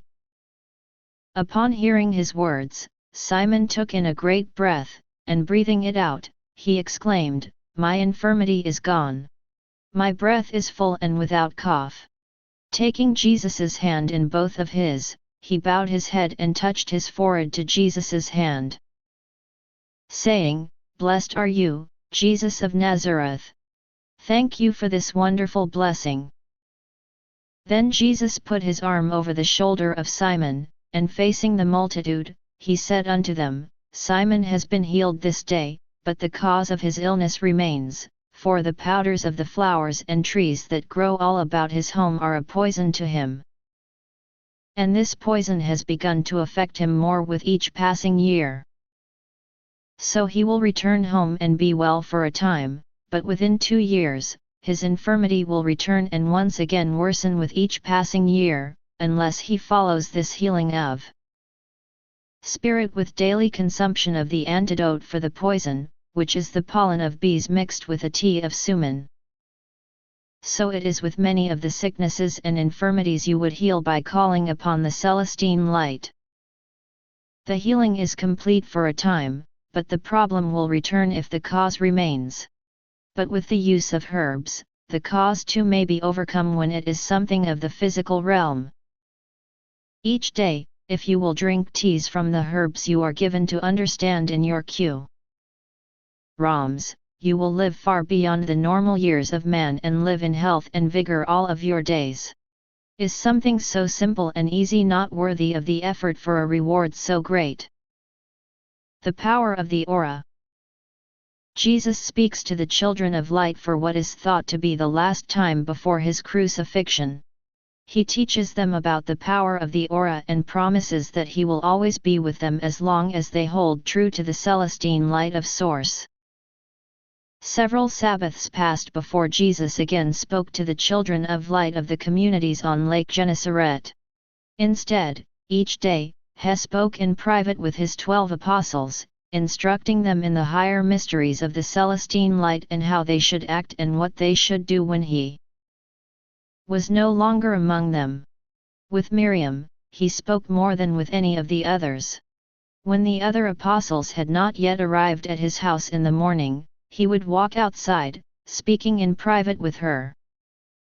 And when the other apostles had departed after the day's lessons, he and Miriam would once again walk along the lake or up into the hills, speaking earnestly with one another. And it came to pass that on the 7th Sabbath after Jesus had last spoken to the children of light, he gathered them once more very early on a beautiful, clear morning to speak to them from the boat of Cephas as they were assembled in comfort along the shore of the lake. Because it had been many weeks since Jesus had last spoken, there were no Pharisees present, and few visitors sitting among the children of light. The scene was truly awe-inspiring as the sun rose behind and slightly to the side of Jesus as he stood on the prow of the boat, and he seemed to glow from the intensity of the sun's light. Jesus raised both of his arms perpendicular to the sides of his body with his palms facing the multitude, and he said unto them, Brothers and sisters of light, it is so wonderful to be among you. Good day to you on this glorious morning. Good day, Jesus, they all shouted as one. Still holding his arms outstretched to his sides, Jesus spoke to them, saying, The light of the sun is behind me, illuminating me, even till your eyes cannot stand to behold the light. But the light of the sun is also within me as it is also within you. Come to know the light of the sun that is within you, your soul's essence, even the very light of source, and there will be nothing that is impossible to you. The physical light of the sun is a healing balm from source that can cure illnesses of the mind and spirit, as well as the body. But though the sun lights and warms all the world, the Celestine light within you is no less spectacular when called upon with knowledge and faith. The light within, your aura, is the very essence of your soul and a literal part of the source. With it, you can be one in mind and spirit with all living things surrounding you, from the grass beneath your feet to the birds in the air and your friends or adversaries that may be gathered round. In your Qurams in the coming weeks, my apostles shall teach you how to both see and feel the aura of your soul that emanates and radiates from your body. Even as the light of the sun emanates and radiates to fill all the earth, so the aura of your soul emanates and radiates from you to fill the void beyond as far and as powerfully as you have the knowledge and faith to make it so. In your imaginations, hold your arms outstretched from your sides as I have been and see yourself surrounded by a transparent sphere, an arm's length from your body. This is the normal extension of the aura of your soul from your body. Come closer than this to another person and your auras will interact. Even if the person is a stranger and speaks to you not at all, you will perceive much about them through the interaction of the lights of your souls. If this person were then to speak, you can know if what he speaks is true or false. For regardless of his words, his aura cannot lie. If you then learn to be sensitive and aware of that which you feel when the light of your soul is touched by another, you will never be able to be deceived again by the words of men. When you call upon Source and the powers of the Celestine light and the assistance of the angels of stewardship to heal someone of their illness or disease, you know it is by knowledge, love, passion, and faith that it is so. But by what means do these great powers that you have called flow to and through you? Why do the angels of stewardship respond to your call? Why do the Celestine powers of heaven come when you beckon? Why does Source hear you among the cacophony of the innumerable? It is through the aura of your soul essence that all is accomplished. Just as the light of your soul intersects the light of the soul of another person when you stand near them, so does it intersect the light of the soul of the angels of stewardship and of Source and the powers of the Celestine realms. When you have great emotion and passion about anything, it awakens your aura, empowering and expanding it. Add to this righteousness of pursuit, conviction of purpose, knowledge of method, and faith unwavering, and your aura can expand so greatly as to fill all the world, even as does the sun in the sky. Thus expanded, the light of your soul becomes a beacon that cannot be hidden. It is seen by all the hosts of heaven and felt by all the powers therein.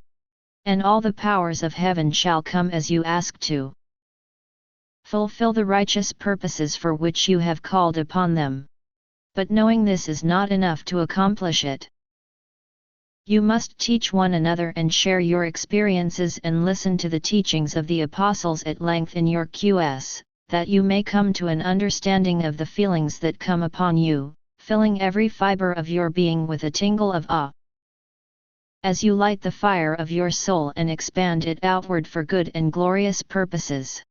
Then Jesus paused, and from the words he next spoke, we must conclude that he was considering that this would be the last time that he would speak to the children of light assembled together. When after a couple of minutes of silence he spoke again, he wiped a tear from his eye and said unto them, Brothers and sisters, let me say what an honor it has been to be numbered among you. You are truly the brightest lights of heaven come down to earth to illuminate the world. Thanks to your efforts of spreading the good, sweet teachings of Celestine light among your friends and families scattered abroad. I have had the great pleasure of watching our number grow from a mere handful to over 200 today, plus many delightful children. The day soon comes when you shall see me no more in the flesh. But know that I will always be with you in the spirit, and as you continue to live your lives in righteousness, you will always be my family. My mother and brothers are here among you, but you too are my mothers and my brothers and my fathers and my sisters. And I shall always be your elder brother, watching over you, ever prompting you to live with virtue and to do good.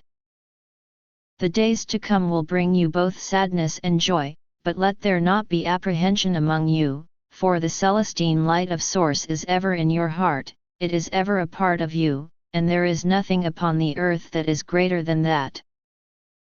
When I have departed from this earth, you will know that the time of fulfillment of all that has been prophesied has come. This is a time above all others when you must carefully heed the guidance of the apostles and use your gifts of Celestine light with prudence and forethought as you have been taught. Cephas shall lead you. Listen well to the counsels and directions he gives, for through him, Source shall speak to guide and protect the children of light. Like the angels of heaven, each apostle has been given a stewardship. Listen well to their counsels within their stewardship, for when they speak and act within those realms, it is as if Source were speaking and acting, for they act in the name and with the authority of Source. In your darkest hours, when all may seem lost, hold fast to your faith in the truth and the Celestine light and pray and manifest miracles within your circles of power. Even so, when darkness still descends upon the children of light, fear neither man nor demon, nor the legions of Caesar, for you are the blessed ones of this generation, and unto you has been given the angel of the covenant, against whom neither man nor demon, nor the legions of Caesar can prevail. It is Miriam of whom I speak, my virtuous wife, the love of my youth, the heartbeat of my eternity. In her will be vested all the knowledge I have brought upon the earth, and in her resides the greatest faith of all the ages, by which the very earth will tremble. Where much is given, much is required, and where the tests are greatest, there stand the mightiest. There are those who hear my voice today who shall no longer be among us ere the new moon rises, for they came for peace not turmoil, for ease not challenge, and knowing not the fullness of the Celestine light, they still fear the power of the darkness. So must each of you choose to return again to the world, even though I tell you that you will not find solace there or seek to know the Celestine light even greater than you now do, that within its glow, you will find passage through the darkness. You have heard it said by some to resist not evil, but I say unto you that evil is like the most noxious weed, and if not resisted, it will spread forth until it chokes all life from the land. Turning your backs upon evil will not make it go away, simply because you no longer see it. It will merely grow in power without opposition, until the light becomes darkness, and you will no longer be able to avoid seeing it. Therefore, let it be others who run and hide from evil, but not the children of light. Let it be others that appease evil, hoping it will seek no more, but not the children of light, who know that evil's hunger is never filled. You are the children of light. You are the guardians of the world. You are the bulwark that stands between the sanctity of the earth and all living things upon it and the darkness that would overcome it if unchallenged. Therefore, ever seek out the vortexes of darkness and encircle them with light until they are purged and the land can breathe again. When evil rears its ugly head, be it from the actions of men or demons, even if it molests you not but seeks another, remember that you are lights to all the world, not just to yourselves. And if you are worthy of me, you will always seek to overcome the darkness wherever it descends and replace it with light. Remember, you are not alone. I am always with you, and our Father and Mother in the Celestine realms hear your righteous prayers and answer them. So too have you one another, not simply as friends, but bonded in love as children of light. You are many, but you are one, and in that one, you are much more than many. And you have the apostles, my brethren one and all. They will never betray you, they will never abandon you. They are as stalwart as the mountains of Lebanon. And you have Miriam. And in her, you have more than you can imagine. Therefore, make peace with yourself, pray and meditate, and pray some more. Decide if your path returns to the uncertain peace of the world or remains with the certain upheaval that shall come upon the children of light. But know this, those that endure to the end, with faith unwavering and joy and good spirit remaining, shall inherit a marvelous wonder in this life and the next, more fulfilling than words can say or dreams can dream. I go now to have some time with my family and then with my apostles. Soon, I shall journey once more throughout Galilee and Judea that all that was prophesied might be fulfilled. Those who love the light, follow me on my journeys, and we shall be one. While Jesus was speaking, many people among the multitude began to weep, and when he was finished, some began to cry openly and loudly, and many were heard to exclaim, "Please stay with us." Hearing this, Jesus spoke to them once again, saying, "Listen well to the words I speak and feel them in the depths of your heart. I will always be with you. As long as you hold fast to my light, I shall never be apart from you. Wherever you are, I will be there beside you and inside you, with a spirit that is more real to you than the flesh and bones you see before you now. When you are with your family and children, I will be among you. When you are taken ill, I will be there to help bring you back to health.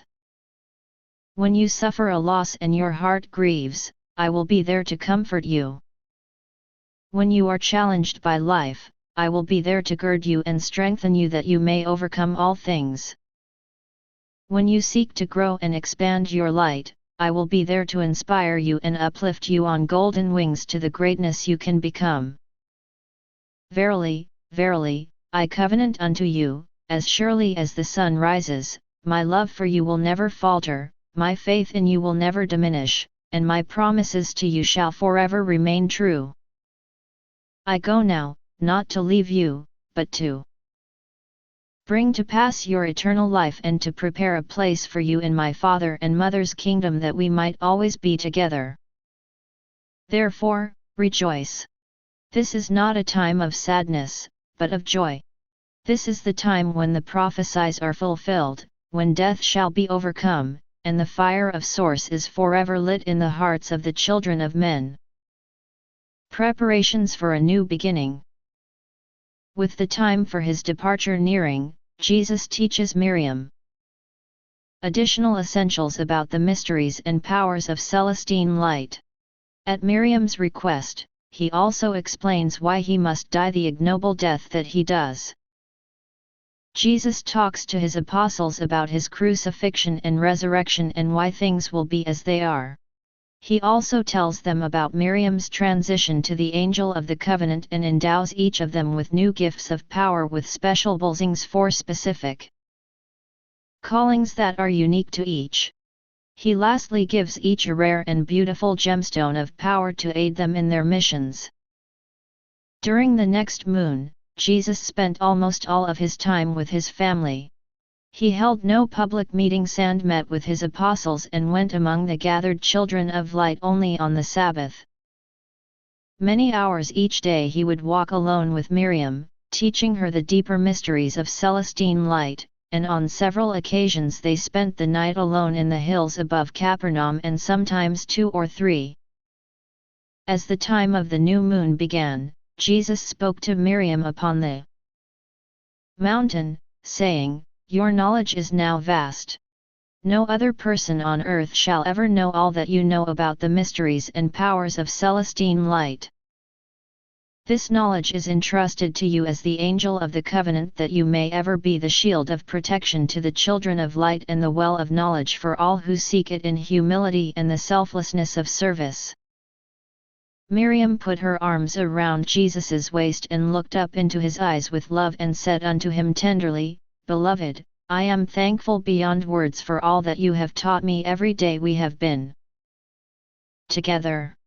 And I will serve as source desires.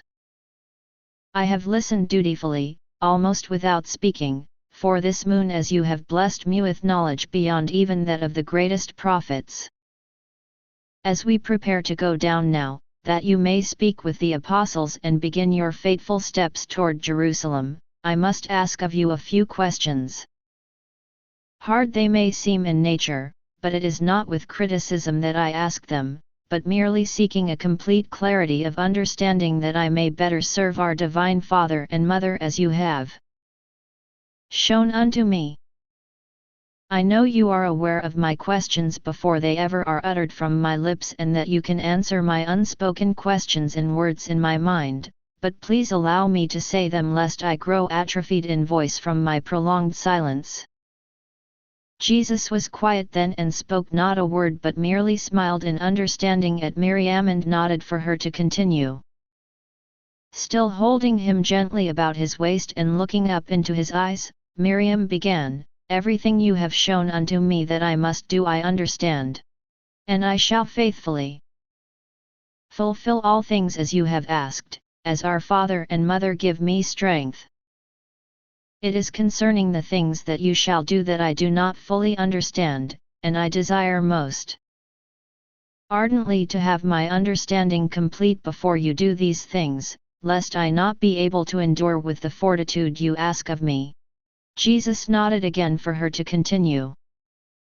Miriam nodded and said, "You have said that soon you will allow yourself to be crucified and then resurrect and return to us for a time before you ascend forevermore up into the higher realms of Celestine light.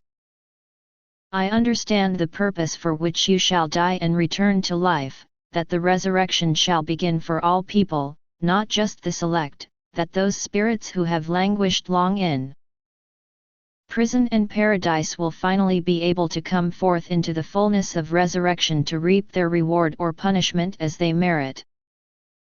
I understand that you who are most pure and need not suffer at all in repentance will suffer in solitude the sins of the world the night before the journey to the cross begins.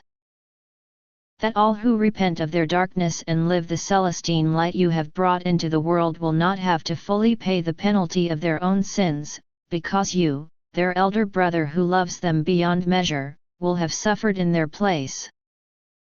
These are most noble and virtuous sacrifices you make for wanderers in darkness that know you not and who almost without exception reject you when you are revealed to them. Those who actually find and live the Celestine light with a resonance in their soul are few indeed, so your suffering for the untold multitude seems to me, your loving wife, to be more than is needed. Yet even with this, I do understand in my head why it is you must do that which you shall do. It is just my heart that does protest. What I cannot yet comprehend is why it is that to do it, you must be crucified, and why it must be so soon upon us. Can you not prove the resurrection of eternal life by something as simple as leaping off a high cliff and restoring your shattered dead body and broken bones for all to see? Why must you choose so ignoble a death as crucifixion? You are the only begotten Son of our Father and Mother. You are a part of the Source and Lord over all the earth. Why will you allow common lowly men to lay hands upon you and humiliate you and scorn you and laugh at your suffering? And even to accept this horrible way to die, why must it be so soon, before our children are even grown? Could you not wait just a few more years that we may have you with us? Just a little time longer, that you can see our son married and give our daughter's hand? Please do not think me selfish in asking these things. Merely am I a wife who loves her husband beyond words to say, and would see him walk his path only in the nobility that is his birthright, and continue with his family in the flesh until our children stand on their own. I do not ask for you to not walk upon your path. I know you must, and my love and unfailing support is ever with you. Merely, I wish to fully understand the manner in which you have chosen to walk the end on this earth, and the timing you have chosen to finish your journey in mortality. Jesus cupped his hands around Miriam's head and ran his fingers through the soft hair near her neck. He kissed her gently on the lips and put his arms around her and held her close, saying, "Blessed are you, Miriam, and blessed am I to have you as my wife. Though by my word worlds begin, only our father and mother could have created a marvel such as you. Know that I will never leave you or our children, and I will be there each and every important moment in their lives in a way that is as real and tangible as I stand before you now, and not merely in the spirit as the apostles shall see me. After I have ascended to heaven, no others upon the earth shall see me in the perfection of resurrection, save you and the children of our union, you at all times when you so desire. For you will be the angel of the covenant. With our children, whenever a time of significance is upon their lives and they so desire, I will manifest myself unto them.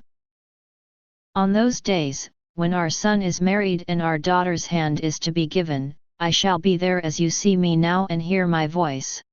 As so shall you see and hear, and so shall they see and hear, but no others except you."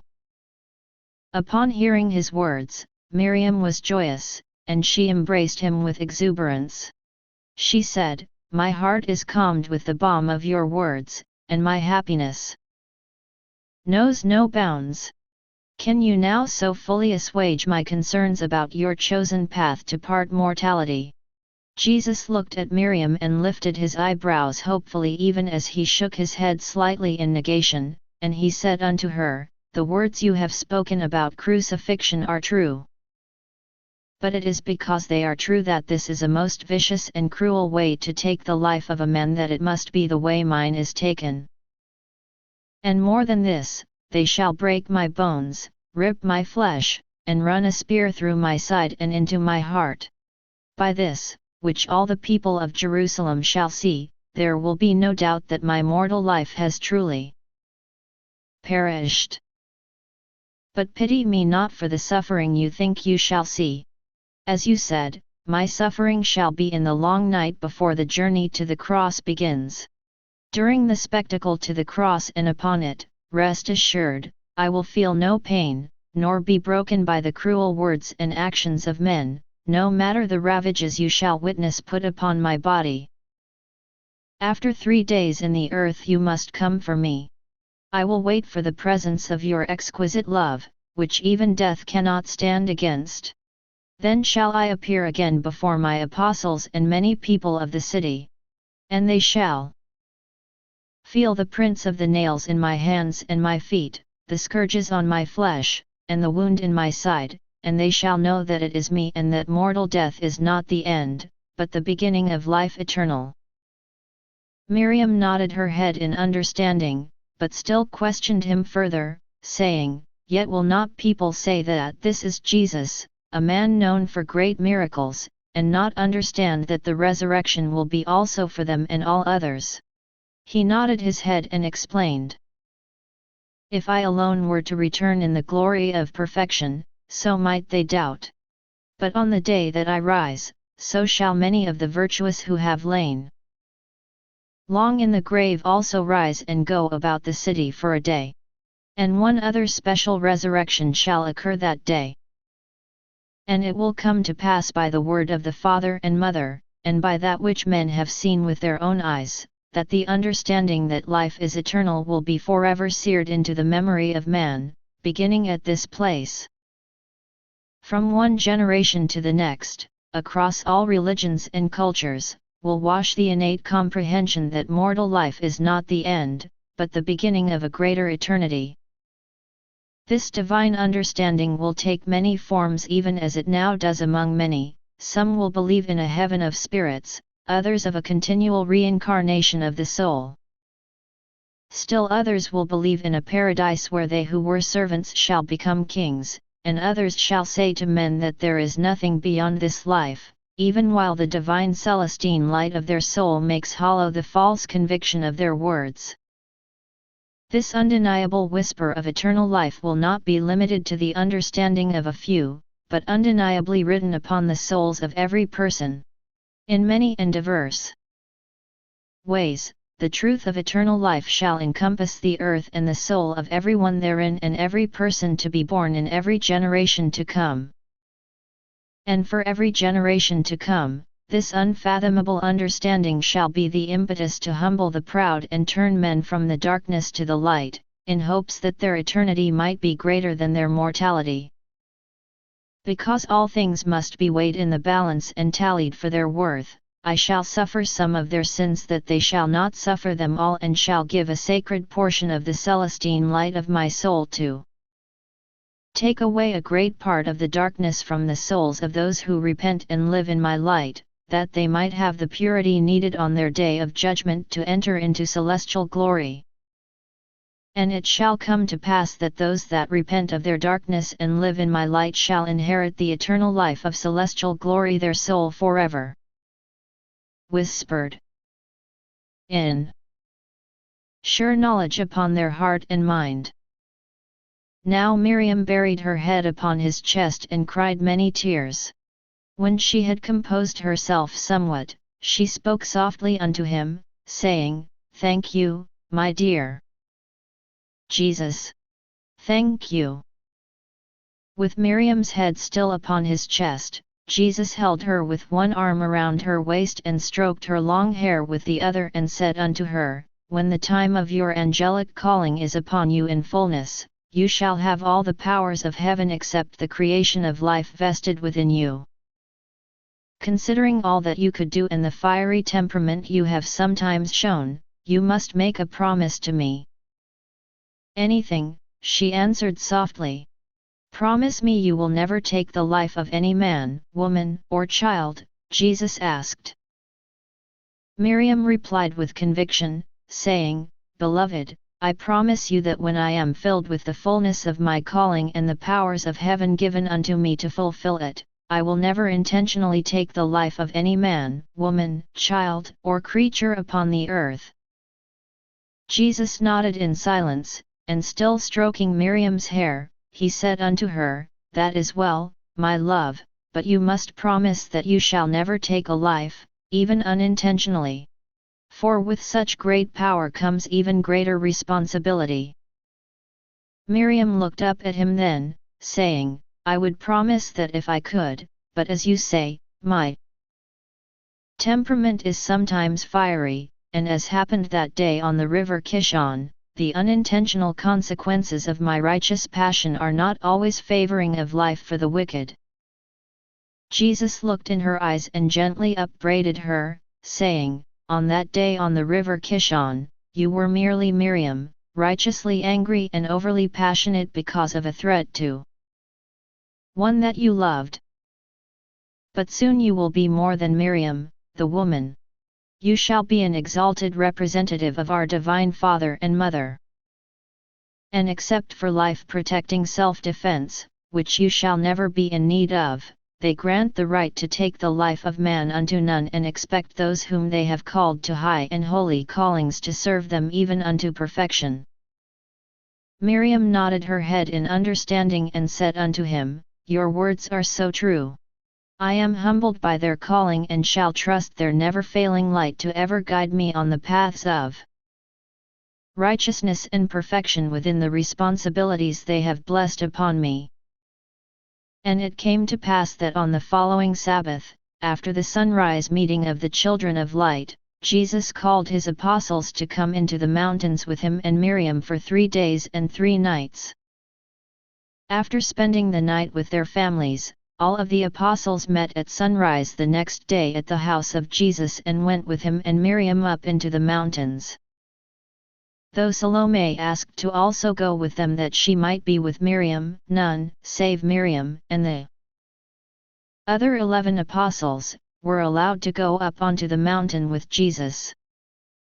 During their time upon the mountain, Jesus told them again of the things that would shortly come to pass, including his crucifixion and resurrection and why this needed to be, even as he had told Miriam.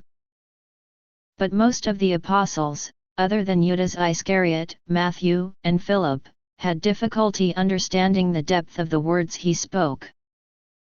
Seeing their confusion, Jesus said unto them, Marvel not at this that I should resurrect from the dead and come again among you, even as you too shall resurrect and come again among your friends and loved ones in the Celestine realms. If the Divine Father and Mother can breathe the breath of life into all men and creatures, think you not that they can just as easily give life back to those who have died and decree that the life given once more shall now be given unto perfection and perish never again?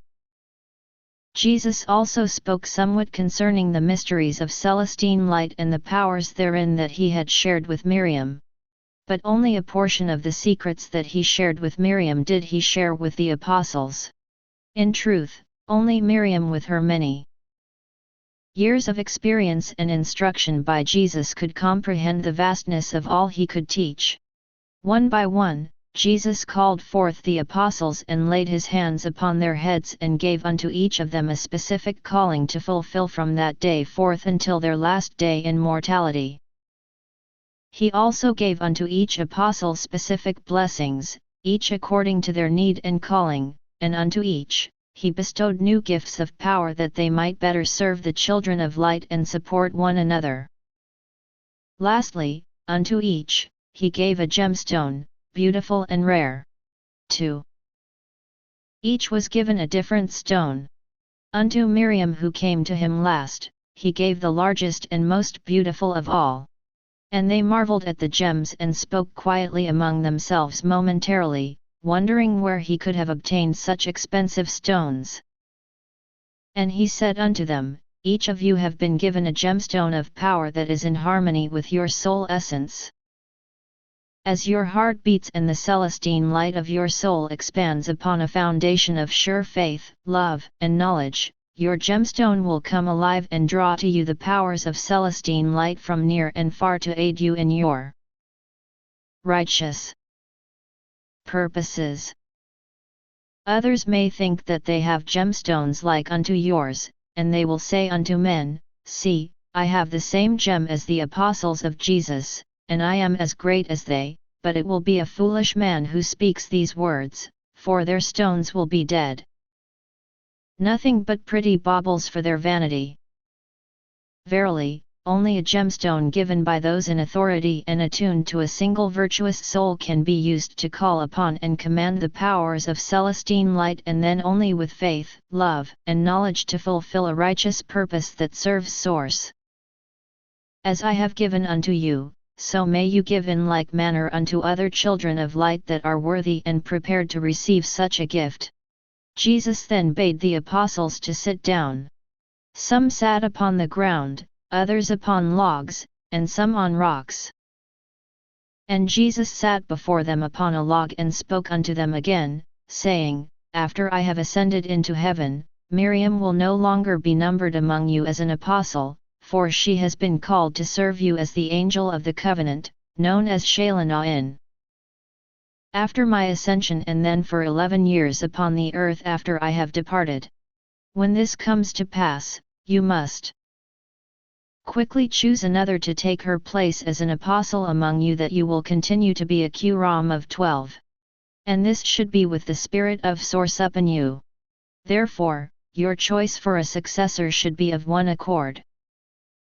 Now Jesus said this in a quiet and simple manner, as if Miriam becoming an angel was not something unusual. But one and all the apostles looked at each other without comprehension, shaking their heads in confusion. Cephas spoke for all of them, asking Jesus, What do you mean Miriam has been called to be the angel of the covenant? Who of us save your mother has ever even seen an angel? And then only in a vision while she slept. How can a mortal be an angel, and how can an angel stand among us as an ordinary person? Hearing the questions of Cephas, which he had spoken with great seriousness and surprise, Jesus laughed in a good-natured manner and said unto him, As you all well know, even now, there is hardly anything ordinary about Miriam. Consider that I am among you and have been since I was born of woman. If this can be so, then surely an angel may also be among you. But angels are not mortal, Shimon stated, seeking clarity. Nor shall Miriam be mortal when the time of her calling is upon her, responded Jesus.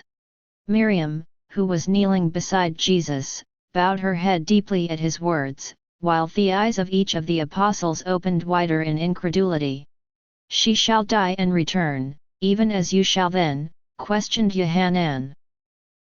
No, answered Jesus.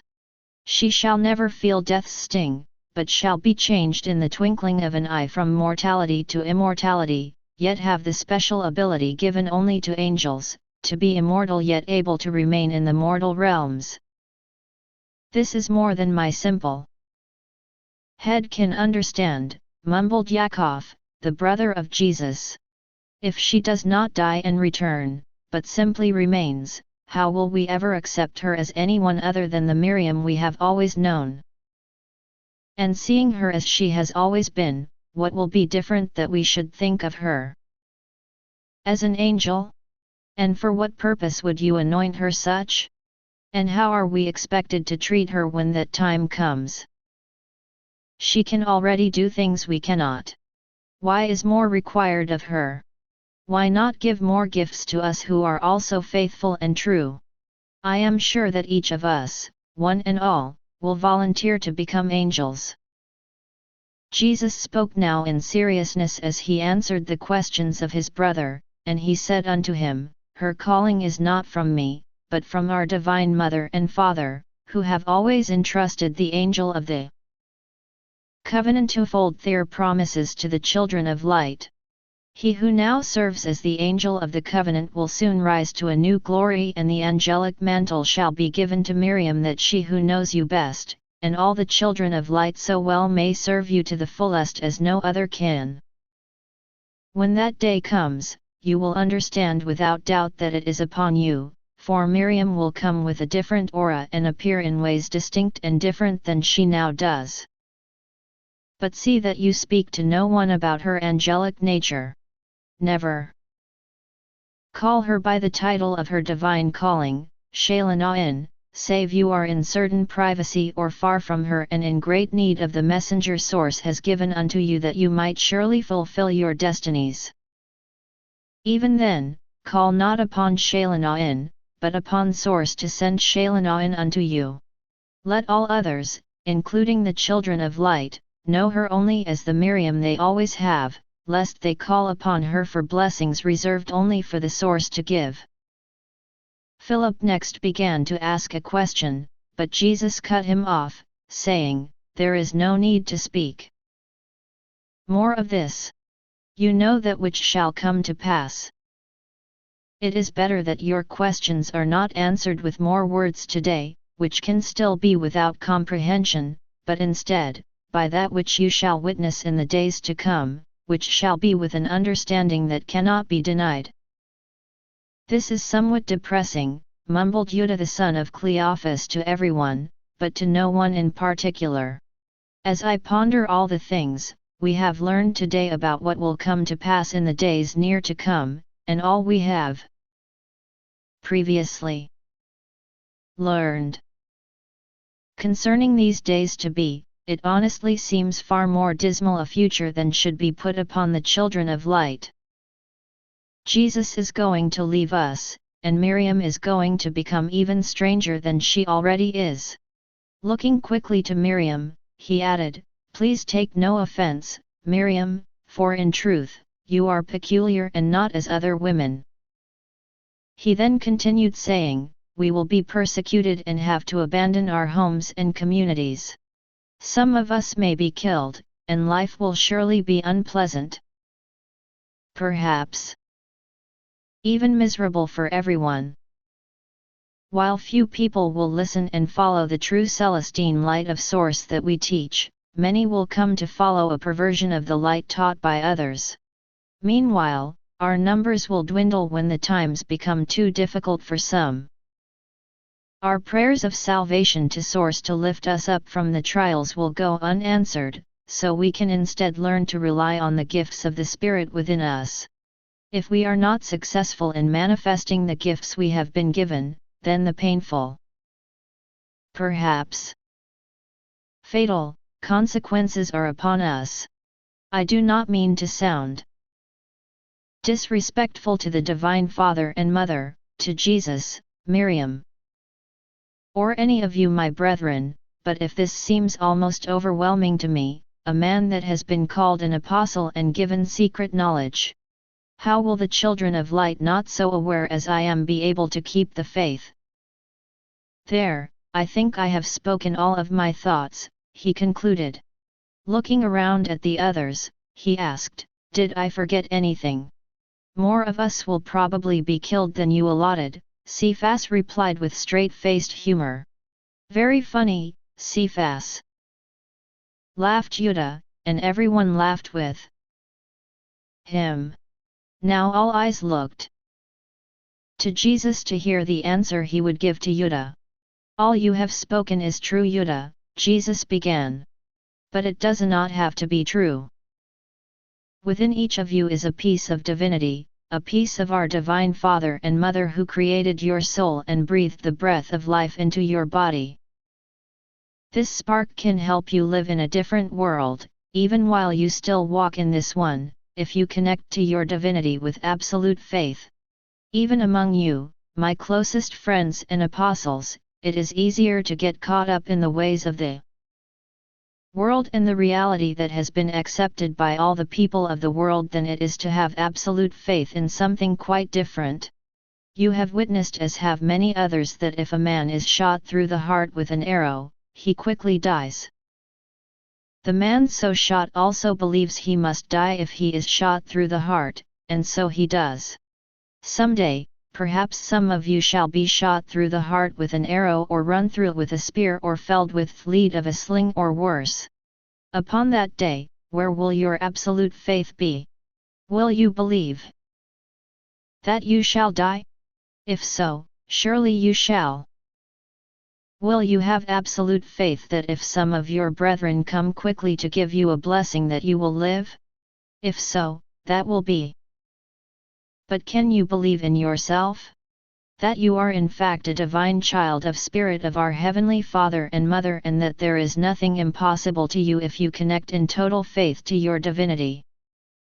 Can you have unwavering faith that the sliver of divinity in your soul is enough to conquer death, to forget the structures of belief created by the world and instead embrace a oneness with our Divine Father and Mother through whom all things are possible? If so, like Miriam, never will you taste death's sting. Finding that state of understanding and faith is to conquer the mountain of your purpose in life.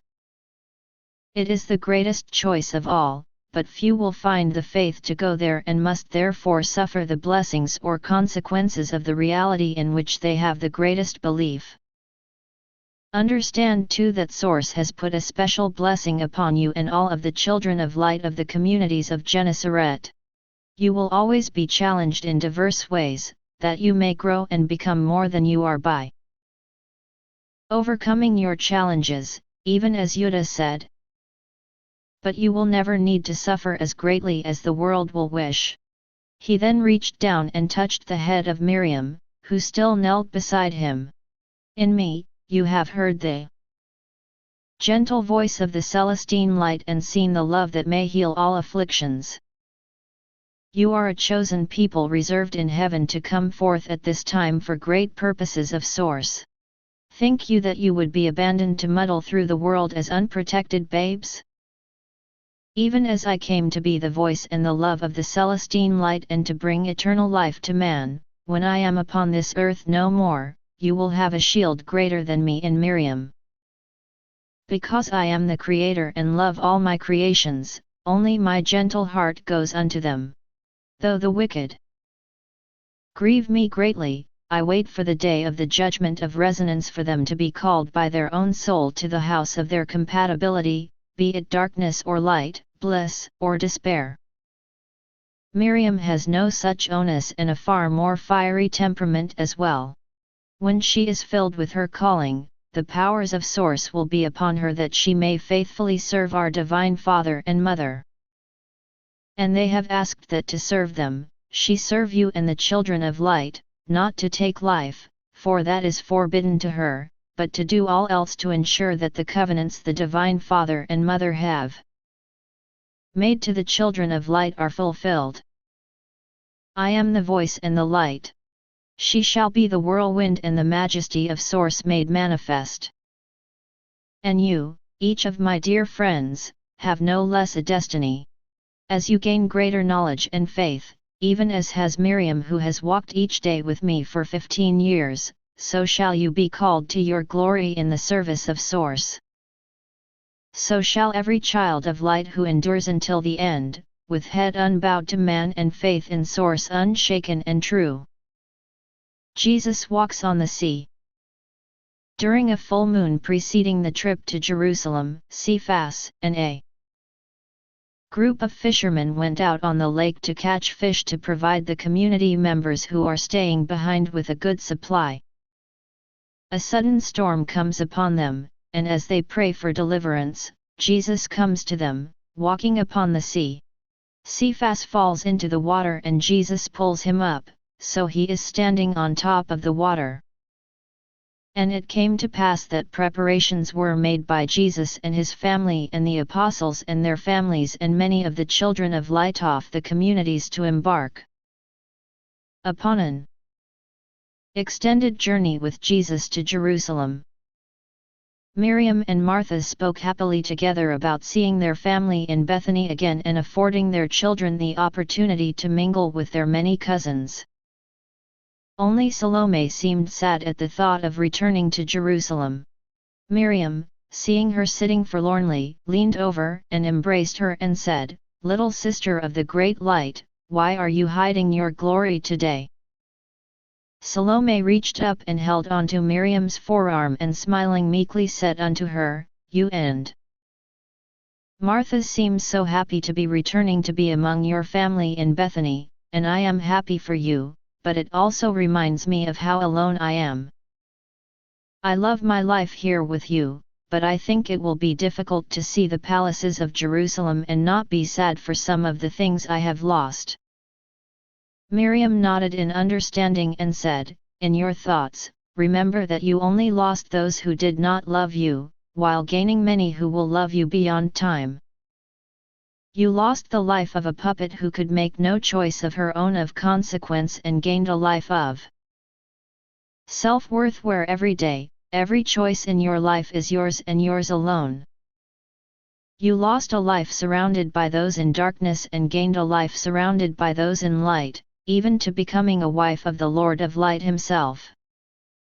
Of course, you lost the excitement of court with lofty visitors from afar and elaborate entertainments and foods, but you have gained a life of greater worth, in a community of loving light, which grows each day with honest, humble, and interesting people from distant places that can become true friends. And though there may be some things here that are less exciting than the courts of Jerusalem, where else besides this place with your family of light will you regularly see my time reckless beyond the understanding of the people of the world? Miriam cupped her hand around the back of Salome's neck, and kneeling down beside her, she said, "There is no joy, Martha, or I will share with our family in Bethany that shall not also be your joy. You are a part of us, yesterday, today, and forever. When you are tinged by sadness, reach out and feel the beat of my heart and the joy I know, and you shall also know it, for we are one." Salome laid her head upon Miriam's shoulder and simply said, "Thank you." Walking on water in a storm at sea. There was a full moon the few days preceding the departure for Jerusalem, and for 3 nights, Cephas, Yohanan, Amram, and Yaakov went fishing on the lake in 2 boats along with 4 crewmen from the communities on each boat to catch a good supply of fish for those in the communities that would remain behind. On the 3rd night, a sudden storm came upon them, and they lost all bearings of the land and stars. They lashed their boats together so they would not be separated in the dark ferocity of the storm, and as one prayed to source for deliverance. And it came to pass that Jesus heard their pleas, and he came to them, walking on the water, which was becalmed before him, even while the storm continued to rage all around. Seeing him coming through the waves and mists and darkness, their joy was full, and they called out to him and beckoned him to hurry. Coming up next to the boat, he stood upon the surface of the water and said unto them, "You are certainly most diligent fishermen to come out even in the darkness of the night to provide for your brothers and sisters. I thought you were in need, but it seems that all is well." "No. Everything is not well," Cephas shouted above the whistling wind. "Our boats are full of fish and awash with water, so much so that we must either throw our fish overboard or sink. We had even begun to do it as you appeared. Therefore, rebuke this storm if you will, lest we lose all the good we have gained for our communities." As he spoke, the boats slid down into a large wave trough, and as they came up, a great wave burst through the prows and over the boats, drenching everyone in a heavy wall of water. Even Jesus, still standing beside the boat on the water, was covered and soaked by the huge wave, but he seemed not to mind. "It is you who should rebuke the wave, Cephas," answered Jesus. "You and your brethren, for I will not long be among you, but storms of all types you will still continually have to contend with." "We have tried," Cephas yelled above the howl of the wind. Before he could say more, another big wave crashed over them, and he was thrown out of the boat and into the sea because his attention had been diverted as he spoke to Jesus. He surfaced nearby, and Jesus calmly walked over to him, and reaching down into the water, he grabbed him by his forearm and pulled him upright so that Cephas also stood upon the water and did not sink. "How marvelous!" Cephas exclaimed. "Would that I could do this on my own," he said wistfully. "No man can walk upon the water on his own, Cephas," Jesus answered, "only a man who walks with Source. But you are certainly a man of the Celestine light. Therefore, as you ask and have faith and love and a passion to do this, expand your strong aura, so shall it be." And with those words, he let go of Cephas' hand.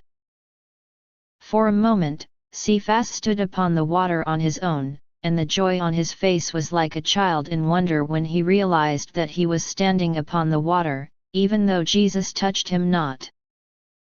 He turned to look at his brethren in the boat, but no sooner had he begun to say, "Look at me," than he began to sink because of his pride, whereas his humility would have upheld him. Quickly, he was awash to his waist again in the angry sea, and Jesus once more reached over to rescue him and pulled him up onto the surface. Together, they then stepped over to Cephas' boat and entered into it. Jesus held up his arms and, looking to the sky and the sea, shouted, "Cease," and immediately, the storm ended and the waters of the sea quickly calmed. One of the crew members, who was a fairly new member of the communities of light, looked at Jesus with awe and said, "Who is our Jesus that even the wind and the sea obey him?" Cephas, standing beside him and hearing his question, answered with reverence in his voice, "He is the wind and the sea." 3 days later, and 2 days after the Sabbath, all the children of light from the 4 communities gathered near Jesus' house in Capernaum at sunrise, as he prepared to depart on his journey to Jerusalem. There were many who had packed to accompany him, and a large number of those were bringing all of their children. There were also many new faces in the multitude, as the communities of light had continued to grow rapidly in the last year, as children of light from lands near and far had heard the small voice inside and followed its light to this place. Jesus then went out among the multitude and touched and spoke to each one of them, especially to every child. And there was not even one whom he did not touch or speak to. When he was finished, he began to walk on the road leading south toward Tiberias, with Miriam on his right, holding his hand, and Salome on her right, holding her other hand. Martha and all of their children and Jesus' mother Miriam followed closely behind, and then came the apostles and their families, and then many of the children of light and their families. Last tour of the Holy Land. Jesus' last tour of Galilee and Judea covers a lot of ground. He does many miraculous healings and has serious encounters with the greater Sanhedrin, Pharisees, and Sadducees. He speaks in parables to fulfill ancient prophecies and for those who have ears to hear and eyes to see. Final tour of Galilee. During the following weeks, Jesus went from town to town in Galilee and did many miracles of healing and cast out many demons. As on previous tours, to spread the light of Source, the apostles would precede him to each town to alert the people of his coming. This time, they made sure everyone knew that this would be the last time that Jesus would ever come among them. As Jesus' fame had spread that all illnesses and maladies vanished at his touch, the crowds had grown larger in every new city and town, for his reputation as a miracle worker had grown greatly since his first preaching in Galilee. And even people who had disdained to pay him any attention before came out to see him now. After a morning of healing the infirmed and diseased, Jesus indicated to the people that he intended to proceed south through Samaria and into Judea. As he entered the border area of Samaria, many of the Galileans that had been following him from town to town fell away and returned to their homes, or took another route into Judea rather than pass through the lands of the despised Samaritans.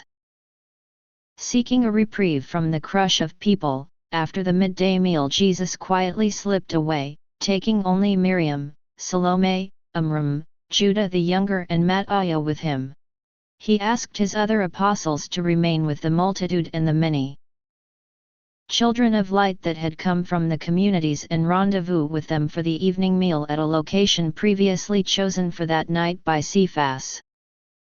His opposition had also increased in step with his growing fame, and the Pharisees, scribes, Sadducees, and lower Sanhedrin all came to hear him speak and to see his miracles in every town in which he stopped. Each for their own reasons opposed him and sought to prevent his ministry and miracles. But in this, they were greatly frustrated, for none could contend with his reasoning or knowledge of the law, nor refute his miracles. Much of his doctrine they argued to be false, but the people heeded not their arguments, for the miracles of Jesus were a more powerful persuader. Cast the first stone. In yet one more attempt to discredit Jesus in the eyes of the common people to prove that he disobeyed well-known and widely accepted laws, the Pharisees found him with his small entourage resting under a tree in a plaza and brought a woman accused of adultery before him. A crowd of perhaps 40 men followed them. The woman was cloaked completely in black, including a hood covering her head with only a woven mesh for her to see out of and breathe near her eyes and nose. She was whimpering in fear as she was thrust prone onto the ground at Jesus's feet. "Rabbi, this woman has been charged with adultery," one of the Pharisees spat out in contempt, looking at Jesus. "2 honorable men have borne witness against her, and the man with whom she committed her sin has also confessed. They are standing there among these good men of Israel," he said, pointing into the crowd. The Pharisee turned and looked out upon the gathered men, declaring, "By the laws of God she must be punished with stoning. If God wills it, she will die. If not, so be it. We are merely the hands of God to execute His will." Speaking to the crowd, the Pharisee called out, "Who here will cast a stone and be a servant of the Almighty?" As if they had never heard a word of the teachings of Jesus, there was a chorus of ayes, and many men, including her accusers, hastily searched the surrounding ground and picked up rocks, some of them larger than a fist. The Pharisee looked at Jesus smugly, saying, "Rabbi, it is you who should give the command for her to be stoned. By this we will all know that in truth you uphold and support the laws of Israel and God." Seeing this spectacle, the ordeal of the woman, the willingness of the mob to so easily be swayed to violence, and the Pharisees' rude and despicable behavior, Miriam began to step forward to confront them with righteous anger and perhaps more. But Jesus grasped her garment and held her back. Holding her hand, he stepped with her in front of the woman upon the ground, standing between the accused woman and the Pharisees and the crowd of men. Jesus shook his head and said unto them, "How easily you forget all that you have heard me teach as I have traveled through your towns. Do you think that my miracles come from God but not my teachings? I ask you in the name of Source, the God of fairness. Why is the woman put to death while the man who sinned with her is merely given a few lashes and then given a stone with which to injure her grievously? Was it the woman who lusted for the man and convinced him to commit adultery? Or the man who lusted for the woman and convinced her? All of you men already know the answer in your heart, for it is in men that lust leads to stupidity and sweet words of false love to entice women of virtue into abasement."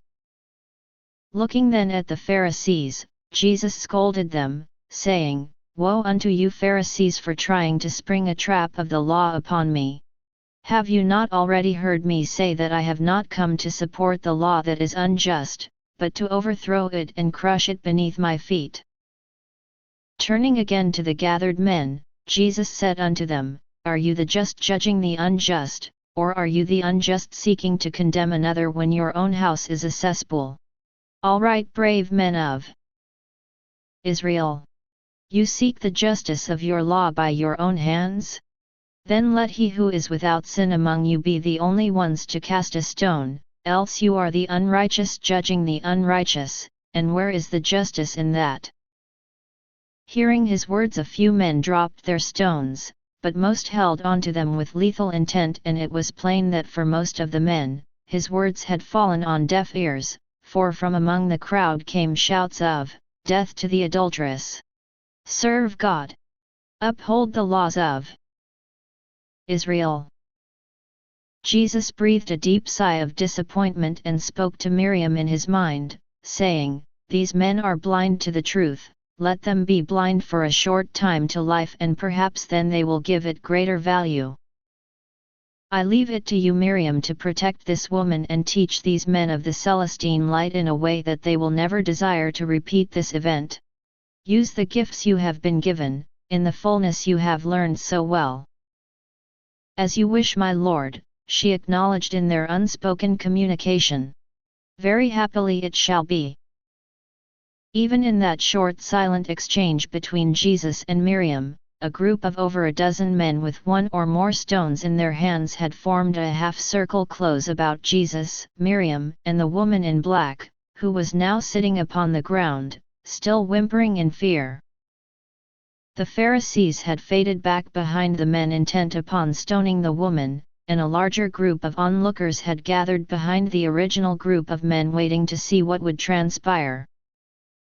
Miriam stepped away from Jesus and took a step forward toward the threatening men. Jesus stood immediately beside the woman in black.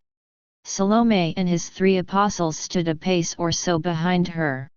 Good men of Israel! Drop your stones and move away, before you reap in pain what you sow in foolishness, Miriam commanded. You will not stone this woman today or any other. You are merely being used by the Pharisees. They think you are ignorant louts that they can manipulate to hurt Jesus of Nazareth. Are you going to prove them right or show them you are men touched by the light? Ha! Exclaimed one of the Pharisees standing behind the men holding stones. Does the scandalously uncovered wife of the Rabbi now speak for her husband, because her husband listens more to his brazen, disobedient wife than to God? What more proof of blasphemy than this, that any woman, let alone one so shamelessly unclothed, would be so insolent to command men, and her husband, the good Rabbi, would simply stand idly by and not rebuke her? There were many grumblings of agreement in the crowd at the words of the Pharisee, both among the men with stones and in the multitude that stood back observing the events. Hearing this, Jesus spoke to the Pharisee, saying, rather than rebuke my wife, I am the one that has always asked her to dress more in the manner of the Greeks, to not hide the beauty that Source created. It is I who has also asked her to speak. The blasphemy against Source is not in a woman showing her beauty, or speaking, or commanding men, but in your laws which condemn such. Until you realize your women are your equals, not your property, your co-creators in both this life and the next, you will never know God or taste the fruits of the life to come. Stone her! Yelled out someone from the crowd. Stone her! More voices repeated. Move aside, Rabbi, ordered the Pharisee. And your wife and disciples as well. This crowd has heard your words and they have heard mine. They have seen your actions and judged them to not be in keeping with the teachings of God. You are not judged to be stoned this day, but this woman is, and her time has come to receive the wrath of God for her iniquity. Stand aside at this moment, lest you and your wives and disciples all suffer her fate by proximity. But among the Celestines, Jesus, Miriam, Salome, and the 3 apostles, not one moved or spoke in response to the admonition of the Pharisee. They all stood resolute, courageously facing the ring of the men with stones. Stone her! Someone yelled once again. At this latest call, the men holding the rocks quickly raised up their arms to cast their stones, even as more men in the crowd behind picked up stones from the ground so they too could participate in the judgment. Miriam's eyes narrowed as she saw the men raising their arms with lethal intent. As their arms whipped forward slinging their missiles, she uttered a single Celestine word of power, Lakodons. As the word left her lips, the hurtling rocks instantly disintegrated into sand in midair and fell harmlessly to the ground. Immediately after uttering the word of power, in a rapid sweeping motion, Miriam put her hands in the prayer position across her chest, then quickly raised them both high, opening her palms and spreading out her fingers. At her beckoning, the fallen sand from the former stones was joined by a rapidly forming whirlwind of sand and dust from the ground. So thick was the swirling mass that the entire multitude quickly disappeared behind the funnel cloud. In its calm core, the woman in black stood up in amazement, looking at the wall of fury just beyond her touch, while in the peaceful center she remained with Jesus, Miriam, Salome, and the 3 apostles. After just a minute or two the whirlwind settled and vanished. A haze of dust remained hanging in the air.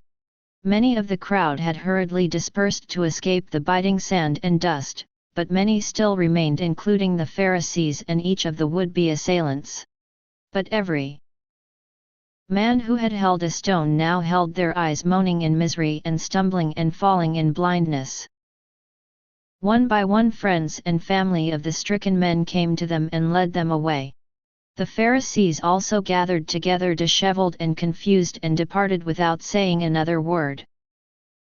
When all of her adversaries were gone, Jesus turned to the woman in black, saying, "Where are your accusers who would condemn you?" The woman shrugged and answered meekly, "I know not, sir, they are not here. Nor are there any here who would condemn or judge you," Jesus assured her.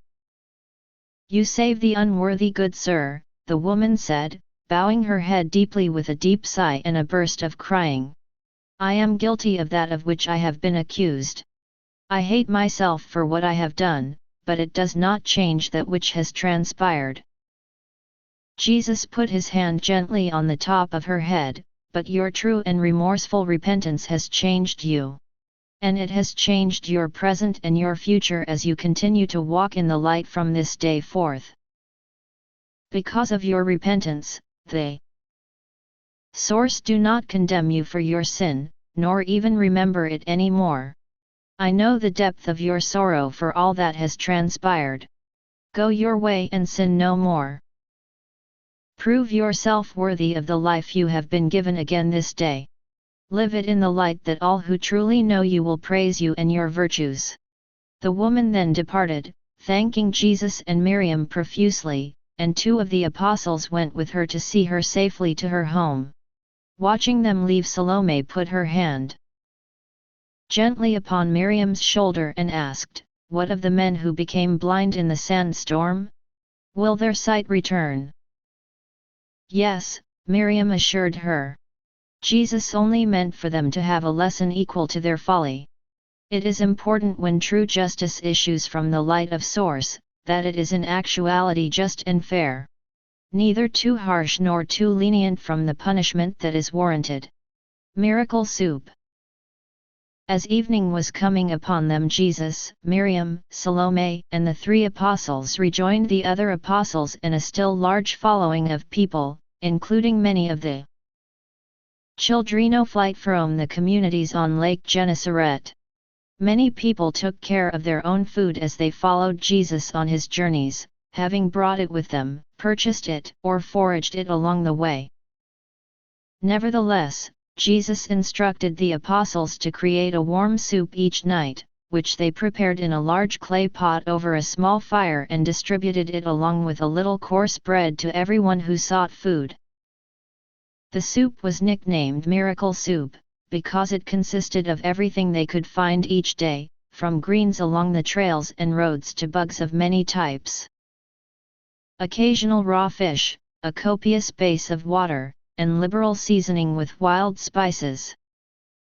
Whenever the pot was half empty, they would fill it again with water, throw in anything else edible that might have shown up, and continue dispensing until everyone had been satisfied.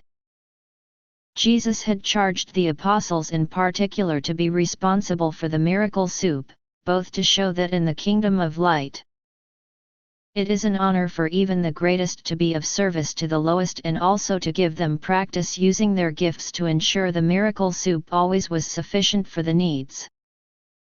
"This is very good soup," exclaimed one man who had just begun to follow Jesus since the last town. "What is in it?" he asked Judas Iscariot, who had served him. "Things that are good for you," replied Judas. "What kind of things?" the man persisted. "Things that taste better when they remain a mystery," answered Judas dryly. "Oh, those type of things," the man muttered less enthusiastically. "Yes, those type of things," Judas agreed, stifling a chuckle. The man walked away, and Toma, who was also serving people, gave Judas a nudge in the side with his elbow as he chuckled over the exchange. Judas looked at him and feigned innocence, saying, "What else could I say? I spoke tactfully, but also truthfully." They looked at each other and both laughed a little, and Thomas said unto him, "Nothing is wrong with what you said, nothing at all. It was just funny." Now Legia, the wife of Judas, had been standing nearby with their 2 children, speaking to another woman, and seeing her husband and Thoma talking jovially over the soup, she called to Judas, saying, "Be sure to save some of the mystery for me, Judas." "I am still trying to unravel the mystery that you are," Judas replied with a smile. "Perhaps, it would be unwise to let you eat something that might make you more mysterious. You are already a Greek. Who knows what might happen to you if mystery was added upon mystery? I would probably be changed into an apostle, the most mysterious of all God's creatures." Legia laughed in reply. And Judas and Thoma laughed with her. Healings in northern Judea. Following the Sabbath, Jesus entered into Judea and performed many miracles in the northern towns during the next 3 weeks. The paralytic walked again, the lepers were cleansed, the blind saw, the dumb spoke, the sick and the ill were made well, and many demons were cast out of those whom they had tormented. The opponents of Jesus continued to fume as his fame grew day by day, and there seemed to be nothing they could say or do to thwart his sway over the people. The Romans were also growing increasingly uneasy with the large and sometimes boisterous crowds that were following Jesus, and they kept an ever-vigilant eye upon his activities. With increasing numbers of soldiers shadowing his movements. Arrival at Bethany. 2 days before the Sabbath of the new moon, Jesus and his family arrived in Bethany at the childhood home of Miriam and Martha. They were greeted with much enthusiasm and affection by their brother Lazarus and all the members of their family and extended family.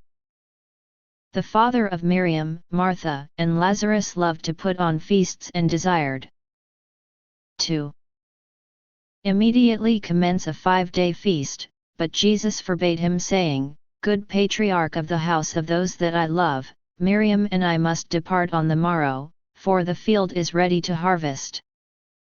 But would you do me the great kindness of keeping my mother and Martha and all the children of our family while Miriam and I journey through Judea?" "Keep them," cried the father of Lazarus indignantly. "I should be affronted if they did not stay."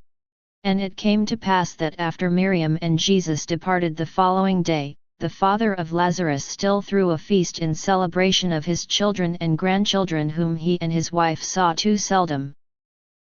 But Lazarus and his wife departed with Jesus and Miriam and the apostles, for having been much apart, Lazarus longed to spend every moment with them. Confrontation at the home of the chief judge. And it came to pass that Jesus came unto Jerusalem and was met at the gate by emissaries of the great Sanhedrin, who bade him come with them to see Chief Judge Caiaphas at his home. Among the apostles, there was some trepidation, for to be summoned to appear before the judges could not bode well. But they could see that Jesus seemed happy at the prospect, so decided they should be as well. When they came near to the house, the women were told to remain behind at a small outbuilding, as only the apostles could pass with Jesus into the premises of Caiaphas's home. But Jesus said unto them, "Where I go, Miriam goes, or I go not." The emissaries did not balk at the words of Jesus, but immediately one said unto him, "But of course, we did not mean your wife, whom we know to be one of your closest disciples. For her, an exception has been granted." Jesus then followed the emissary leading the way into the courtyard, and Miriam came after him and the apostles. But then a cry went up from the other emissary, saying, "Wait! There are 12 men here, with his wife, that is 13. We were told only to admit 12 disciples." The first emissary looked back and, counting the men and Miriam, saw that there was indeed 13, and he said unto Jesus, Why do you try to deceive us? Do you think us fools that we cannot count to 12? Jesus answered them, Count as you choose. These are the hearts that beat as one with mine. Pass us all or not one shall pass, but decide now, lest I conclude you are wasting my time. How dare you speak so insolently concerning a command to appear before the chief judge Caiaphas, exclaimed one of the emissaries. It is not for you to choose, but for him. Now follow me quickly, lest you draw the wrath of Caiaphas even greater than you already have. So saying, he turned on his heel and headed again into the courtyard. I suppose that is his I feel very important way of saying we can all come, Lazarus chuckled quietly. Jesus smiled and nodded his head in silent agreement. Upon entering the main courtyard, Jesus looked to see a little over a dozen of the greater Sanhedrin sitting about the courtyard, and these were almost all Sadducees, and the chief judge Caiaphas sat on a raised dais at the end of the courtyard. Walking directly to him, Jesus said unto him, You have brought the light, do you now have torches to illuminate the darkness? Please do not insult me by speaking to me in riddles or meaningless parables, Caiaphas replied stonily. This is an informal meeting to ascertain if you are a threat to the way of life of the chosen people of Source. Are you a threat, Jesus of Nazareth? Someone we should fear and put away in prison, or just a misguided but harmless healer to ignore? Jesus answered him, saying, I am your greatest fear and your greatest hope. Which is more important to you? Obviously irritated at Jesus's answer, Caiaphas replied, Were you never taught to speak as a normal person and with respect? A simple yes or no will suffice for most questions, and those requiring more than one word answers should use words that clarify the answer, not make it more confused. And do not respond to my queries with questions, lest you draw my ire thinking you are insolent. If you never allow questions, then you must have already concluded the answers, Jesus responded. If that is so, then it would be better to have trained monkeys appear before you rather than men, for they will always give you what you seek. Humph! Caiaphas grunted. From what I hear, you are a poor man of little means, the questionable son of an equally poor carpenter from the dilapidated town of Nazareth. Because I have heard that you have some healing abilities, I have invited you to my home to learn more, yet you speak to me without respect or fear, of which you should have both in ample quantities. Does it make you feel important to thus speak to your betters, Jesus of Nazareth? Are you trying to impress the motley lot that follows you? I wonder how impressed they will be to see you thrown in prison for your blasphemies? What do you think? I know that men will be uplifted or condemned on the day of judgment by every idle word they have spoken, Jesus answered. I am the light that others follow, and my path is true and straight. If my words or tone offends, consider why and reflect that even the life-giving sun will burn your skin like a fire if you do not act with prudence in its presence. Are you speaking again in riddles as I have forbidden you to do? Exclaimed Caiaphas. You would do well to remember that I am the chief judge, and by my command all things can occur, both the pleasant and the unpleasant in your life. I am not trying to be your enemy, but you seem intent on making me so. Jesus looked at him and smiled mischievously and said unto him, Caiaphas, you are an important man in Judea, but Judea is not all of Rome, and Rome is not all of the world, and in the world beyond Palestine and Judea, the earth does not tremble at your name. Pointing to the sun, Jesus said, Can you in all your power stop the sun? Of course not, protested Caiaphas. Only Source can stop the sun, as the scriptures record he did in the days of Joshua. Without saying another word, Jesus walked over to a small tree, and snapping off a branch, he went to a spot of dirt nearby. Placing the broken stick vertically into the ground, he marked the spot where the shadow of the stick fell upon the ground. Turning to Caiaphas, he said unto him, that you will have no excuse on the day of judgment, let there be no doubt to whom you speak. Until I decree it, the sun shall not move again from its spot in the sky. This proclamation brought about a chorus of derisive laughter from the gathered Sanhedrin, and Caiaphas, laughing too, said unto Jesus, if nothing else, you are a bold rascal. But I think you shall soon be shown to be a false prophet by your own overreaching bravado, so we will wait for an hour to see you undone by your words. In the meantime, this is not a court, but simply an informal gathering of learned men. Perhaps, you would be so kind to clarify some of your doctrines for us while we wait for the sun to move. Jesus lifted his eyebrows and turned his palms up toward Caiaphas, indicating that he should continue with his questions. It has come to my attention, Caiaphas began, that according to the Pharisees who were witnesses, on at least one occasion, you and your apostles plucked and ate some corn from a field on the Sabbath. How can you justify breaking the Sabbath in this way? Jesus answered him, saying, your question is trivial, but the answer can have substance. Therefore, I will answer. Haven't you read what David did when he and his companions were hungry? They entered the house of God and ate the consecrated bread, which was not lawful for them to do, but only for the priests. And haven't you read in the law that on the Sabbath, the priests in the temple desecrate the day and yet are innocent? Does that not seem strange to you that the priests who are supposed to be servants of God can make themselves above the laws of God? Or perhaps they are only men making laws unto themselves in the name of God? But I tell you that one greater than the temple is here.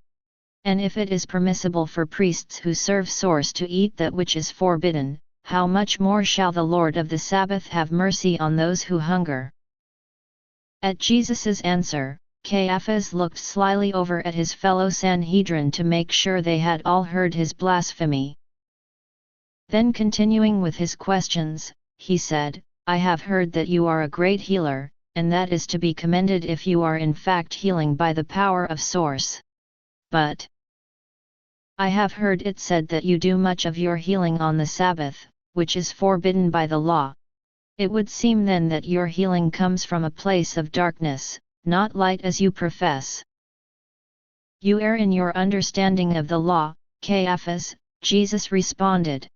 If ever there was a day to do good, it is on the Sabbath. If any of you has a sheep and it falls into a pit on the Sabbath, will you not take hold of it and lift it out? How much more valuable is a man than a sheep? Therefore it is lawful to do good on the Sabbath. Caiaphas rubbed his beard as he contemplated Jesus' answer, then said unto him, I have also heard that you cast out many demons, so many in fact that I had no idea there was such a multitude of them in Judea and Galilee. It seems most strange to me that in all my life, I have only on 4 occasions ever met a man with a demon, yet you seem to find them every day and everywhere you go. Some have said this is because you are in fact a minion of Beelzebub, the prince of demons, and so see your demonic friends on every corner and simply make a meaningless show of casting them out. O foolish men, Jesus answered. Every kingdom divided against itself will be ruined, and every city or household divided against itself will not stand. If Satan drives out Satan, he is divided against himself. How then can his kingdom stand? If I drive out demons by the power of Beelzebub, how would that be helping the darkness? But if I drive out demons by the Spirit of God and men who have been enslaved are now free, then the kingdom of God is come upon you. Have you never watched the farmers grow the good fruit? If a tree is good, its fruit will be good, but if a tree is bad, its fruit will be bad. A tree is recognized by its fruit, be it good or bad, and so am I, and so are all of you. Are you bringing forth good fruit, or are you a brood of vipers poisoning the people? How can evil say anything is good? For out of the truth of the heart, the mouth speaks. Therefore, the good man continually brings good things out of the light stored up in him, and the evil man continually brings forth evil things out of the darkness stored up in him. You are not helping your cause by insulting us, Caiaphas replied with a scowl. But I still have one question, if you are brave enough to answer. If you are brave enough to question, Jesus answered.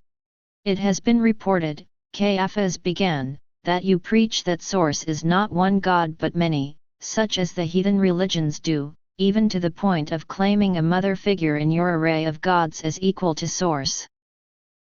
Of course, admitting this will condemn you, but you seem oblivious to the pit you are digging. So what have you to say about your plurality of gods, including female gods? Jesus answered him quickly, saying, Choose your words with care, Caiaphas, for by your words, you will be justified, and by your words you will be condemned.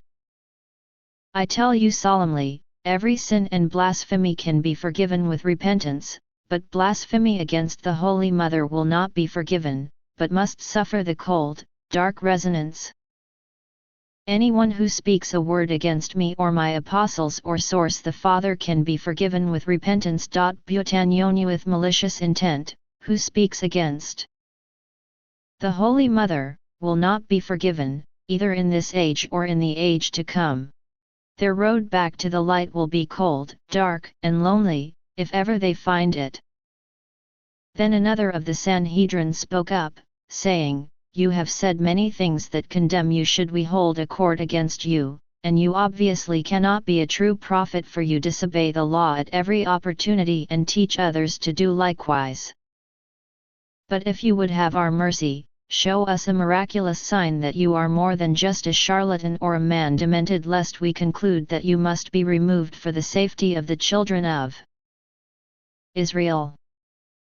Jesus answered him, saying, When evening comes, you say, It will be fair weather, for the sky is red, and in the morning, Today it will be stormy, for the sky is red and overcast. You know how to interpret the appearance of the sky, but you cannot interpret the signs of the times. It is a wicked and adulterous generation that asks for a miraculous sign. But you will know a great blessing has dawned when you shall witness the sign of the prophet Jonah. As Jonah was 3 days and 3 nights in the belly of a huge fish, so the Son of Light will be 3 days and 3 nights in the heart of the earth, but only 3. Verily, unless you repent, the men of Nineveh will stand up at the judgment of this assembly and condemn it, for they repented at the preaching of Jonah, and now one greater than Jonah is here. So shall the Queen of the South rise at the judgment of this assembly, lest you repent and condemn it, for she came from the ends of the earth to listen to Solomon's wisdom, and now one greater than Solomon is here. I have heard enough, shouted Caiaphas. Then pointing at Jesus, he commanded, Leave my house, you pollute it. But do not leave Jerusalem, for I will see you again soon, and if I would try to hide, it will be the worse for you. Fear not, foolish man, the sun will not be hidden, but brighter than on any day. With those words Jesus, Miriam, and the apostles turned and departed from the house of Caiaphas. After they had left, the Sanhedrin spoke of him derisively among themselves, mocking him and the things he had said. Some time later, one of them noticed the stick Jesus had stuck in the ground to cast a shadow from the sun. He walked over to it, proclaiming, Look, here is the stick the charlatan would have us believe would mark his stopping of the sun. See how the shadow has. When he looked closer, he saw that the shadow had not moved, and with a tremble in his voice, he called the other Sanhedrin to come and look. One by one, they all came over and stood looking at the shadow of the stick, which had not moved one iota past the mark Jesus had made in the dirt, then lifted their gaze to glance, uncomprehending at the bright sun in the sky. "What can this mean?" asked one of the Sanhedrin. Almost in unison, they glanced up quickly at the sun. "Could it actually have stopped?" asked another. "Of course not," exclaimed Caiaphas. Walking over to the stick, he grabbed it and pulled it out of the ground. "It was just a simple magician's trick," he stated. Nor was he here hardly long enough for the shadow to move. But even as he spoke, the stick he was holding in his hand disintegrated into grey ash and blew away in a fine powder upon the wind.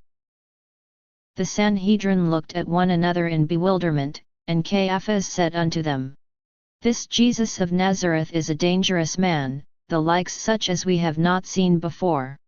The sooner we remove him from the presence of the people, the safer all of Israel shall be." And the rest of the Sanhedrin nodded their heads in agreement. Despite the warning of Caiaphas for Jesus to remain in Jerusalem, he and Miriam returned with the apostles to the house of Miriam's parents in the evenings so they could be with their children. Conversation with the Zealots. The following day, Jesus, Miriam, and the apostles, accompanied by Salome, returned to Jerusalem, where Jesus once again began healing many people of all manner of infirmities and quickly drawing large crowds unto him. While he was healing a paralytic man, 2 zealots came up to the apostle Shimon and confided in him, "Your teacher is a mighty man of stature, words, and deeds. It is said by many of our friends that he is the Messiah that has been prophesied and has come to Jerusalem to lead us in a revolt against the Romans. We have come to ascertain the truth of this, and to enter the secret army. We have heard, he is gathering. And we can bring many others with us." Hearing the words of the 2 men, Shimon was cautious, for they could be spies as easily as zealots. He said, "Jesus comes with a sword of truth to slice away the darkness that has covered the eyes of men, but you are mistaken to think he is here to lead a revolt against the Romans." "And so you must say," replied one of the zealots cunningly. "We understand. But tell us where we can meet privately to plan, for we have many mighty men who have waited only for God to send us a leader, and seeing his strong stature and his miracles and hearing his words against taxes and oppression, few doubt that it is Jesus whom God has called." "That is not why he is here," protested Shimon. "What has happened to you?" demanded one of the zealots. "Are you not Shimon the Fierce? Your reputation as a zealot has gone before you, but today you sound like a sheep afraid of his own shadow. Look around at this crowd," he said, pointing at the multitude. "Half the people here are zealots like us, looking to Jesus and seeing the salvation we have been waiting for. Surely this is a day given by God. And we shall heed the call to deliver our people. Do not waste time with petty diversions of words. Let the Master know we are here and ready to fight." Shimon shook his head and said unto them, "I am Shimon, once known as the Fierce. But Jesus has changed my heart to a peace my life has never known. He is here for your salvation and mine, but it is a salvation of the soul, not of the sword." "We shall see," one of the zealots replied. "Let him know we are here, amassing even now in Jerusalem, waiting his initiative. There will never be another time as ripe as this one. Make sure he knows." With those words that women disappeared back into the crowd. Shimon went immediately to tell Jesus of his encounter, and when he had an opening, he pulled him aside to relate his conversation with the zealots.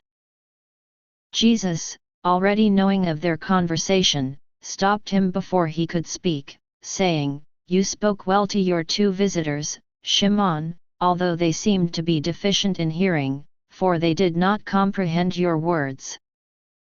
I tried to explain that you are not here to lead an army of revolt, Shimon began. But having once been a zealot, I can say that other alternatives are not much considered, so they did not believe me when I refuted their desires. Worry not about this, Jesus consoled Shimon. The zealots have a more important part to play than they realize in the days to come.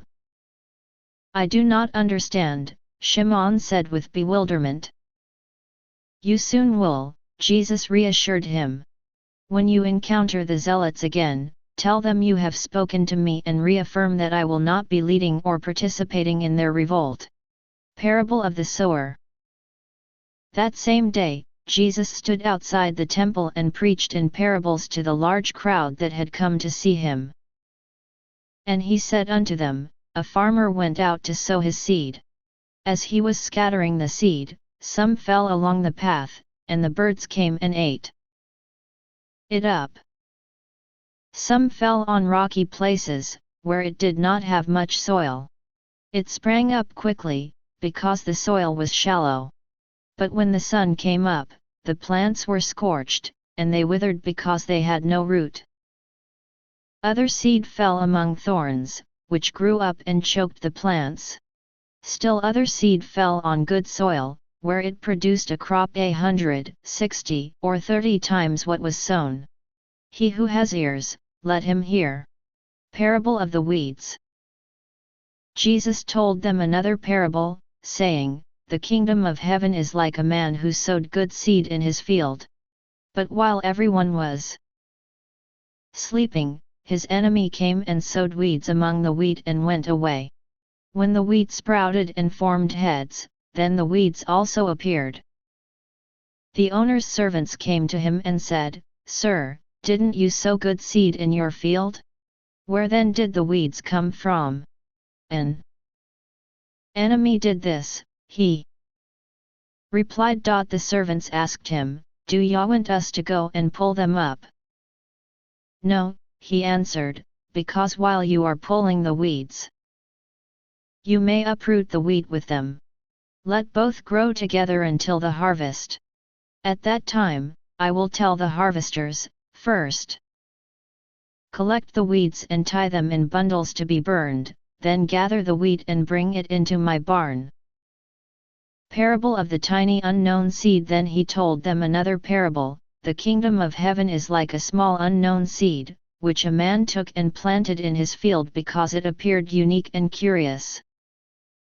Though it was tiny, when it grew, it became a tree, so vast that the birds of the air came and perched in its branches and built nests and thrived.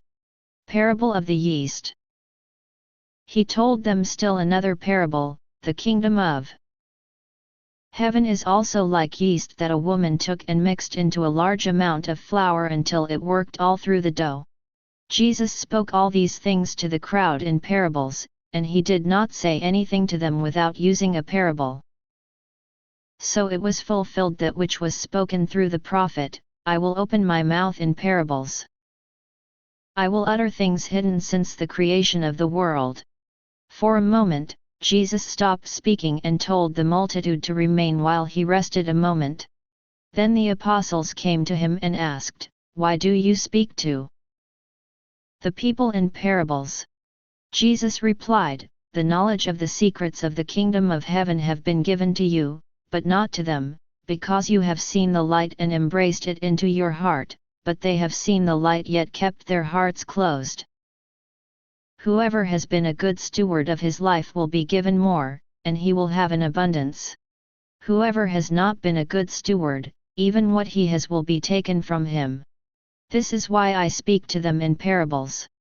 Though seeing, they do not see, though hearing, they do not hear or understand. In them is fulfilled the prophecy of Isaiah.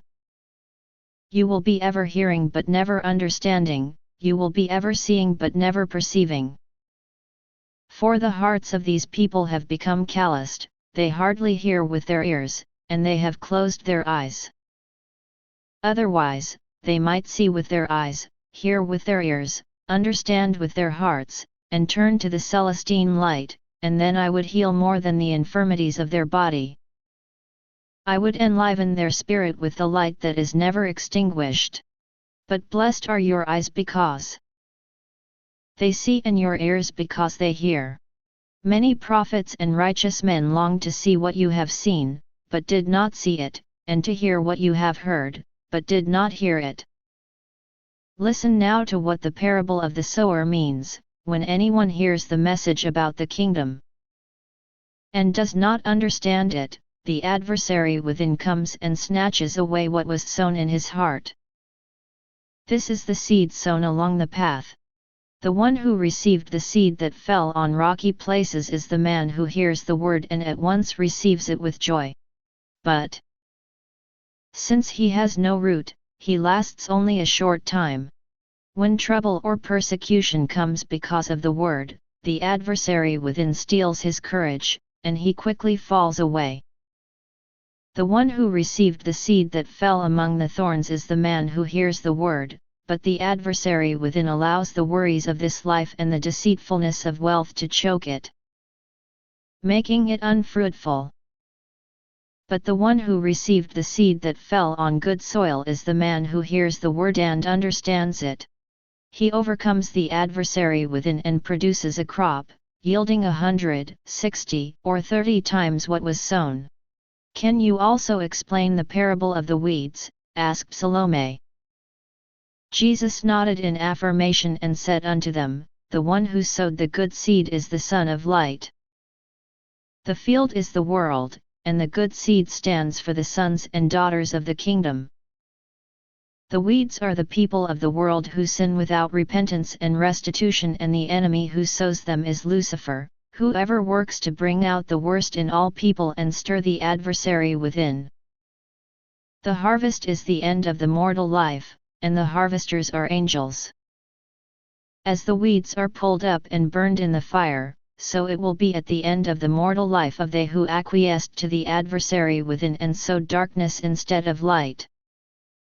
The Son of Light shall send out his angels, and they will weed out his kingdom of everything that invites and entices to sin, and all the weak of will who have given into the adversary within and given excuse to evil rather than sincere repentance and restitution. The wages of unrepentant sin are torment of the soul, because those of darkness cannot bear the brightness of the light, but they shall still long forlornly for the light they cannot bear. The angels will release them to be drawn by their own resonance into the fiery furnace, fueled by their own despair for what might have been.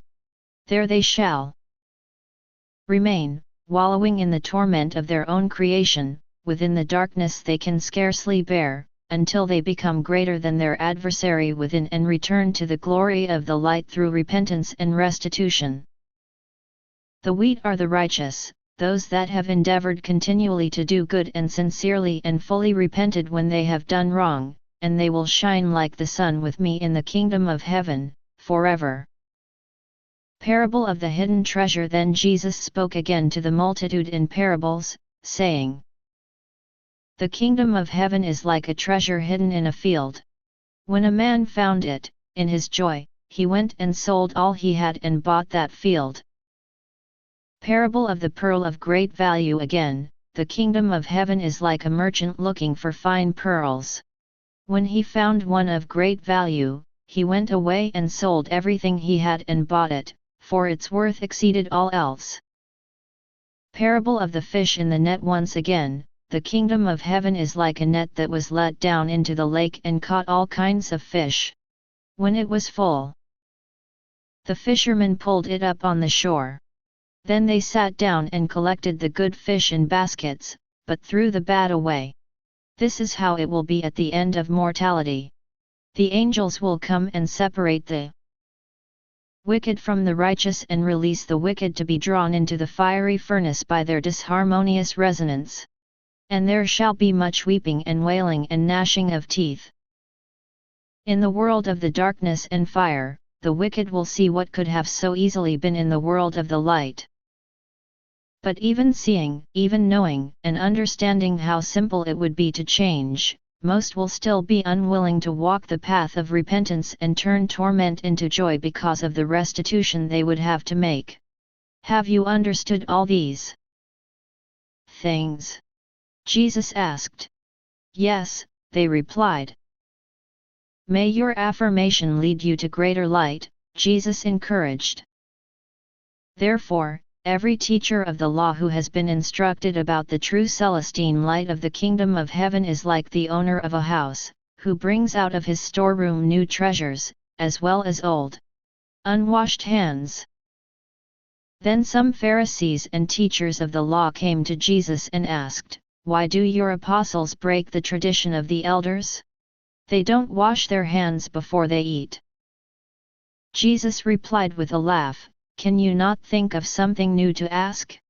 Only when you are near do they not wash their hands, for I have asked them not to do so whenever they see you, to refute your traditions. A greater question is, why do you break the command of Source for the sake of your tradition? For in the commandments of Sinai, Source said, 'Honor your father and mother.' But you say that it is acceptable if a man says to his father or mother, 'Whatever help you might otherwise have received from me, I cannot give, for it is a gift devoted to God.' Thus you nullify the word of God for the sake of your tradition. You hypocrites! Isaiah was right when he prophesied about you, 'These people honor me with their lips, but their hearts are far from me. They worship me in vain, and their teachings are but rules taught by men.'" Jesus called the crowd to him and said, "Listen and understand. What goes into a man's mouth does not make him unclean, unhealthy perhaps, but not unclean. But what comes out of his mouth, that is what makes him unclean before Source." Then the apostles came to him. And Cephas said, "You are making more enemies every day. You know that the Pharisees were greatly offended when they heard what you said." Jesus answered him, saying, "Every plant that does not grow under the light of our heavenly Mother and Father will be pulled up by the roots. Do not concern yourselves with them or those who follow them, they are blind guides. If a blind man leads a blind man, both will fall into a pit." Yohanan then asked, "Will you also explain the last parable to us?"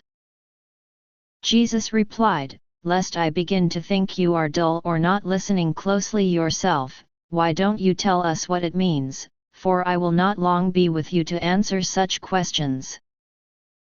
Yohanan stammered a little as he was put on the spot and tried to answer, but then he found his voice and replied, "Whatever enters the mouth goes into the stomach and then out of the body. So though it may be unhealthy and make a man sick if he does not eat with prudence, it is not unclean. But the things that come out of the mouth, the words a man speaks, these come from his heart, and these are the things that make a man unclean if they are contrary to the Celestine light of Source. For out of the heart can come evil thoughts, murder, adultery, sexual immorality, theft, false testimony, slander, and many more things of darkness. Certainly, these are what make a man unclean, but eating with unwashed hands, though not wise, does not make him unclean." "Well spoken!" Jesus exclaimed. "Now all of you, remember to ponder upon my words often that you may understand them fully. Be at peace in your heart and in love with the light, and surely the Holy Spirit of Source will ever enlighten you to the greater truths." Parable of the Two Sons. Turning again to the multitude that had gathered to hear him speak, Jesus noticed that more Sadducees and Pharisees had appeared among the crowd near him. And he spoke to them again in parables, saying, "What do you think? There was a man who had 2 sons. He went to the first and said, 'Son, go and work today in the vineyard.' 'I will not,' he answered, but later he changed his mind and went. Then the father went to the other son and said the same thing. He answered, 'I will, sir,' but he did not go." Addressing the Sadducees and Pharisees directly, Jesus asked, "Which of the 2 did what his father wanted?" "The first," they answered. And Jesus replied to them, "And you are like unto the second. Verily, the tax collectors and the prostitutes will enter the kingdom of heaven ahead of you, for they have seen the error of their ways and have been humbled unto repentance. But you, seeing the error of your sins, remain haughty and full of words that justify, but empty of deeds that testify. Remember my brother Yochanan? He came to you to show you the way of righteousness, and you did not believe him, but the tax collectors and the prostitutes did.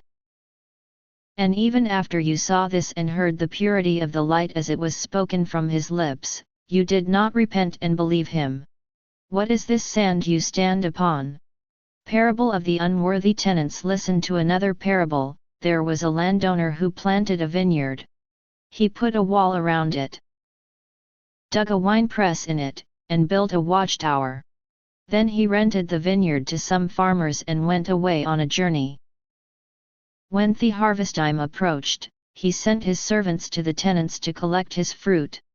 The tenants seized his servants, they beat one, killed another, and stoned a third. Then he sent other servants to them, more than the first time, and the tenants treated them the same way. Last of all, he sent his son to them. They will respect my son, he thought. But when the tenants saw the son, they said to each other, "This is the heir. Come, let's kill him and take his inheritance." So they took him and threw him out of the vineyard and killed him. Therefore, when the owner of the vineyard comes, what will he do to those tenants? He will bring those wretches to a wretched end, they replied, and he will rent the vineyard to other tenants, who will give him his share of the crop at harvest time. Jesus said to them, "Have you never read in the scriptures, the stone the builders rejected has become the capstone, the Lord has done this, and it is marvelous in our eyes. Therefore, I tell you that like the evil tenants, you have failed in your stewardship. And the kingdom of God will be taken away from you and given to a people who will produce its fruit. Like Belshazzar, you have been weighed in the balance and found wanting, and your kingdom shall be given to another. He who falls on this stone will be broken to pieces, and he on whom it falls will be crushed." When the chief priests and the Pharisees heard the parables of Jesus, they were greatly offended, for it was obvious to everyone that in many of his stories, he was talking about them. They looked then for a way to arrest him, but they were afraid of the crowd because the people held that he was a prophet and a healer sent by God. Parable of the wedding banquet. Jesus spoke to the religious leaders and the multitude again in parables, saying, "The kingdom of heaven is like a king who prepared a wedding banquet for his son. He sent his servants to those who had been invited to the banquet to tell them to come, but they refused to come. Then he sent some more servants and said, 'Tell those who have been invited that I have prepared my dinner, every type of delicacy imaginable, and everything is ready. Come to the wedding banquet.' But the invitees paid no attention and went off, one to his field, another to his business. The rest seized his servants, mistreated them, and killed some of them. The king was enraged. He sent his army and destroyed those murderers and burned their city. Then he said to his servants, 'The wedding banquet is ready, but those I invited did not deserve to come. Go to the street corners and invite to the banquet anyone you find. But tell them to come prepared for the occasion and to give the honor that is due.' So the servants went out into the streets and gathered all the people they could find, both the good and bad, who said they would come prepared and willing to give the honor that was due, and the wedding hall was filled with guests. But when the king came in to see the guests, he noticed a man there who was not wearing wedding clothes. 'Friend,' he said, 'you disrespect me and the honor I have given you. Why are you here without wedding clothes?' The man was speechless to have been caught unprepared, for he had thought to partake of the banquet without needing to pay tribute to the king. Then the king told the attendants, 'Tie him hand and foot, and throw him outside, into the darkness, where there will be weeping and wailing and gnashing of teeth for what has been lost and could have been. Verily, many are invited to partake of the Celestine light, but few are worthy to be chosen. Parable of the 10 virgins. And he spoke another parable unto them, saying, The kingdom of heaven will be like 10 virgins who took their lamps and went out to meet the bridegroom. 5 of them were foolish, and 5 were wise. The foolish ones took their lamps but did not take any oil with them. The wise, however, took oil in jars along with their lamps. The bridegroom was a long time in coming, and they all became drowsy and fell asleep. At midnight, the cry rang out, Here's the bridegroom! Come out to meet him! Then all the virgins woke up and trimmed their lamps. The foolish ones said to the wise, Give us some of your oil, our lamps are going out. No, they replied, We have prepared ourselves to be ready for the bridegroom, and we do not have enough oil for both us and you. You must go instead to those who sell oil and buy some for yourselves. But while they were on their way to buy the oil, the bridegroom arrived. The virgins who were ready went in with him to the wedding banquet. And the door was shut. Later the others also came. Sir! Sir! They said. Open the door for us. But he replied, Your lamps were needed at the beginning, and now there is no place for you. Therefore, be prepared. Live your life each day in ways that are worthy of the Celestine light within you and the eternal reward that awaits the valiant, because you do not know the day or the hour when your soul shall be called to come before Source to be weighed in the balance. Parable of the talents multiplied. Again, I urge you not to neglect the stewardship of your life. It is like a man going on a journey who called his servants and entrusted his property to them. To one, he gave 5 talents of money, to another 2 talents, and to another 1 talent, each according to his ability. Then he went on his journey. The man who had received the 5 talents went at once and put his money to work and gained 5 more. So also, the one with the 2 talents gained 2 more. But the man who had received the 1 talent went off, dug a hole in the ground, and hid his master's money. After a long time, the master of those servants returned and settled accounts with them. The man who had received the 5 talents brought the other 5. Master, he said, you entrusted me with 5 talents. See, I have gained 5 more. His master replied, Well done, good and faithful servant. You have been faithful with a few things, I will put you in charge of many things. Come and share your master's happiness. The man with the 2 talents also came. Master, he said, you entrusted me with 2 talents. See, I have gained 2 more. His master replied, Well done, good and faithful servant. You have been faithful with a few things, I will put you in charge of many things. Come and share your master's happiness. Then the man who had received the 1 talent came. Master, he said, I knew that you are a hard man, harvesting where you have not sown and gathering where you have not scattered seed. So I was afraid and went out and hid your talent in the ground. See, here is what belongs to you. His master replied, You wicked, lazy servant. So you knew that I harvest where I have not sown and gather where I have not scattered seed? Well then, you should have put my money on deposit with the bankers so that when I returned, I would have at least received it back with some interest. Take the talent from him and give it to the one who has the 10 talents, he ordered. For everyone who multiplies will be given more, and he will have an abundance. But whoever does not multiply, even what he has will be taken from him. And throw that worthless servant outside, into the darkness, where there will be weeping and wailing and gnashing of teeth for what might have been. Parable of helping a stranger. When the Son of Light reigns in his majesty, and all the angels with him, he will sit on his throne in heavenly glory. All the nations will be gathered before him, and he will separate the people one from another as a shepherd separates the sheep from the goats. He will put the sheep on his right and the goats on his left.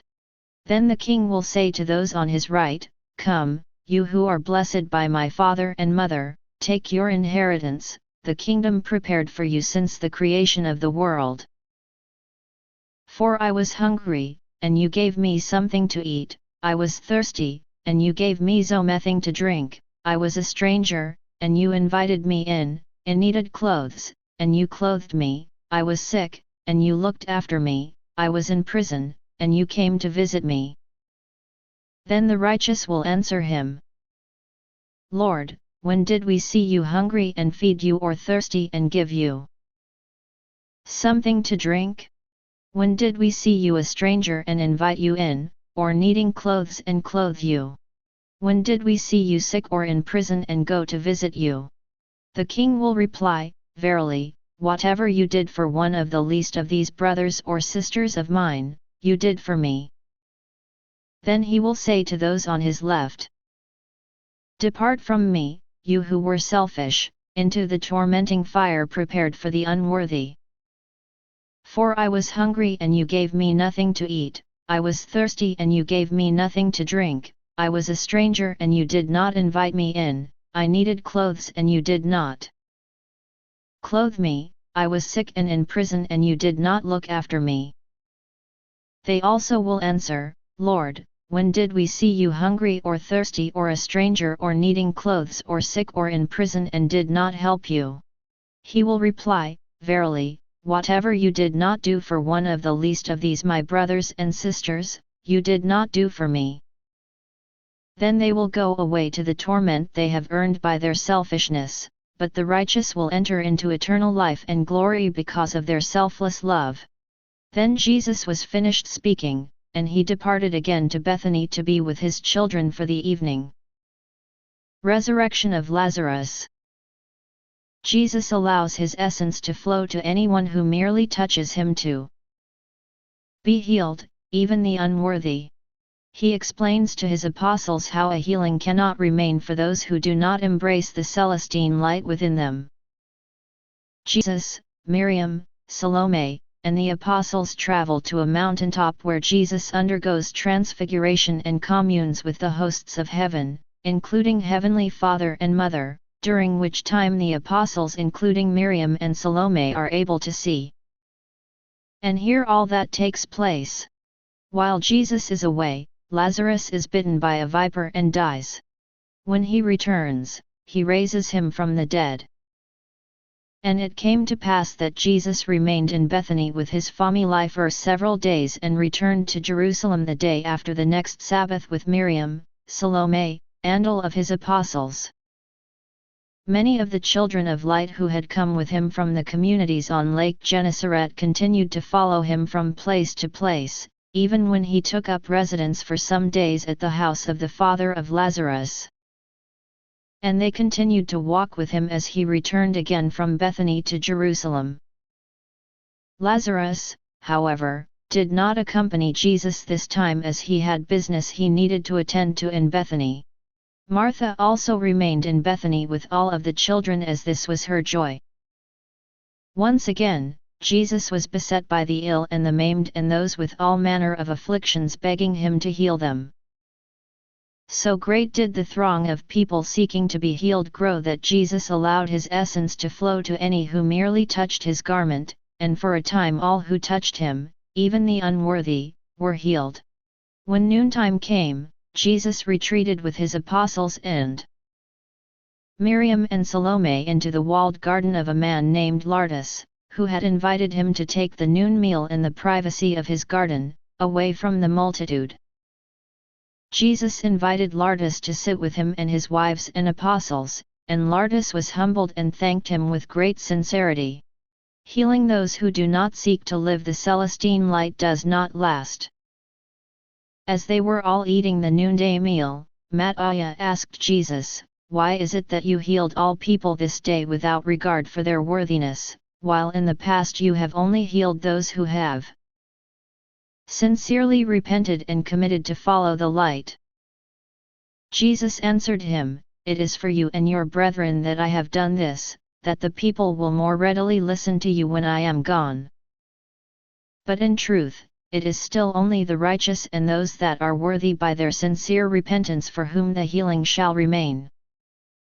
If you heal a man by giving of your soul essence with love who is unrepentant and not committed to following the Celestine light, that healing will remain only until your essence dissipates from his aura, which will occur within days for many, weeks for most, but months for some. During the time while your essence of love remains with him, he will remain whole, and should he repent and seek the Celestine light during that time, his healing will remain and not leave him. But if he returns to the ways of darkness, it will drive your essence of love out of him all the sooner, and he will succumb again to that which ailed him." "But will that not lead some to call you a false prophet?" asked Toma, "if they are healed but their wellness does not remain?" "Most will remember the love and light that came upon them when they were healed," Jesus explained. "When they return to illness, many will understand that it is because they are still living in darkness and that which afflicted them previously still remains to afflict them again. That realization will, for a few, be the motivation to again seek out the Celestine light and love that made them whole." Why Jesus antagonizes religious leaders. Then Cephas questioned Jesus, asking, "It seems you are purposely antagonizing the religious leaders by your confrontations with them. And surely no good will come of this, especially when we are here in Jerusalem in the mouth of the lions. Are we to all be caught up like lambs taken to the slaughter in the tempest you are stirring?" Jesus answered him, saying, "The priests and scribes, Pharisees and Sadducees, and most of all, the Sanhedrin have been taking unrighteous advantage of their positions for many years to the detriment of the people they are meant to serve. They have become confused and think it is they who are the masters and the people who are supposed to serve them. I confront them to tear them down before the eyes of the people that they may be exposed for the jackals that they are, that in this the common man will be shaken from the traditions that benefit only those of higher station and awakened to the greater light that will bring ample blessings upon them, even the holy Celestine light that you shall bring to them. Never forget I have not come to bring peace in the land at this time but strife, as the old does battle with the new. I have cast a blazing fire upon the earth, and I remain only long enough to see that it is well stoked, that it will become a wildfire that shall light the world. The zealots think that I have come to bring war upon the Romans. Other men think I have come to bring peace upon the world. Neither knows me or why I am here.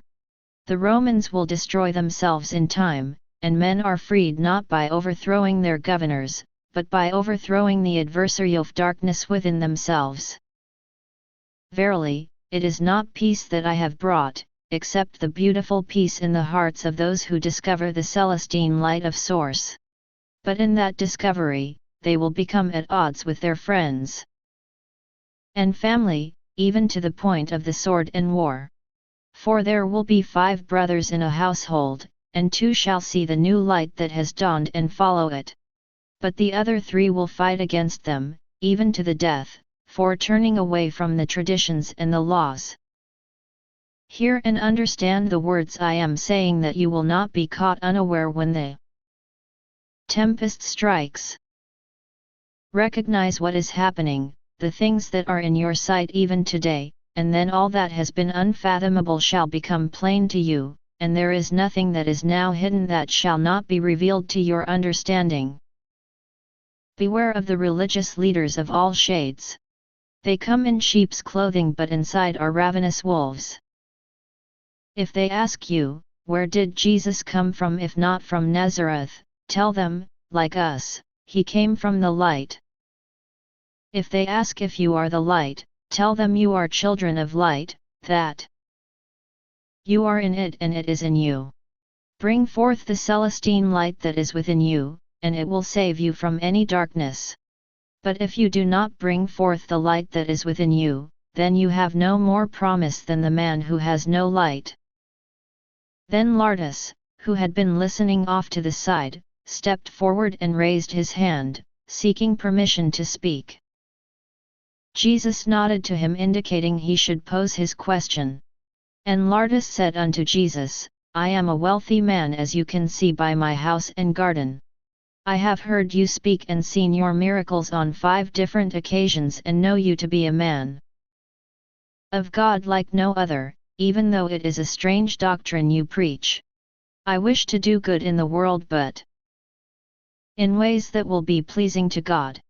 What can I do?" Jesus answered him, saying, "Find people that you do not know who are worthy of thy gift and in need, and give them money sufficient to help them to help themselves. Charge no interest and do not ask to receive your money back on any day. And go also to people that you know who are worthy and in need of the gift, and give them money sufficient to help themselves, but do it in such a way that they know not from whence their benefit has come. Again, charge no interest and never ask or expect a return of your money, for it is a gift of light, not a debt. The more money you give away, the more your Celestine light shall grow inside of you. And if you shall give away all you have to help those in need, great shall be your joy in both this world and the eternity to come." "Thank you," Lardus said in humility. "I will go and do as you have said. Already I feel a lightness and a joy just thinking about it." "That is good, Lardus," Jesus answered. "Today, you have truly embarked upon the path of exaltation in your eternal life, and it is each day henceforth that you will reap the blessings if you continue with that which you have begun. Understand that exaltation does not wait for mortal death, but begins the moment you let the Celestine light of Source swell inside of you and burst out. Exaltation is a life of passion, enthusiasm, and full use of all of your strengths, resources, intelligence, and gifts. Exaltation is much more than living forever, it is living in fullness, passion, excitement, and curiosity, every day of both mortality and immortality. As you live in the Celestine light, you open the door to eternal life's exaltation. And the great powers that have lain dormant inside of you awaken from their deep slumber, beginning a miracle that will transform your life. It is not anything outside of you that will transform your life, but the kindling of the Celestine light of Source that is inside of you. Now that the fire has started, fan the flames, and the miracles will happen." After the noon meal, Jesus once again went back to the multitude and preached to them and healed them.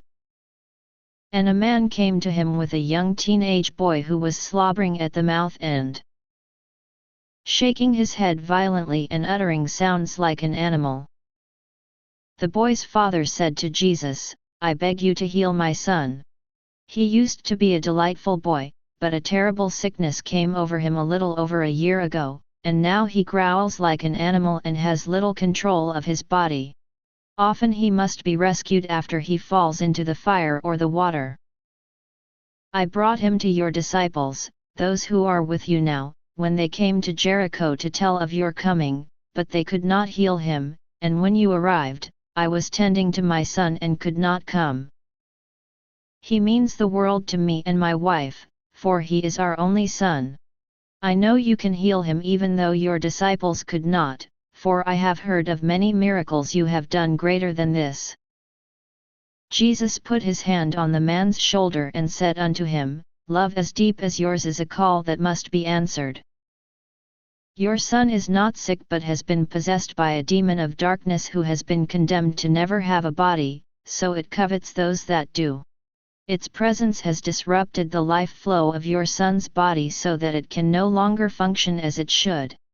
But these pools of darkness are easily dealt with, for they cannot endure the light. So saying, Jesus reached over and put his right hand on top of the boy's head and said in a voice of power, "Be gone."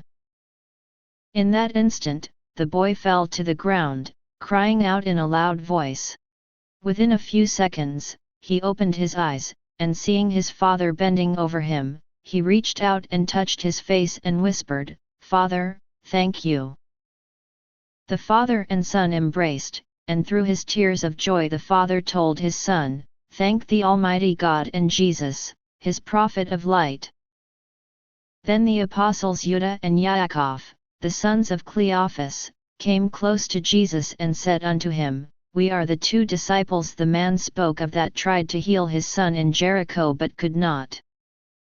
We thought he was ill from a disease and did not suspect he was being made sick by a demon of darkness that had come upon him. How are we to know the difference? And even without knowing, we gave our essence together upon the lad and called for more from heaven as well, but he was not healed and the demon remained. Why were we inadequate to the task even though we were sincere in our attempts to bring greater Celestine light into the boy?" Jesus answered them, saying, "Your desire was strong, but your faith in your authority and ability to bring Celestine light to the boy was weak.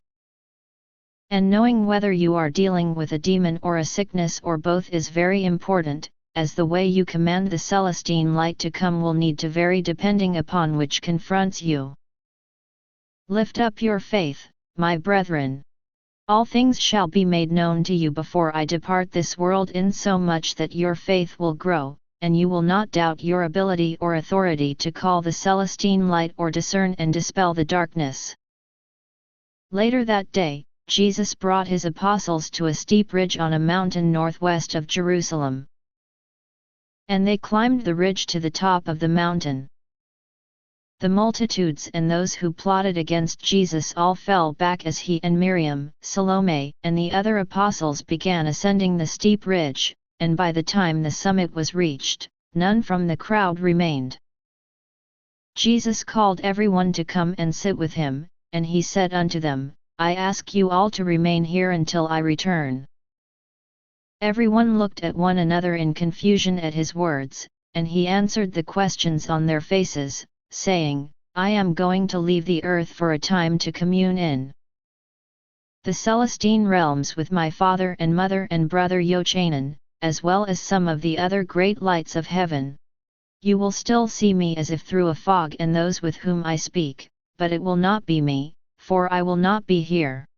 How long shall you be gone, my love?" asked Miriam. 5 passages of the sun, Jesus replied. "That is a long time," exclaimed Cephas.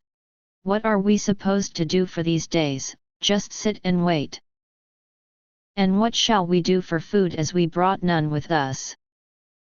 Jesus smiled and answered him, saying, "You will find this to be one of the most sacred moments of your lives. To you, it will seem as if I am sitting near you, and you will be able to hear everything I say and everything said by those to whom I speak. Marvelous will be the mysteries and secrets you shall learn if you are humble and listen carefully, and think not of the things of the world, such as eating." "Then we should fast for 5 days, asked Thomas. "Yes," Jesus affirmed. "If you wish to see heaven while you still live on earth and hear the wisdom of the wisest in the Celestine realms." Everyone nodded their heads in agreement at the words of Jesus. Then Jesus posed a question to them, asking, "Who do people say I am?" "That depends upon which people you are speaking about," offered Judas Iscariot. "If you are speaking of the scribes, priests, Pharisees, Sadducees, or Sanhedrin, I think they have all made it clear that they consider you a troublemaker at best and a blasphemer of the highest order at worst, deserving of death. But if you are speaking of the common people," interjected Philip, "some say you are Yochanan the baptizer, others say Elijah, and still others, Jeremiah or one of the prophets." "But what about all of you who follow me and know me so well?" Jesus asked. "Who do you say I am?" Cephas answered with authority, saying, "You are the Son of Light, the Son of the living God." "Yes," cried out several of the apostles in unison. "The Son of Light," proclaimed Matthias. "The King of Kings," exclaimed Amram. "The heavenly template of a father, a husband, a brother, and a teacher," added Miriam. Jesus bowed his head in thanks to those who were with him and said unto them, "Blessed are all of you, for this was not revealed to you by man, but by the Holy Spirit of our Mother in heaven. And I tell you this, that upon the rock of the testimony of the Holy Spirit of source shall the Celestine light grow upon the earth, as the children of light scattered across the world hear the still, small voice within and heed the call. And those so touched by the Holy Spirit shall become the pillars of heaven and earth, and neither demons nor the pains of man, nor the hordes of the realm of everlasting darkness will overcome them. When I return after the sun has passed 5 times, I will give you the keys of the kingdom of heaven, and whatever you bind on earth will be bound in heaven, and whatever you loose on earth will be lost in heaven, for you are the leaders of the children of light and one in spirit with the source." That night they all slept on the mountain, and the following day at noon Jesus embraced Miriam and kissed her on the lips and Salome on the forehead, then embraced each of his other apostles. Standing alone on the apex of the hill, Jesus was suddenly enveloped in a blinding white light that made the illumination of the noonday sun seem dark. The flash of light lasted but a second, and afterward all those remaining on the hill looked at the spot Jesus had been, but he was gone, and only the rocks and dirt and plants of the mountain remained where he had been. Just as suddenly, about an hour later, a strange cloud descended over the top of the mountain, covering only the very top and not even reaching to where the apostles had withdrawn to sit a short distance away. "Look," exclaimed Matthias, pointing at the cloud, for it had begun to become less dense and a light had begun to emanate from it, filling its space. "There's Jesus," Salome said with excitement, pointing at a personage in the cloud. "And there's Yochanan the baptizer, Martha's husband," Miriam sighed with joy. "It is so wonderful to see him so full of life." "Jesus," Cephas called out. "Cephas," Miriam chastised. "He told us we would be able to see him only, not speak with him." "Yes, I know," Cephas agreed, "but the mirage seems so real it is hard to believe he is not actually standing there. My mouth simply reacted before I remembered his words." Then they saw Jesus simultaneously embrace a radiant man and resplendent woman, both of statuesque beauty and form, and they held the embrace for well over a minute. "Is that who I think it is?" asked Cephas to no one in particular. "It is our Heavenly Father and Mother," Miriam affirmed with reverence. "We are on hallowed ground." All the remaining hours of daylight, each of those blessed to witness the transfiguration of Jesus moved hardly at all, but sat in rapt attention at the perimeter of the cloud, watching and listening to all that transpired. Periodically, someone would enter into the cloud and begin to speak with Jesus, but those watching did not hear their name spoken and knew not whom they were. The first 3 times an unknown personage came into the cloud, one or another of the apostles would ask Miriam who it was, and each time she would tell them she knew not. When the 4th unknown personage came into the cloud, Cephas asked Miriam who it was, and once again she answered that she did not know. "But you are the angel of the covenant," Cephas objected. "You should know these things." "I am not yet the angel of the covenant," Miriam replied with slight agitation. "Nor do I know if when that day comes I will suddenly be filled with all knowledge on the hosts of heaven. So please, let us not speak now among ourselves, lest we miss some of the sacred words that are being spoken within the cloud." Cephas nodded his head in agreement, and they both looked and listened again with great attention to Jesus in the cloud. Jesus continued to converse with many exalted personages within the cloud until the sun fell below the horizon. Upon that very moment, the cloud disappeared, and Miriam, Salome, and the apostles were left alone upon the mountain. For a long moment, no one spoke or moved, for they were still spellbound by all they had witnessed. That was an amazing experience, Yohanan said with reverence at last to everyone. "I feel so humbled to have witnessed this," Judas Iscariot said, wiping a tear from his eye. "It is one more testimony we have been given that Jesus is the Son of Light," Cephas said with authority. "We are blessed with special testimonies of the divinity of Jesus. Because of the things we have seen and heard on this day and many other days before this day that no others have ever seen or heard. Remember this, my brothers and sisters, from everyone to whom much has been given, much will need to be reciprocated, and from those to whom much has been entrusted that have proven to be good stewards, even more will be asked. We have seen and heard the divine in ways such as no others. Because of our blessings, we are called as special witnesses, that in us the life and teachings of Jesus will not die, but must go forth unto all the earth." The following day, the moment the sun dawned over the horizon, Jesus appeared again in the cloud in the light, and it settled to the ground atop the mountain. Several of the great personages of the Celestine realms appeared with him as the hours passed, and it seemed as though they were just standing on the ground a few feet away in earnest conversation. About 2 hours past noon, Miriam's sister Martha and several of the children of light that had remained at the base of the mountain came up hurriedly to the apostles. For a few moments, they stood in awe, looking at Jesus and other divine beings inside the cloud with him, all of whom shone with a brilliant light.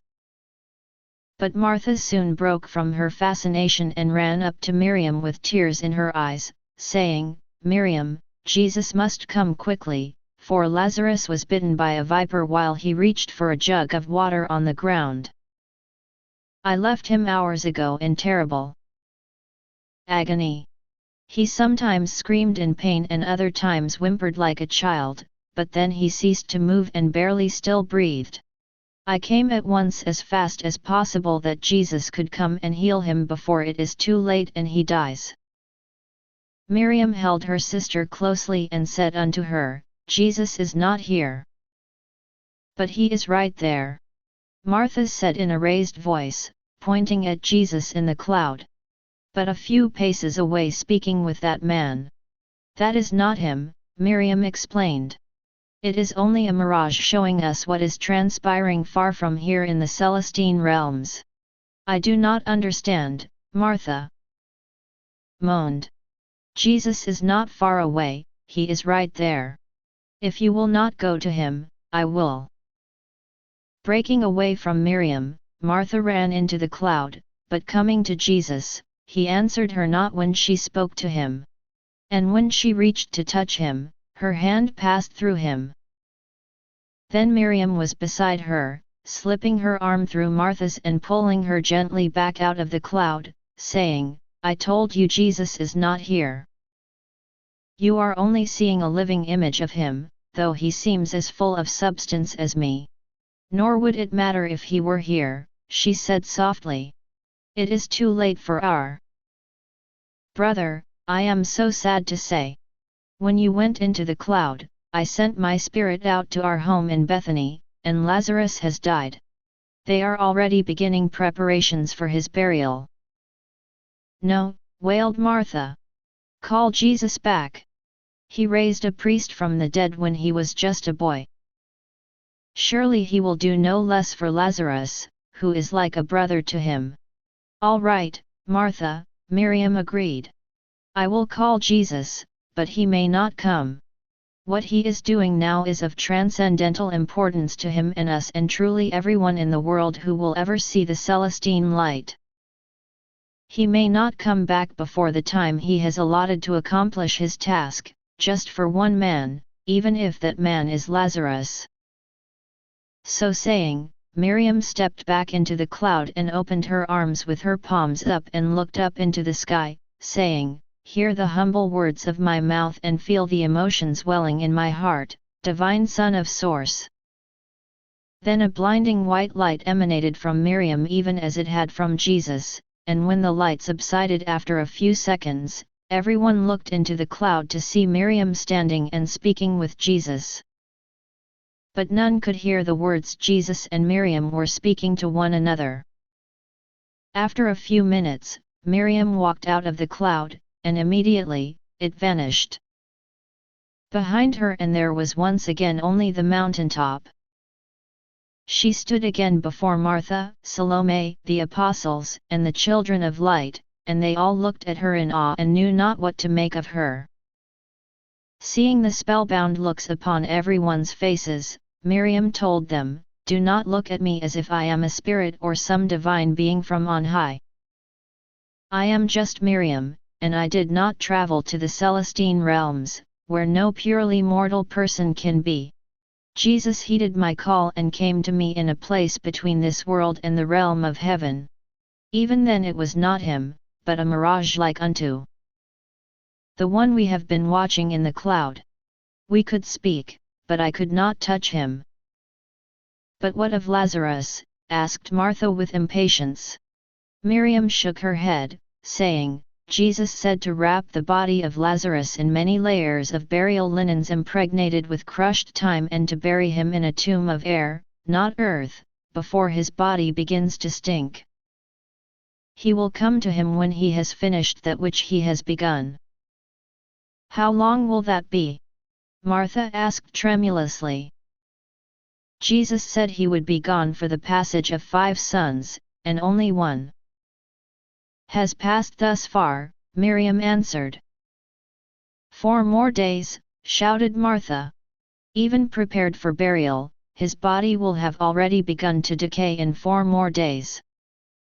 Miriam came to Martha and held her face gently between her hands and said unto her, "You must have faith, dear sister, that all will be well. Jesus is the Son of Light from whom all life has flowed and can flow again if he so wills it, even the dead who have been buried in the ground for some days, even those whose bare bones have lain decaying for years in the earth. But you must also have faith that the will of Source will be done, and in that, it may be that Jesus may not bring Lazarus back from the dead, for he did not say that he would. He only said that he would come to him. Lazarus has already done much good in this world, more than many other men combined.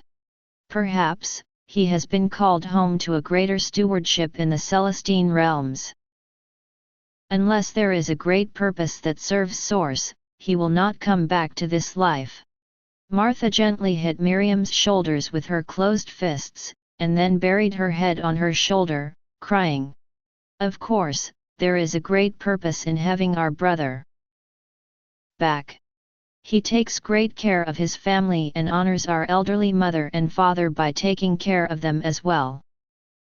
He runs our family businesses and employs many men who then provide for their families because of the work that Lazarus gives them.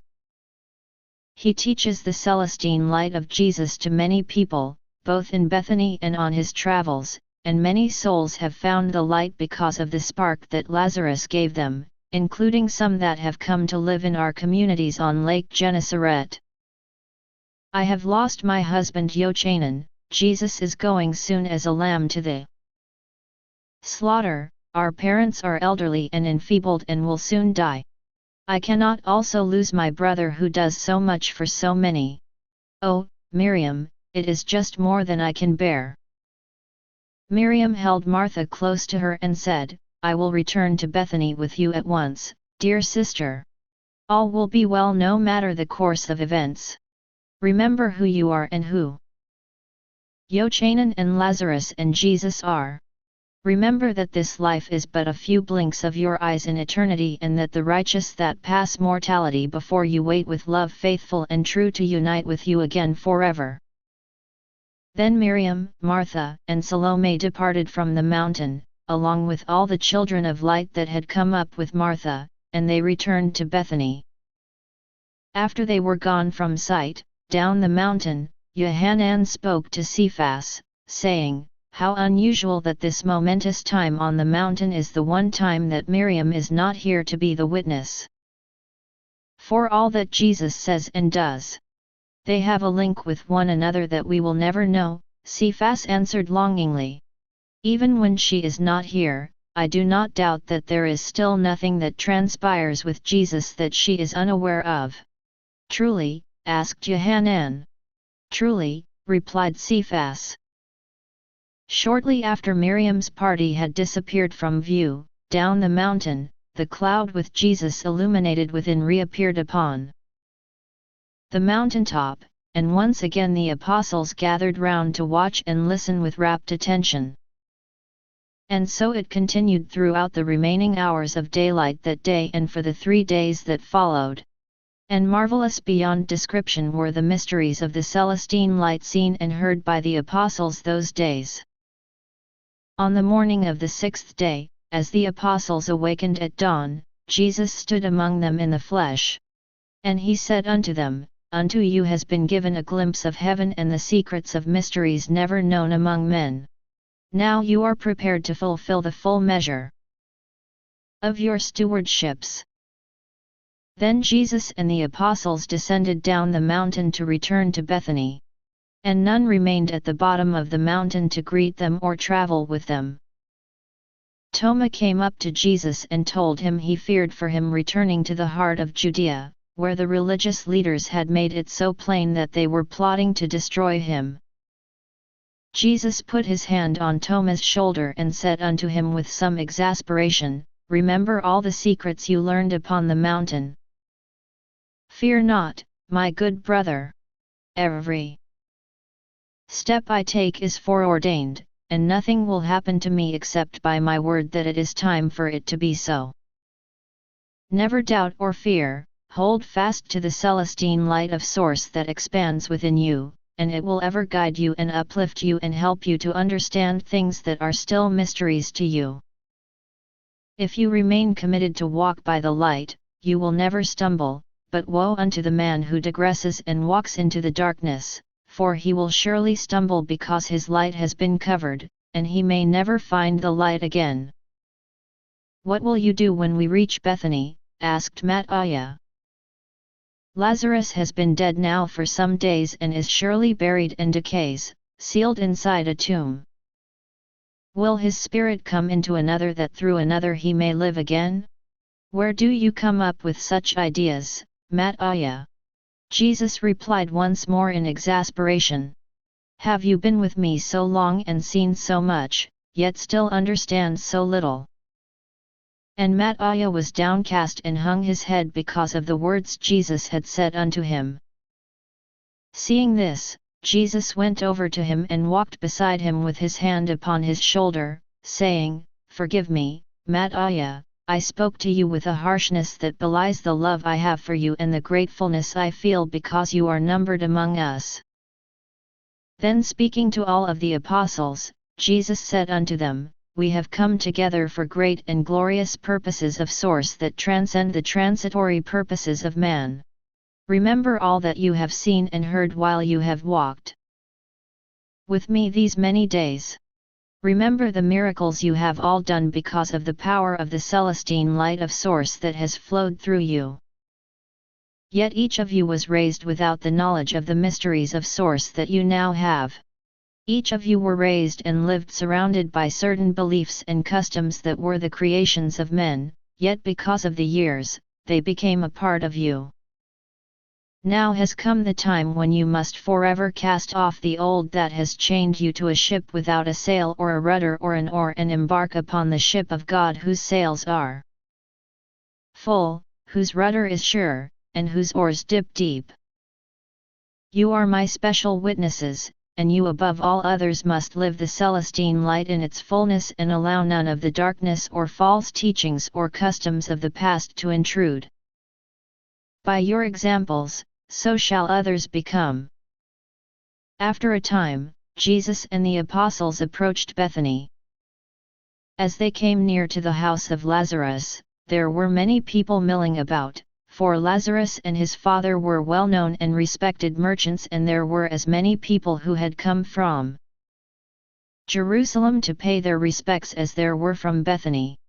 When word reached the house of Lazarus that Jesus had come, Miriam and Martha were inside, and Martha hurried out to meet him, but Miriam remained behind, for she was holding and comforting the children. When Martha saw Jesus, she moved quickly to him and embraced him tightly and said unto him, My Lord, if you had been here, my brother would not have died. Jesus stroked her covered head lightly and said unto her, Your brother will rise again. Remembering that Miriam had said, Jesus might not resurrect Lazarus, Martha answered, I know he will in the resurrection of the righteous on the last day. Jesus put his hand gently behind her head and looked deeply into her eyes and said, I am the resurrection and the life. Do you believe this? No, my Lord, she told him, I more than believe. I know. I know that you are the Son of Light, the Son of the Divine Father and Mother, who has come into the world, and by your word all things can be. Jesus put his arm around her waist, and together Martha and Jesus came up to the house of Lazarus, where his widow and family stayed. Grieving. Seeing Jesus and Martha entering the house, Miriam excused herself from the children and went to her husband and sister and embraced them. And Salome was with her, and she came to be embraced with them as well. Well over 300 people were still congregated outside. Among them were many children of light from the communities, most of the extended family of Lazarus, and people from Bethany and Jerusalem and many other towns that had known him well as he had traded with them for many years. Take me to the tomb, Jesus commanded. Come with me, my Lord, Miriam answered, taking his hand. Followed by Martha, Salome, and all the family of Lazarus, she led him through the people gathered outside and to the tomb. The tomb was a cave cut into rock and set in a depression of the ground. Jesus came and looked down upon it from the ledge above, and tears came into his eyes. Look, he is weeping, exclaimed someone in the crowd. I heard Lazarus was like a brother to him, chimed another. How he must have loved him, added a third. Pointing to the large round stone that had been used to seal the tomb, Jesus commanded, Roll away the stone. Immediately, 4 of his apostles descended down into the depression of the tombs and went to the stone sealing the tomb of Lazarus and began to roll it open. No, cried someone in the crowd. He has been dead for days, the body will have a bad odor. Who cares about the odor, demanded another. It is a supreme sacrilege to defile a grave. Hearing them, Amram leaned toward them and told them, Quiet, you men of ignorance, and you shall see a miracle such as no men have ever seen. Bah, exclaimed the one pointing to Jesus. It is said he has given sight back to the blind and hearing back to the deaf. Yet he could not heal his own friend before he died. Only so something greater could come forth today, Amram replied. So keep your tongues still and you will be able to tell your grandchildren you were here on this day and a witness to the mighty miracle of God that transpired. Then Jesus clasped his hands and holding them down, he bowed his head and prayed aloud, saying, Father and Mother in the realms of Celestine light beyond the dreams of men, hear me. I know that Lazarus is even now in the Celestine lights that one so worthy as he deserves. But that men may know the power of Source, unite with me that we may be 3 of one thought, 3 of one heart, 3 of one purpose for that which you know I desire. One of the men near Amram turned and hurriedly departed saying, I cannot bear to stand here another moment and listen to this false prophet praying to false gods." Jesus looked up into the heavens and his countenance beamed with radiance, and he said, "Thank you, my mother and father, I know you hear me always and are with me in all I desire. But as you know, it is for the people standing here that they may know that I am from you, that I have asked this." The 4 apostles had finished rolling away the stone of the tomb, and now Jesus turned to them and said, "Remove the body of Lazarus from the tomb and bring it out into the sunlight." They did as Jesus commanded and brought the body of Lazarus out into the middle of the depression of tombs and laid the body, which was very stiff and rigid, onto the ground. Then Jesus, who was still standing some distance away at the top of the ledge, cried out in a loud voice, saying, "Lazarus, arise and come forth." Suddenly, there were gasps of fear from many in the crowd as the body of Lazarus, wrapped in several layers of burial linens, began to move. The apostles standing nearby lifted the wrapped corpse, which was now moving with life, to its feet. "Remove the grave linens from him," Jesus commanded. 4 apostles immediately set to the task, and the corpse of Lazarus wrapped inside the linens began to help them. The gasps of fear from moments earlier were soon replaced with gasps of wonder and awe as the last of the grave linens were removed from Lazarus, and he stood there before them alive and whole.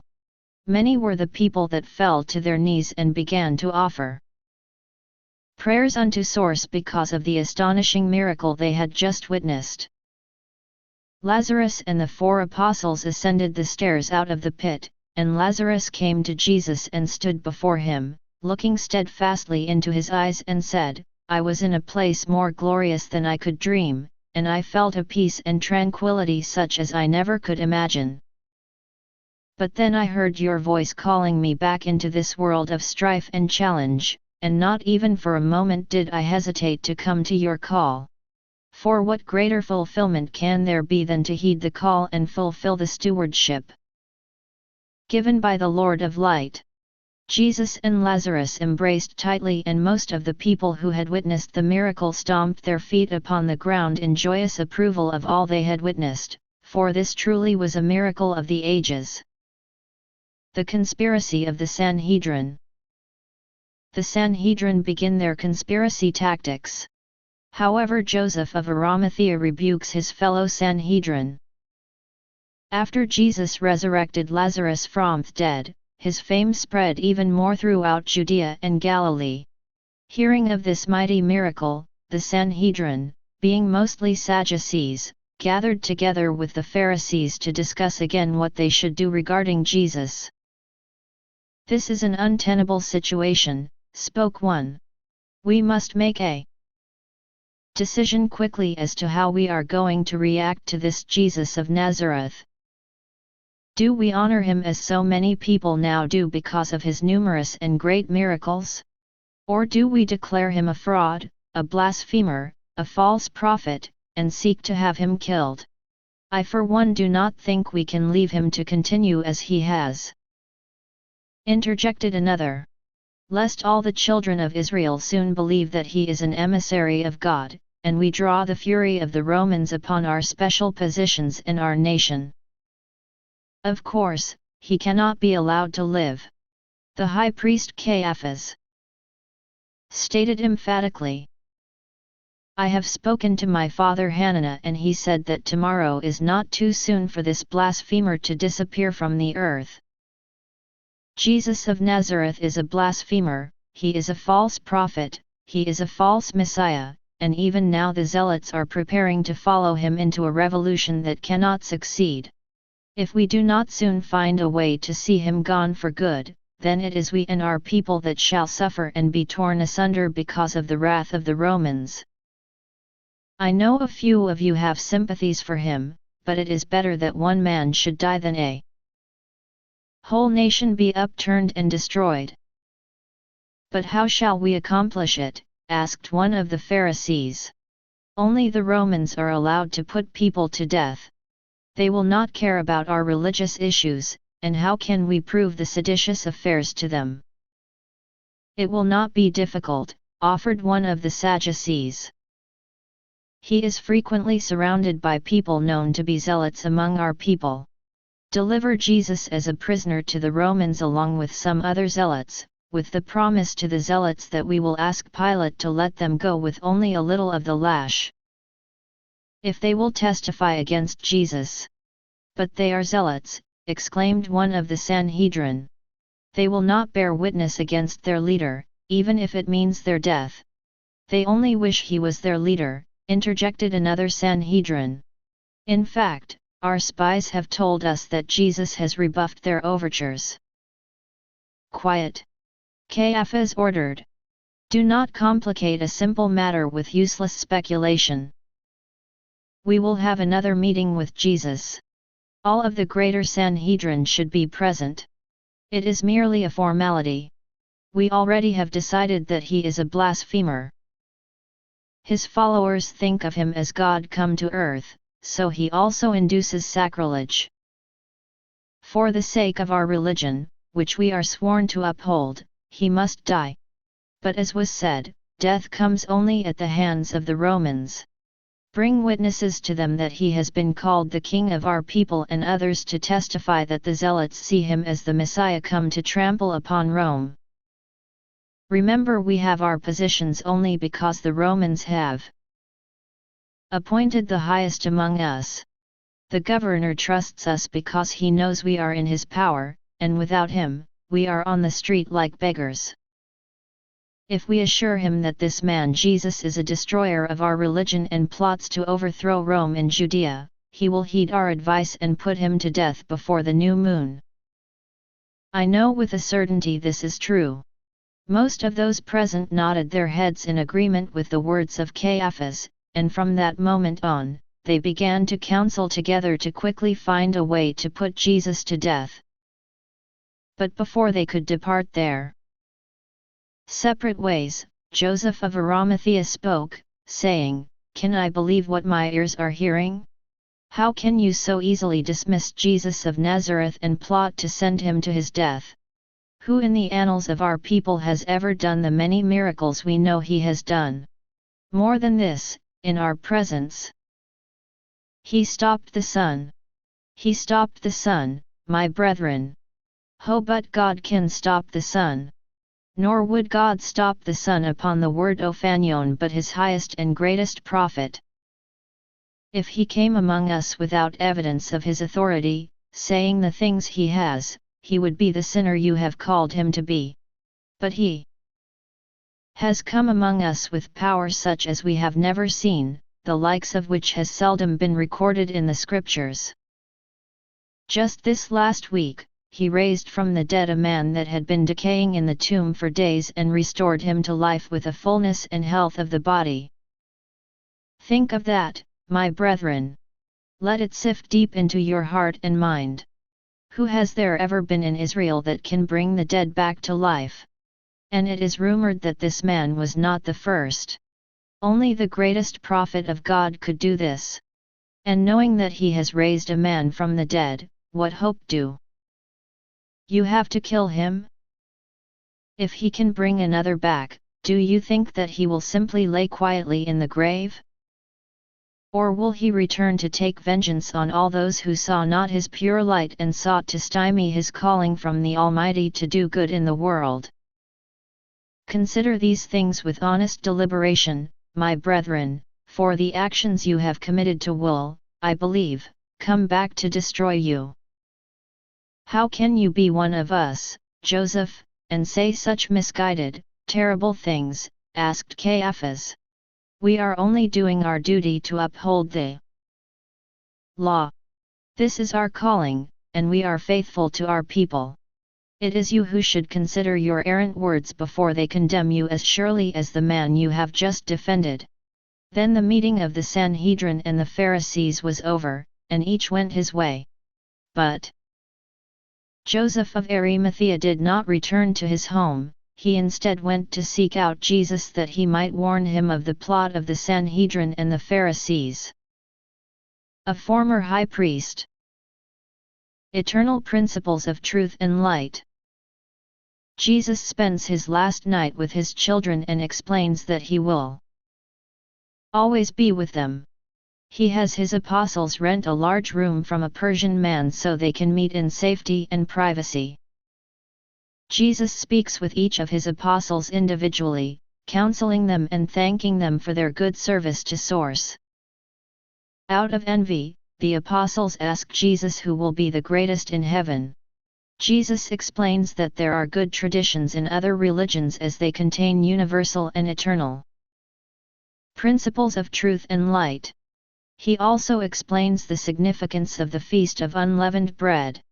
Jesus makes a special request of Judas Iscariot. Jesus's last night with his children that day, Jesus was very solemn in his demeanor and spoke little to his apostles.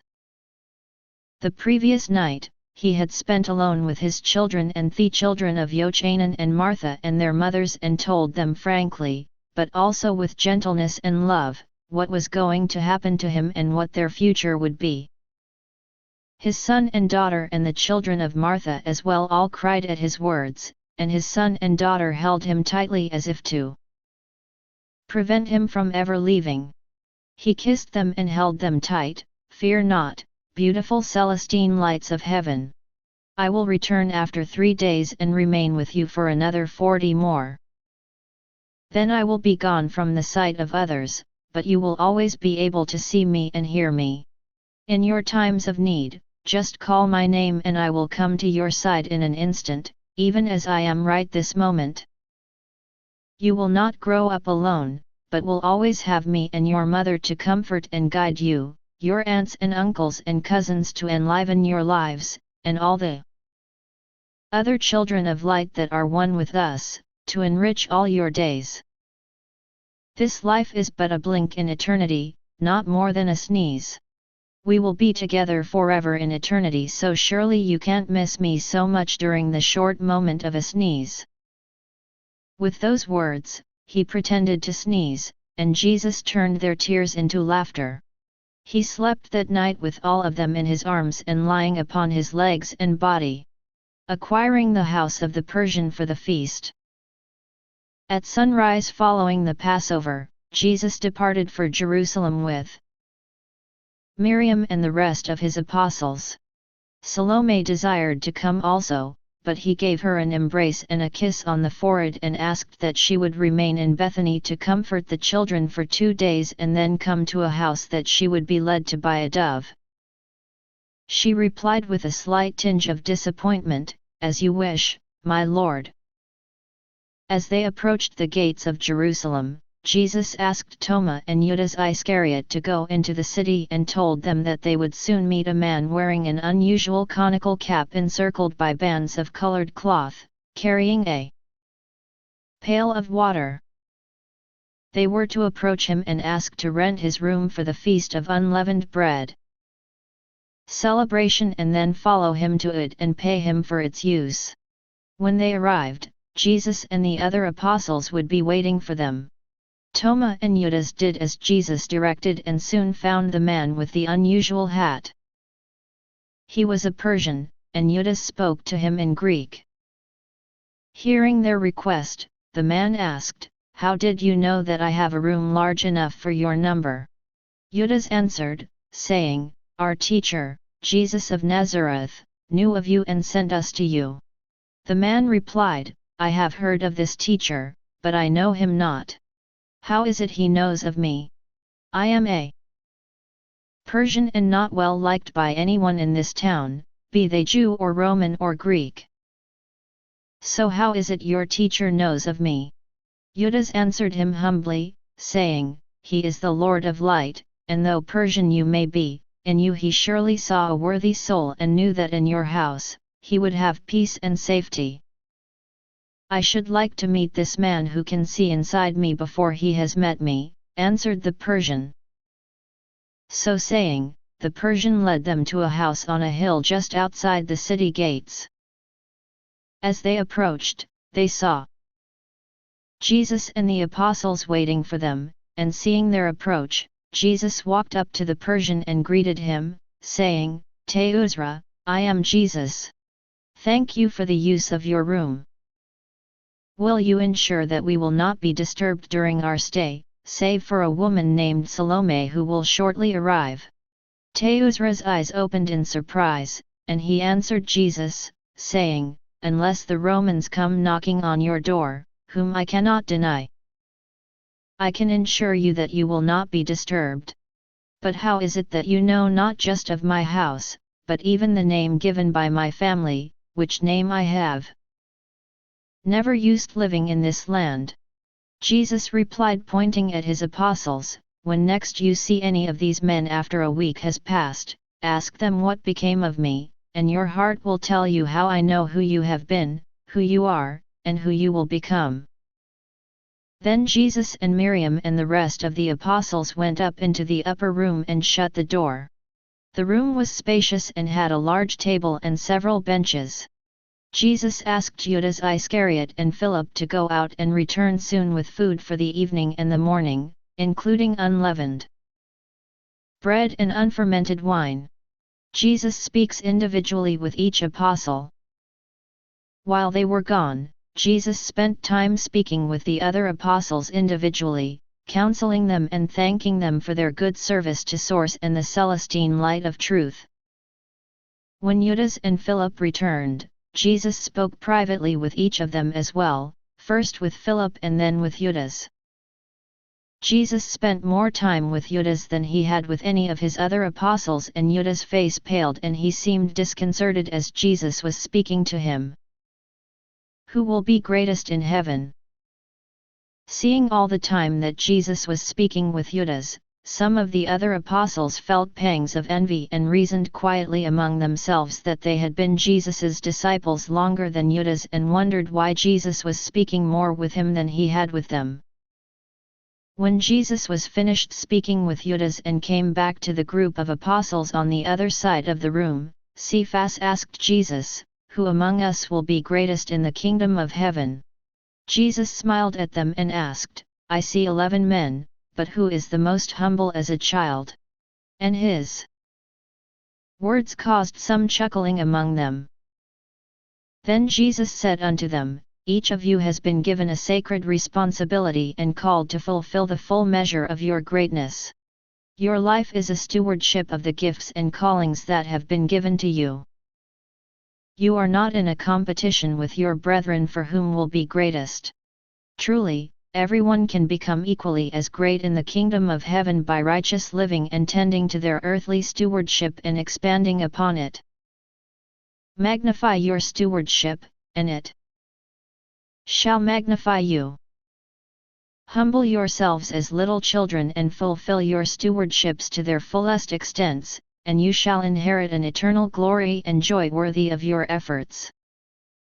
Let you who are the greatest live righteously and forever give humble service to those who are the least among the children of light and the yearning people of the world, not simply giving to them, but helping them to become more than they are. Do this, and the fruits of your labors and the sweetness of your spirit shall bring you a just and beautiful reward, beyond your comprehension.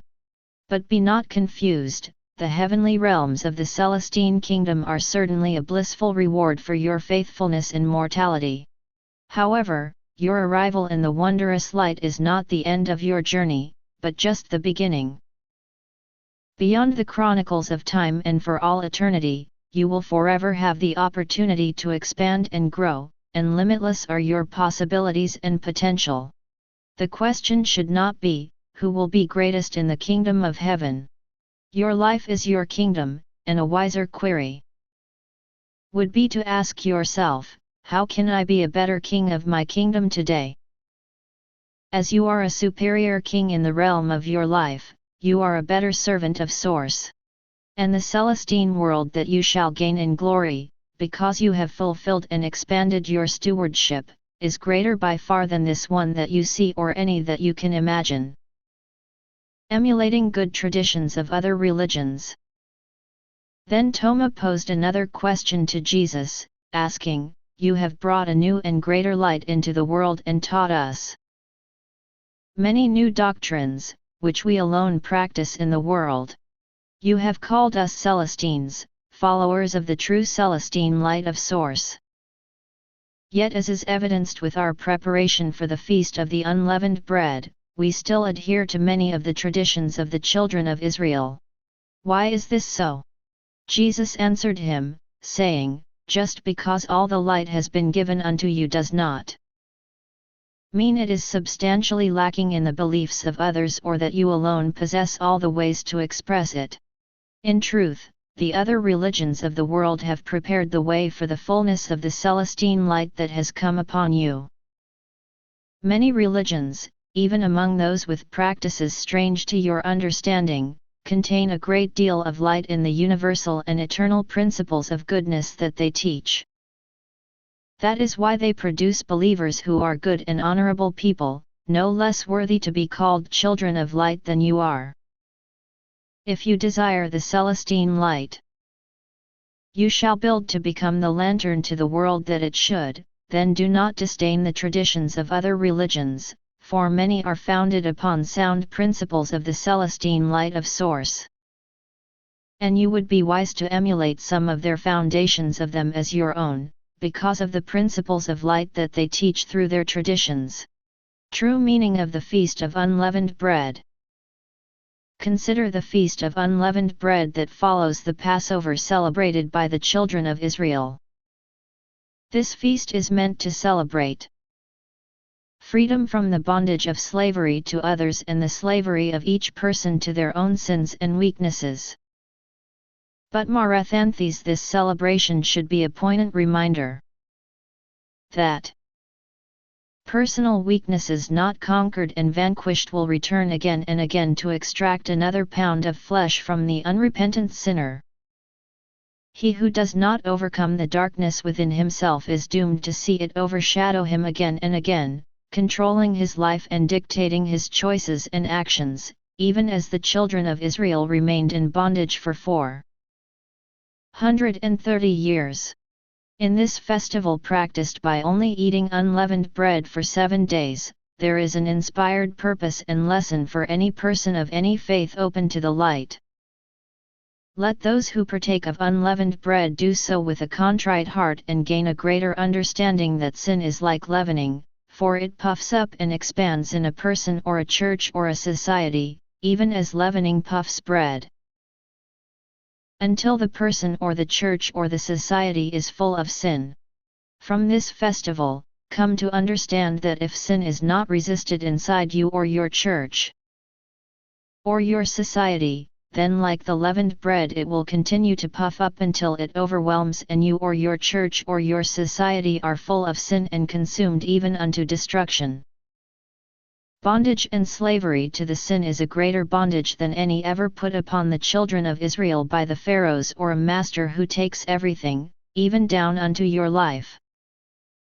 Therefore, be wise in your stewardship and joyfully study the traditions of all religions that help teach and understand good principles of light. Do not be hesitant to embrace and adapt in your own manner the good things that others may teach in their celebrations and traditions, if they help you to more easily understand and live the truths that you know. In the battle against the adversary within, you face your greatest foe, and you need to rejoice and embrace every ally you have that helps you not to become a slave to your weaknesses. Even small weaknesses today, if not opposed, can grow to become great sins tomorrow, sins that destroy not only the sinner, but his family and even his nation. Of the sins that lead you down into the darkness, lust is the most dangerous. Do not allow yourself to be led into darkness by lust for anything, be it idleness, food, money, sexual immorality, authority over others, or any other unrighteous desire. Even one step on the road of lust and the gratification of unrighteous desires leads to another, even as every step into the Celestine light and the joyous living of righteous principles leads to more. You are never simply standing between the light and the darkness, but always moving toward one or the other. Therefore, be ever aware of where the path of your thoughts and actions are leading you and choose the light. Be masters of yourselves and teach that principle to the children of light, for if you are not the master of your lusts and weaknesses, then you are a slave to them. Later, as they ate, Jesus spoke to them again, saying, Soon the days shall bring anguish to your hearts because of that which you see done to my body. But you need not be so anguished, if you remember that there is more to life than mortality and more to me than the physical body that you see and touch, even as there is more to you. The days to come are of great importance in the lives of all mankind, those that live, those that have ever lived, and those that are yet unborn and shall come upon the earth in future generations. The turmoil and calling of Judas Iscariot. Speaking now in greater detail, Jesus said unto them, Some of you have wondered why I spoke in private with Judas Iscariot more than any of you.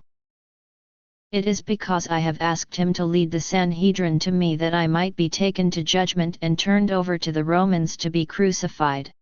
Such a thing none of you could do, but Judas can because of his former life before he became one with us.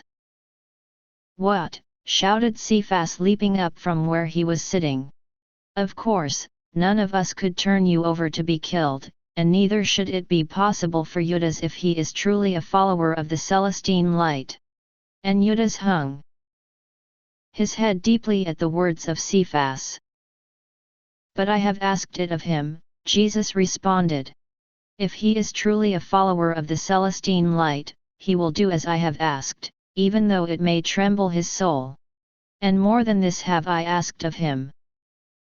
Nor can you speak against he who would give me up to the Sanhedrin, Cephas, for on that fateful day, you shall deny me 3 times, ere 3 cocks crow. Though you have spoken it, I will not let that be so, for my faithfulness to you cannot be moved. Cephas answered soberly. Sooner would I give up my own life than deny the light that you are. We will all be faithful to you until the end, no matter where and what that end may be, Yohanan affirmed to Jesus. But tell us now, if you will, what else it is you have asked of Judas. I have asked him to willingly go as a lamb to the slaughter, even as I will, and to die and be resurrected to life, even as I will, that the people who will come to see the light will know that the resurrection is not for me alone, but for all people. Whereas your names will be given glory in the annuals of men, the name of Judas Iscariot shall be falsely reviled by the ignorant from our day until the end of the final dispensation of earth before it is reborn. There are some, such as the Sadducees, who believe there is no resurrection of the dead, and others such as the Habidites, who think the resurrection is only for a chosen few.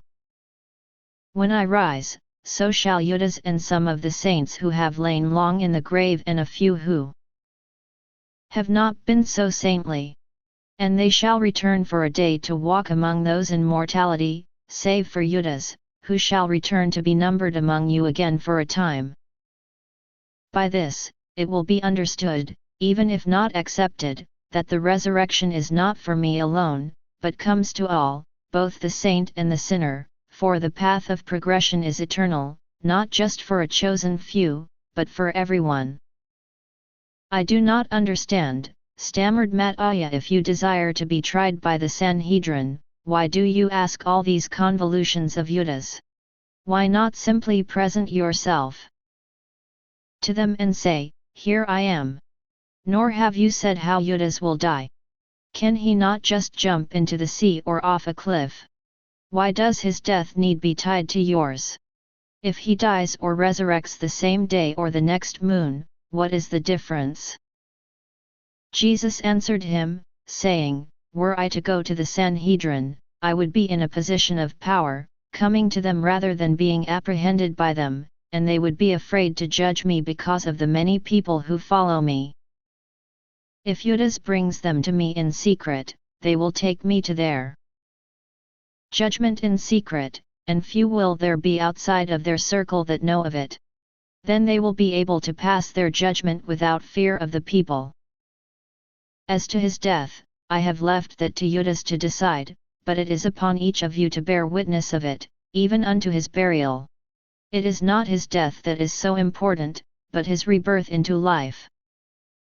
His death shall come close to mine, that his resurrection shall also.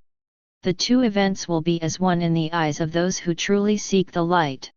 For the enlightened, this will be another testimony of that eternal principle. To bring about the resurrection of all people and provide a path of redemption for those who repent of their sins and follow the Celestine light, have I come into the world, and now all things will come to pass to fulfill that purpose. Then Judas Iscariot, still appearing somewhat shaken, spoke, saying, My brethren, know that this is a difficult thing for me to do. Knowing that any of you would also lay down your lives for the Celestine light of Jesus girds me up to have the courage to lay down mine. But I fear for my family, my wife and children, for it is only for 1 year that I can remain with them in mortality before Jesus has said the growing light of my resurrected body will no longer be able to be held within the bonds of this dark mortal world. He has shown me how I will be reviled by the ignorant for a crime I have been asked by the Lord of Light to do, even though the thought of it shakes me to the marrow of my bones. I beg of you, my brethren, to care for my family. They will hear so many falsehoods about me all of their lives. Please bear witness to them of the truth after I am gone, that they will never doubt that I was faithful until the end to Jesus. So saying, Judas put his head in his hands and burst out in a torrent of tears, and for many minutes, everyone remained quiet, bearing the pain in their own hearts that his sobbing brought upon them. And many of the others began to cry with him. Then Miriam went over to him and knelt down beside him and put her arm around his shoulder and said unto him, Judas, weep not any more. You have cleansed your feelings. Now open your heart to ours and know that each and every one of us knows that you are a true and faithful servant of Source. Though the world may forget, we will not forget, nor will the true children of light who follow Jesus and obey his teachings. Nor will we ever let your wife or children forget the magnificent man of light that is their husband and father. You and your family are a precious part of our greater family of light. You are today, and you always will be. At the words of Miriam, Judas ceased weeping and looked up at her and gave her a feeble smile of thanks, even as the other apostles all spoke to him their own words of encouragement and came to him and put their hands upon his shoulders and head. In Egypt occasionally, the terminology "a time" is used ambiguously to indicate an unspecified number of days that can be either few or many. In this context with Judas, and in most instances, a time is 1 biblical year. A biblical year can be either 360 days or 390 days, with the long year having a 13th month and falling on the Sabbath year, every 7th year, and Jubilee year. Every 50th year. Every 10 Jubilee years equal 500 years, and every 20 Jubilee years equal a millennium. During a Sabbath year, Israelites rested for a year from their labors, even as they did each week on the Sabbath, and did not even plant crops, but had faith that their storehouses of food would see them through the year. The Jubilee year was considered the great year of pardon and forgiveness, not just for the children of Israel, but applicable to all inhabitants of the land, Leviticus 25:10. During this year, all debts were forgiven, slaves were emancipated, prisoners were freed, and leased land was returned to its owners, maintaining hereditary ownership of all land. The Last Supper. Jesus has his Last Supper with his apostles, at which time he institutes the sacrament. Jesus washes each of his apostles' feet as he explains no master is greater than his servant. The nature of Source is explained, as well as the promise and fullness of the Holy Spirit. Jesus explains that people of the world will persecute the children of light. Jesus asks Salome to sing for them with her beautiful, angelic voice. Institution of the sacrament. That evening they supped together at the table, and Jesus broke the bread and blessed it, then gave a piece to each of them, saying, "As you eat this bread, remember my physical body which has labored tirelessly for your good." In that memory, be inspired to do no less in your labors for the good of your brothers and sisters in the light. When I am no more upon this earth, let the children of light meet together each week and pass the bread among them, that they might eat it in remembrance of the life I have lived for them, and covenant in their hearts to follow my example and uplift and do much good for one another. Then Jesus took the wine and poured it into a cup and gave thanks to the Divine Father and Mother for the fertile earth upon which the grapes grew and the farmers that tended and harvested them into fullness. And he blessed it and said unto them, "Take this cup and pour the wine among you, each into your own cup, and drink it in remembrance of my blood which shall be shed for you."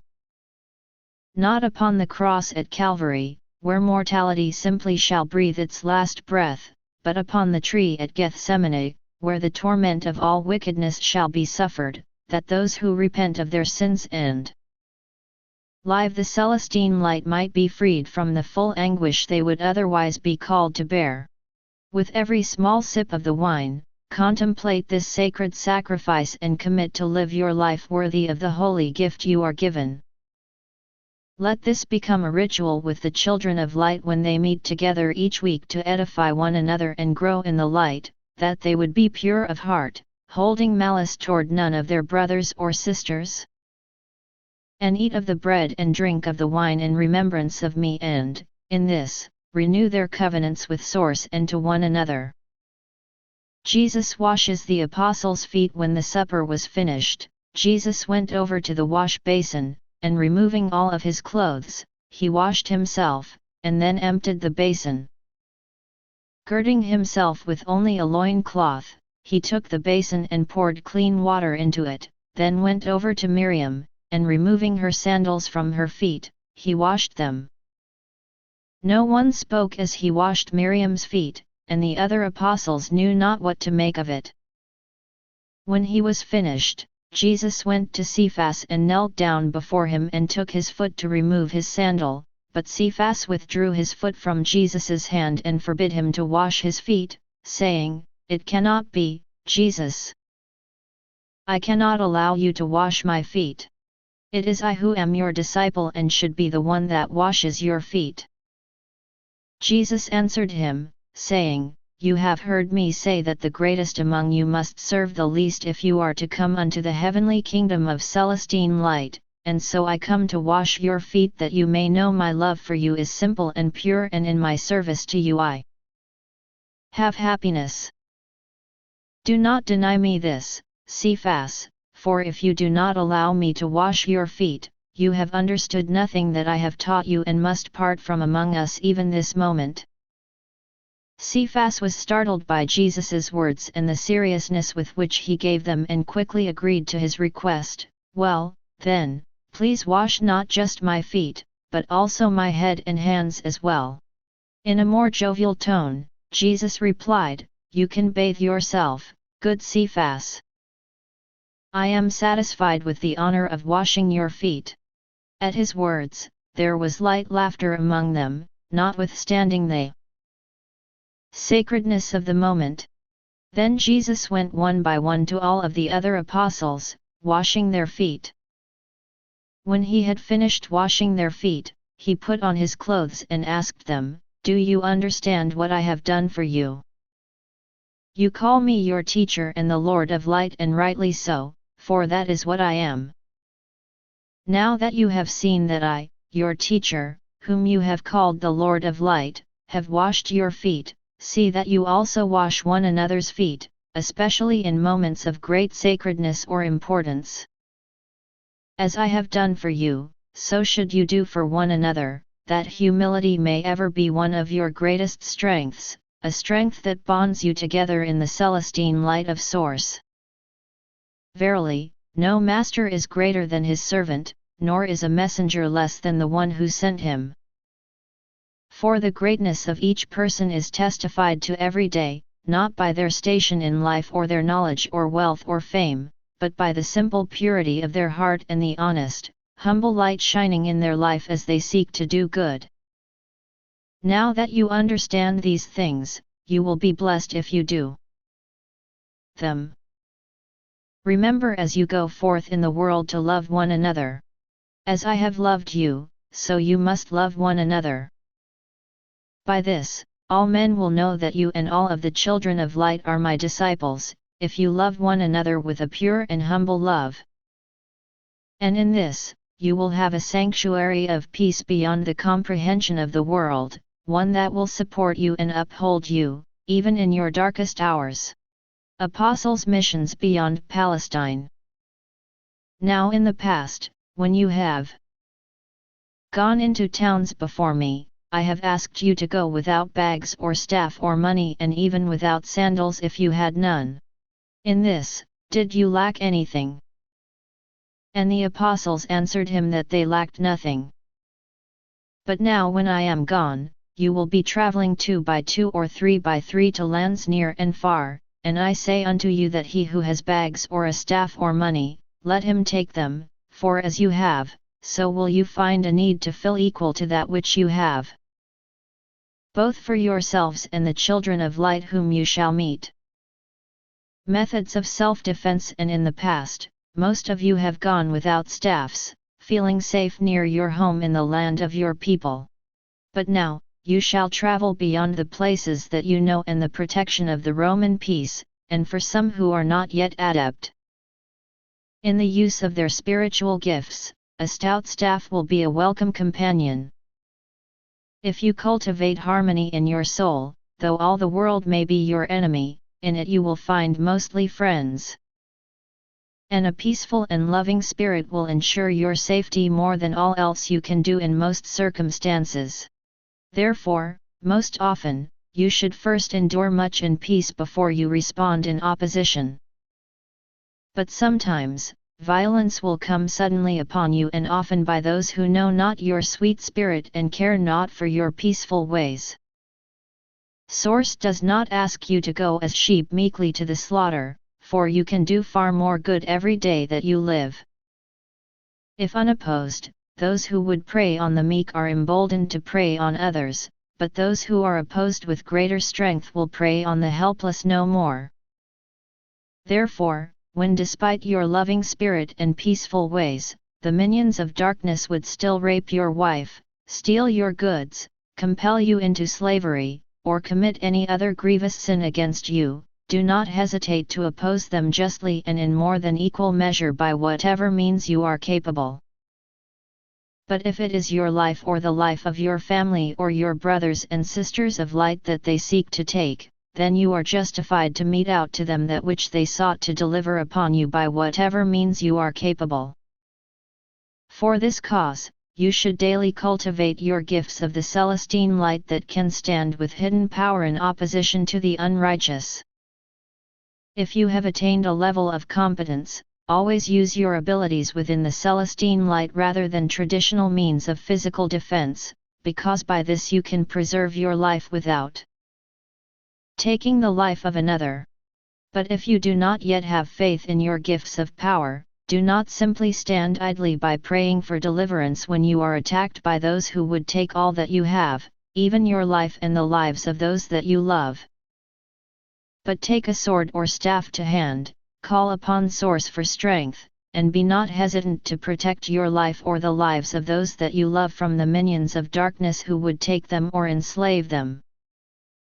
Yet if you will heed the inner voice of your secret guardian, seldom will be the times when you are in danger. As you travel, listen to the voice of the Spirit of the Divine Mother ever warning you and directing you to protected places.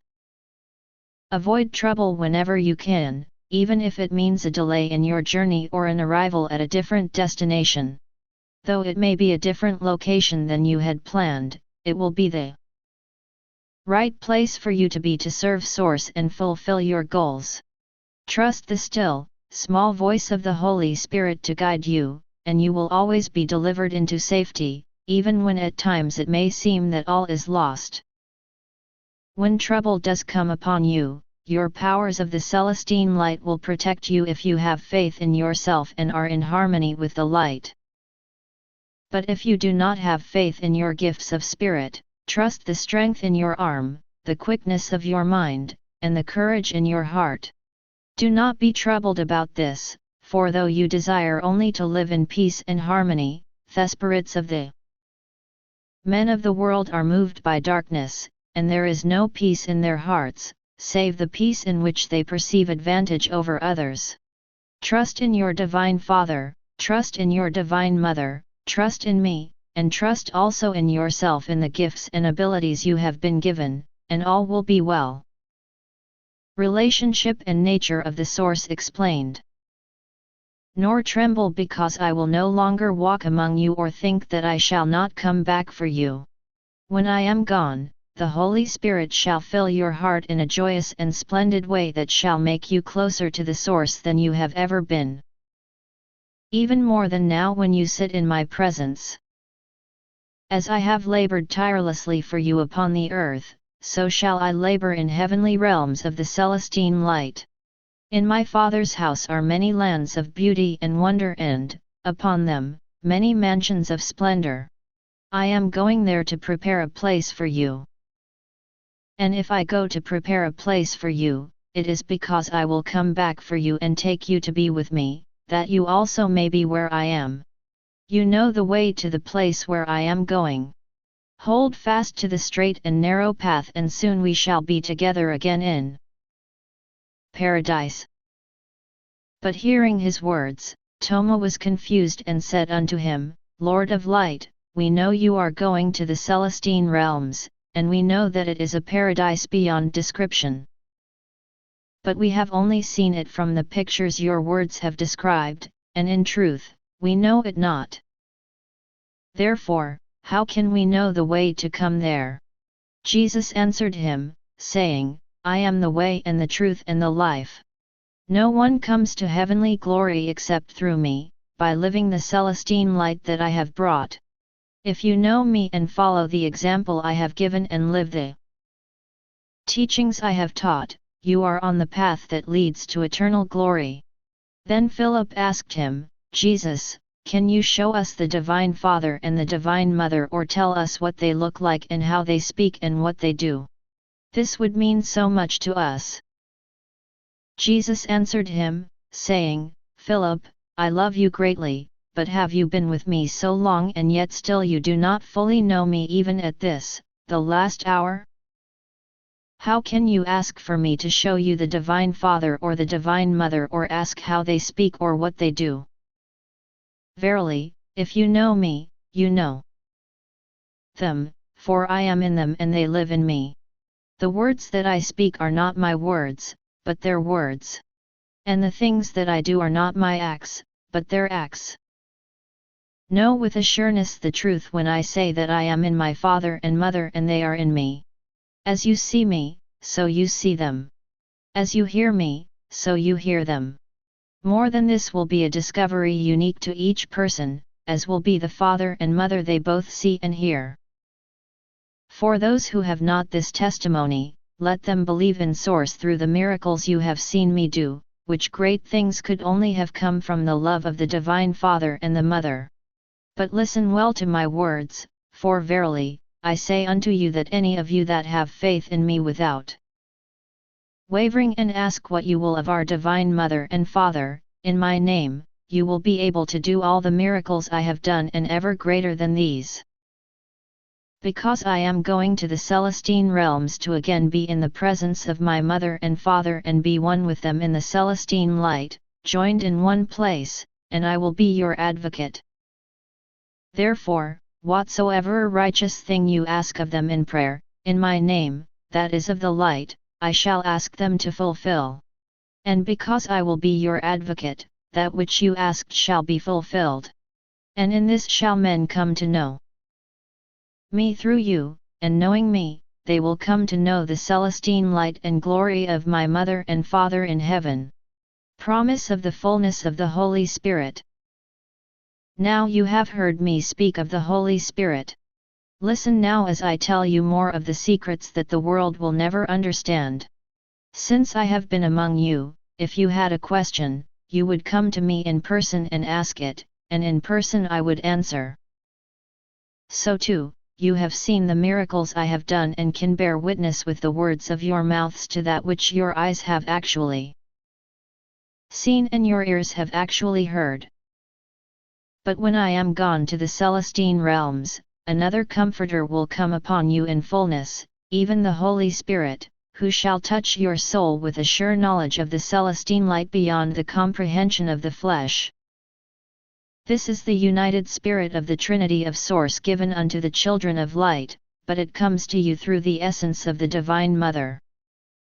She will bring to you a testimony of the light that is even greater than the flesh you have felt or the miracles you have both seen and heard.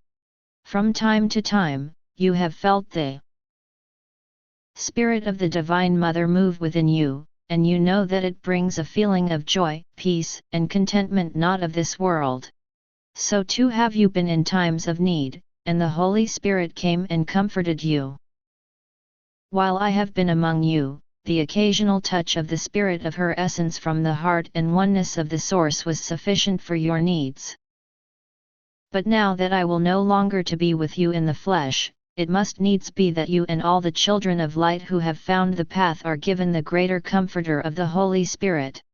The people of the world will never believe in the Holy Spirit of the Divine Mother, for they cannot see her or feel her within their bosom. But you shall know her, and all the children of light who walk the path shall know her.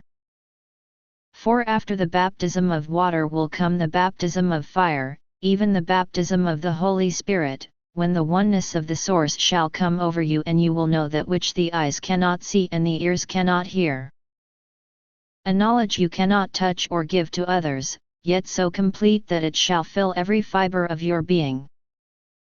And once so filled, you will never again be empty. Once so found, you will never again be lost. Once so empowered, you will never again be powerless, as long as you stay true to the path of Celestine light. More than this, know that the testimony that comes from the Holy Spirit will be greater than the testimony you have gained from all that you have seen and all that you have heard. For the things which you have seen and heard were given to the understanding of your mind and your heart. But when you are filled, each moment with the bliss of the Holy Spirit, your soul is enraptured beyond the understanding of your heart or your mind. You have heard me say that I am going to die and resurrect and ascend into heaven, but that I will come back to you. Know that it is through the Holy Spirit of Source, which comes by the Mother, that this will be so. For I am in her and she is in me, and she will teach you all things you have need of and remind you of everything I have ever spoken to you or revealed unto you. Through the Holy Spirit, I shall come again unto you, and we shall never be parted, for the union of spirit is greater than my presence in flesh. Then Jesus paused for a moment and looked at each of his apostles one after another as if waiting for them to ask a question. But they all seemed too amazed by everything he had spoken and remained quiet, waiting for him to speak again. The vine and branches. I am the vine of truth and light, you are the branches, and my Father and Mother in heaven are the gardeners. Remain in me, and I will remain in you. And if I am in you, so shall the light be also. But the gardeners shall cut off every branch that bears no fruit, while every branch that does bear fruit, they will prune so that it will be even more fruitful. Remember that no branch can bear fruit by itself, it must remain on the vine. Neither can you bear the delicious fruit of the true Celestine light of Source unless you remain true to me in the light. If a man remains in me, he will live the principles and teachings of the Celestine light and bear much fruit. But apart from the light, nothing can grow. There are many in the world that walk in the Celestine light that will never know my name in this life. But they are still a part of my vine because they live within the light that I am. But you have been nurtured and given so much more, for you are a branch that knows the vine that gives it life. If you remain in me and my words remain in you and you live the Celestine light that fills you, ask whatever you wish of the Divine Mother and Father, in my name, that is of the light, and it will be given to you. This is the joy of my Father and Mother, that you would bear much fruit, living the Celestine light and teaching others to do the same by both precept and example. As my Father and Mother love me, so have I loved you. Now remain in my love. If you live the Celestine light I have brought, you will always feel my love, just as I have lived the Celestine light of the Source as it was revealed to me by my Father and Mother and have always felt their love. I have told you this so that my joy may be in you and that your joy may be complete in me. Seldom have I ever given a command unto you, preferring to teach you as I have asked you to teach, by precept and example. But now I give a command unto you, and my command is this: love each other as I have loved you. And greater love has no one than this, that he would lay aside his own life to help those whom he loves. Everything that I learned from my Father and Mother that you can use and benefit from, I have made known to you. Now has come the time to marry experience with all that you know. You did not choose me, but I chose you and appointed you to go and bear fruit that will last. Live fully with love and joy in the Celestine light, bear fruit to be savored, and our Divine Father and Mother will give you whatever you ask in my name. Remember my command, love each other. People of the world will persecute the children of light after washing, everyone retired for the night on mats on the floor. The following day, Jesus spoke to them again, saying, If the people of the world despise you and persecute you, keep in mind that many hated me and fought against me first. If you were like the people of the world, if you dressed like them and ate like them and acted and spoke like them, they would love you as their own. But you are not of this world. You are children of light who have come from a realm of greater glory and have remembered who you are. And I have chosen you out of the world and given you secret knowledge and shown you your gifts. That is why the world will disparage and persecute you, because you are not like them and care not for the things that they cherish. And you hold secrets and gifts, which they will never know. Remember the words I spoke to you, no master is greater than his servant. If they persecuted me, surely they will persecute you also. They will treat you this way because of me and the teachings I have brought, for they do not know the divine ones who sent me, and they are afraid of that which they do not know or understand. In this place, the Sanhedrin are the most guilty, but you will encounter the persecutors in diverse places beyond your communities. If I had not come and spoken to the Sanhedrin and shown many miracles to them, they would not be as guilty. Now, however, they have no excuse for their ignorance or actions. They have heard the truth and seen the miracles, and yet they hate me. They say that I am a blasphemer and that they are defending the one God. But I say unto you that he who hates me, hates the loving Mother and Father who sent me. For my Divine Mother and Father have so loved the children of men that they have sent me to come to them, that all those who repent and live in the Celestine light might be freed from the long suffering of sin to which their resonance would otherwise call them. The people of the world will hear the voices of their priests, for that is all that they know or want to know. And they will put you out of their synagogues and towns and lands, for that is what their priests will tell them to do. And the time will come when anyone who thinks to kill you will think he is offering a service to God. Therefore, beware and seek out quiet places away from the world where the communities of the children of light can live in peace and harmony. The people of the world will do such things because they have not known the Father, the Mother, or me. If you are the light, you are not like them. Your very existence, the way you eat, dress, speak, and act so different from their ways, refutes their darkness, even if you do not speak a word to them. In the muddle of the darkness they think to destroy you, the living evidence of the light, thinking that to do so will make them no longer seem to be in the darkness. I have told you this so that when the time comes that you are persecuted, you will remember that I warned you and be prepared. I did not tell you this at first because I was with you. But when I am gone, you will have the greater presence of the Holy Spirit to guide you and the angel of the covenant to protect you from the onslaughts of those in darkness. Grief will turn to joy. After this talk, everyone took a break and several of the apostles went for walks to contemplate all that they had heard. When they returned, Jesus spoke again unto them, saying, I have heard you talking with one another as you have walked about.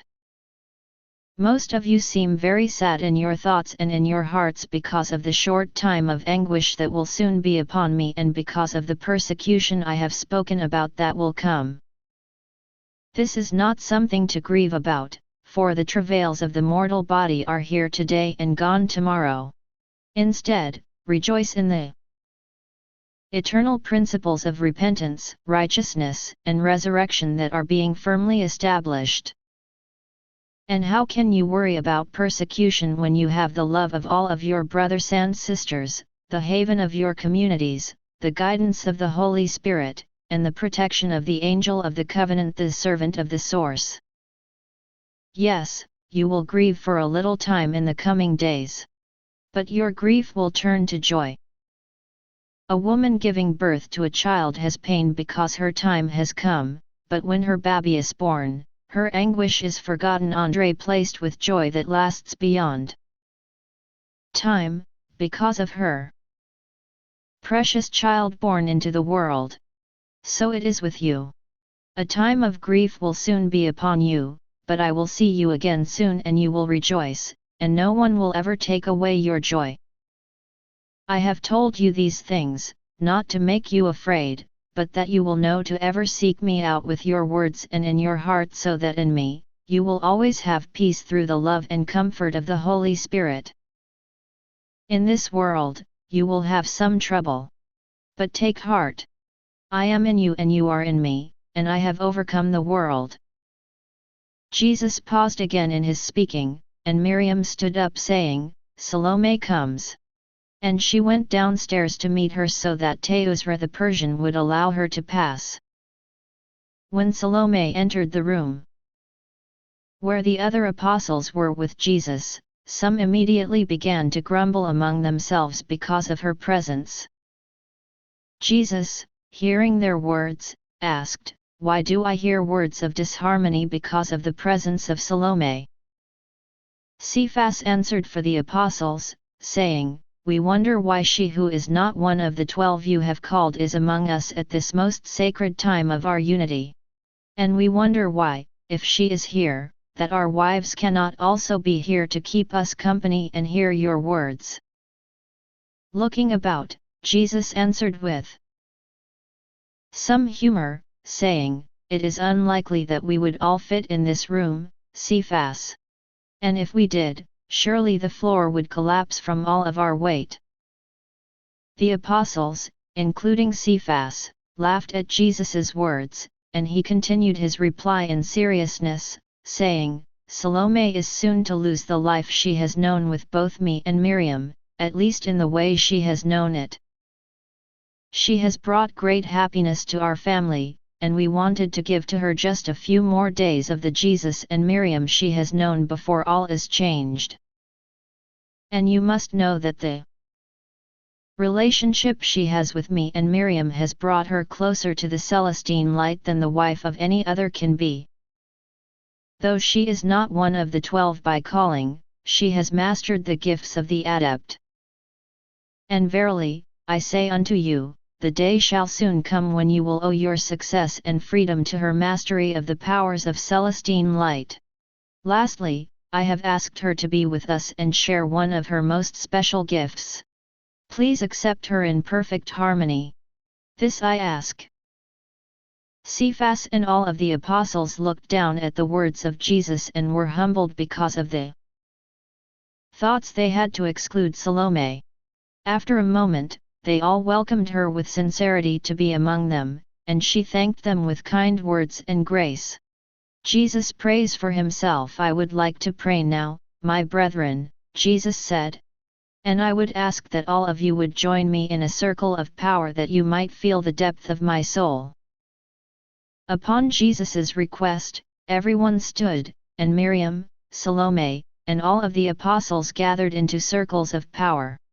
After a short prayer led by Cephas, they quickly began to swirl a vortex of energy between them. When the vortex became a peaceful light, Jesus prayed, saying, "My divine Mother and Father, the time has come. Glorify your Son, that your Son may glorify you. You have granted me authority over all people that I might give eternal life to all and eternal exaltation and glory to those who repent of their sins and live the Celestine light of source I have brought to the world. I have brought the fullness of your light to the earth and have almost completed the work you gave me to do. Now, precious Mother and Father, prepare to receive me into your presence with the glory and joy I had with you before the world began." Jesus prays for his apostles. "I have revealed you and your secrets to those in this room whom you blessed, that we might be one in spirit and purpose, even as I am one in spirit and purpose with you. Now they know that though I am one with you, it is still your words that I follow, even as they are one with me, and it is now my words that they follow. For I gave them all of the teachings you gave to me, and they accepted them into their hearts and they live them in their lives.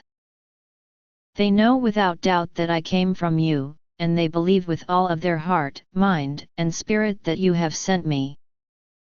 I pray now to you for them. I am not praying for the world, but for these most precious spirits within this room, the kindred spirits of my spirit that you have blessed me to have in my life and eternity. All I have is yours, and all you have is mine. And glory has come and will come to me because of them. I will remain in the world but for a few moments longer, but they are still in the world for some time. I am coming home to you with joy, and I ask that you will protect them and send your angels to watch over them, even the angel of the covenant. Let them become as one. Let all things they ask of light be done by the power of my name, the sacred name you gave me in the Celestine light, that they may be one as we are one. I am coming to you now, but I say these things while I am still with them in the world, so that they may know the depths of my love for them and have the full measure of my joy within them. I have given them your word, and the world has hated them for it and shall hate them even more in the days to come, for they are not of the world any more than I am of the world. My prayer is not that you take them out of the world, but that you will inspire them to always remain true to the Celestine light. Give them the strength and resolve to always put down the adversary within and the means to always overcome all adversaries outside of them. They are not of the world, even as I am not of it. Your word is the truth and the light. Sanctify them by the majesty of the Celestine light. As you sent me into the world, so shall I send them into the world. Watch over them, I pray, even as you have watched over me and never faltered." Jesus prays for all children of light. My prayer is not for them alone, I pray also for the children of light wandering in the darkness upon the world, that they will come to believe in me and know the fullness of the Celestine light through the message of my apostles and others, that they shall call with authority to bring the light to the world.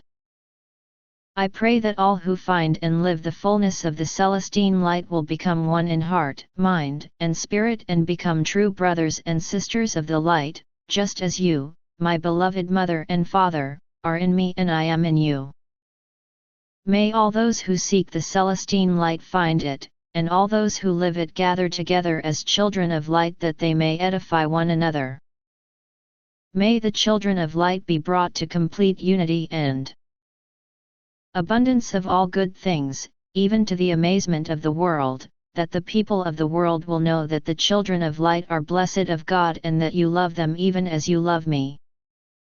Divine Mother and Father, I want those who find the Celestine light and live it, to be with me where I am, and to share in my joy and the glory you have given me. As you have loved me before the creation of the world, so I have loved them. I know you too love them as parents, but they are my brothers and sisters and very precious to my heart. I pray your love will shower upon all who wander in darkness, that they will see the light and heed it, and that those who have found it will take great joy in sharing it, that the Celestine glory shall be filled overflowing with the righteous. Salome sings. The following day, while everyone was still gathered together in the upper room, Jesus asked Salome to share her special gift and sing a song.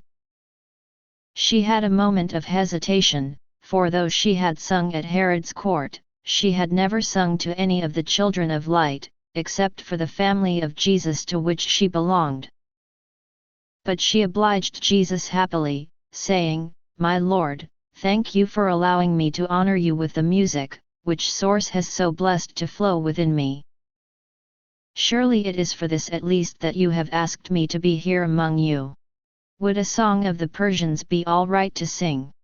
Jesus nodded his head affirmatively, sweeping his arm around the room and saying, "If it uplifts our spirits and unites our hearts, let it be from any land, and we will be one with it." Now all of the apostles looked at Salome with curiosity, for none had ever heard her sing before. But as she began to sing, their eyes widened in amazement, and it seemed from their looks of awe that none had ever heard a sound so sweet. Salome began to dance gently and modestly in harmony with her song. There was no need for musical instruments to accompany her singing, for her voice was as melodious and enchanting as any musical instrument could ever be. She sang clearly, in her soft and angelic voice, with great variation in the pitch and punctuated by occasional thrills of her tongue. Culminating her song, she threw her head and arms up as she sang the last note, and dropped down onto her knees with her head bowed to the floor before Jesus. After a few moments of stunned silence, Judas Iscariot, who knew some Persian, whispered, "This was a song of a hero who died to save his friends." After he spoke, the silence lingered for a moment. Then, beginning with one and then another, everyone stomped their feet in awestruck appreciation and began to compliment Salome. Miriam came to her and gave her a warm embrace and whispered something in Salome's ear that made her smile as she lifted her up to stand before Jesus. Jesus complimented her, "Salome, you have always been a beautiful woman of great light. But when you sing, you bring out and expand the light inside everyone who is fortunate enough to be touched by your voice. I hope from this day forth, you will sing often for the edification of the children of light." Her face beamed with happiness. "I will, my Lord. Surely if you wish it, I shall do it with great gladness." The Garden of Gethsemane.